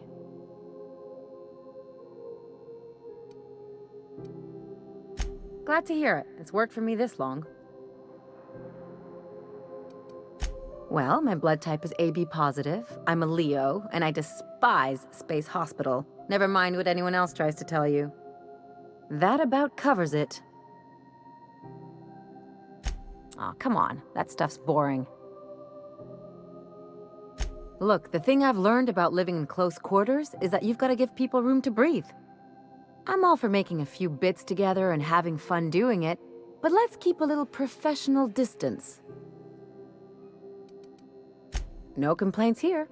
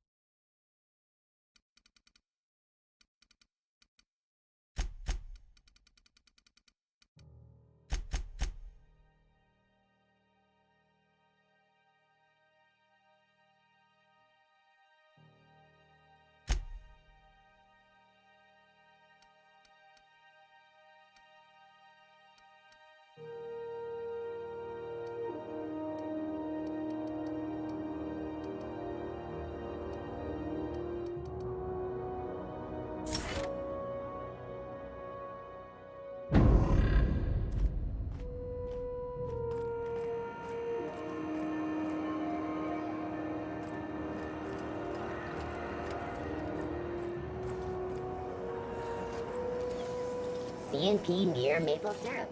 It's near this complete lately? You seem down. Oh, neat!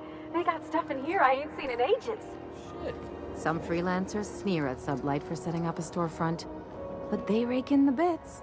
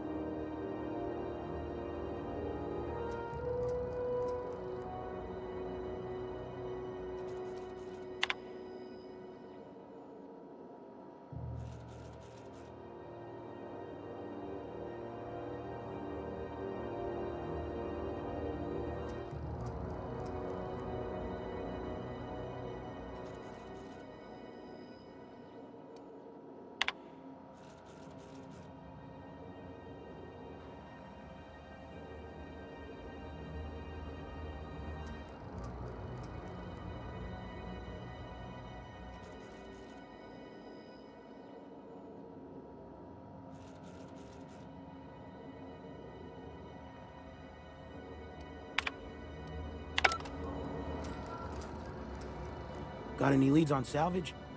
Doesn't even have to be broke yet. We'll take anything.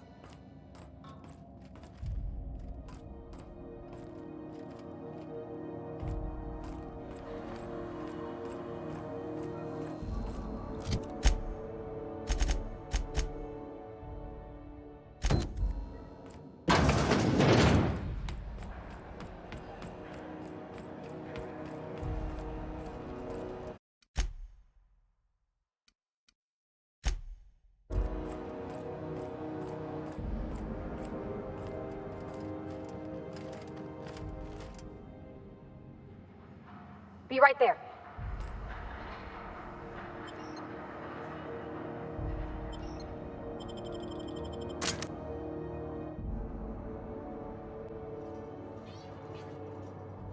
Who the... Hey, McRed, were you expecting any company? A neighbor from above approaches our realm.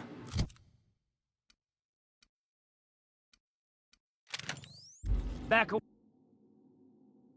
now, or you'll parley with the king. No sudden movements. This guy's crazy, even by my standards.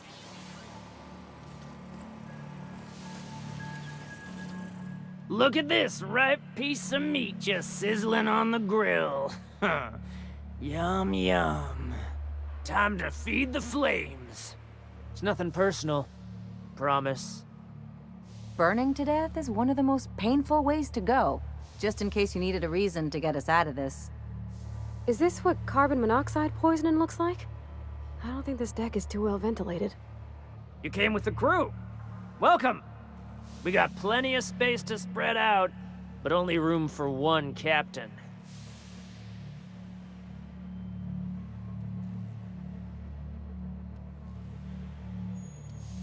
Woo! Look at the courage on this one.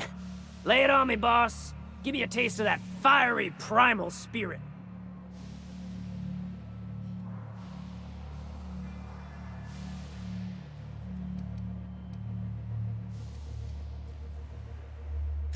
Listen to the fire of those convictions.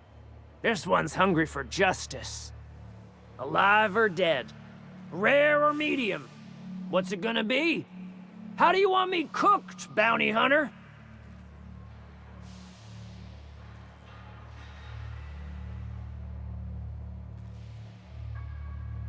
My flame? Shit. Little flick here got me started on the pyro path. Fine. He's yours. Give him a good home. Work smarter, not harder. Don't worry, Mr. McRed. We'll treat Mr. Flick extra nice on account of he's your friend. I'll miss my baby Pyro, but it beats losing my head. This court needs its king, and I'm one of a kind.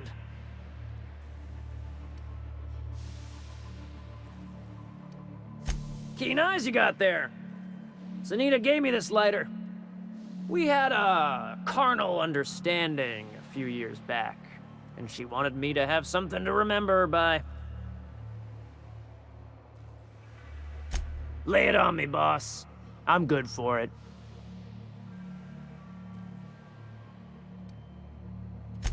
Ship got impounded. The crew and I racked up a debt while we were grounded, and my baby got sold to Sublight. Scrapped for parts. That's bureaucracy for you. Piracy with a smile. Am I your dark reflection? Shit, must be getting old. Stay here too long, and the groundbreaker drains you like a fuel tank. They rejected it again, didn't they? I thought I could take my fungus garden and go corporate, you know? Damn! Well, maybe I'm better off. Rizzos wouldn't know innovation if it bit him on their backsides. You're a natural inventor, Mr. McRed. Don't let him get you down. Kind of you to say, Engine Gal. You're a lighter in dark times. That's right, sir. Just the parts. We'll be in and out in a jiff. You won't even know we were here. Tennyson just keeps feeding the furnace, don't she? We're still playing with her last sacrifice out back, with the crew. We were just sitting in a circle, sucking down exhaust fumes and toasting to the memory of our brain cells, making this broken angel fly again. You don't just ask a king for a favor when you're standing in his court. You bring tribute, sacrifices, prophecy, shit like that.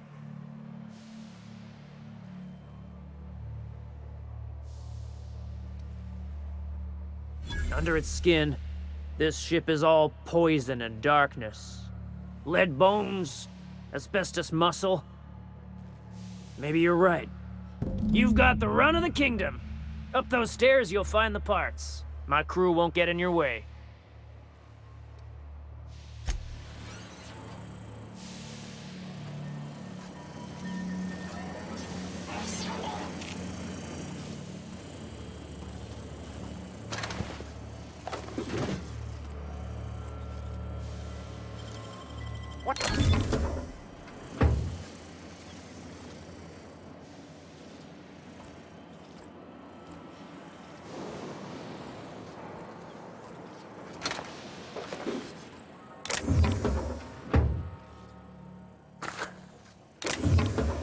What do you think you're doing?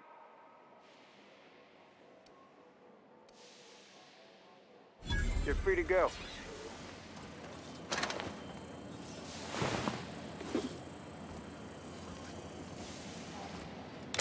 Make him regret it.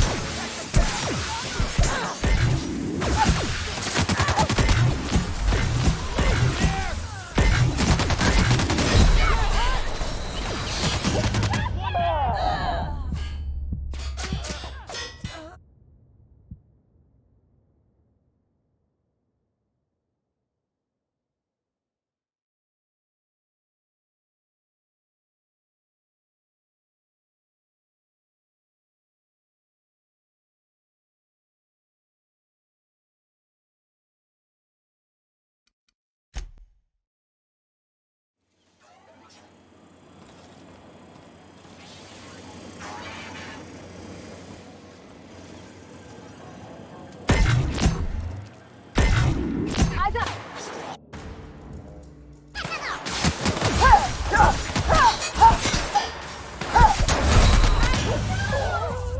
That's the last of them.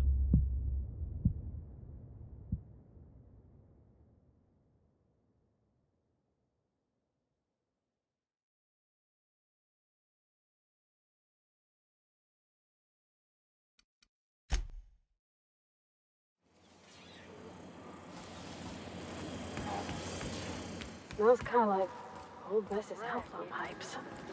I've been tripping for days. Careful with that shit. You'll end up as crazy as he is. It takes crazy to live in this universe.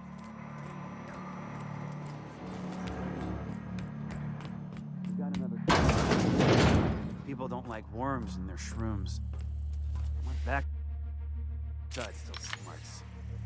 Does everyone get branded when they join McRed's crew? Nope.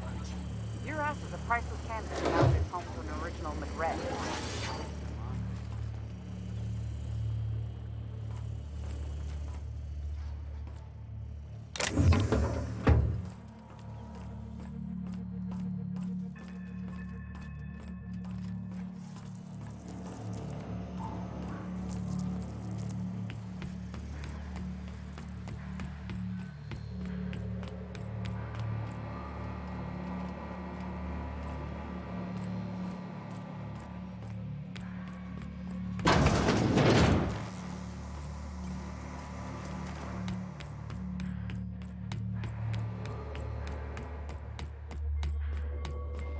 so cozy.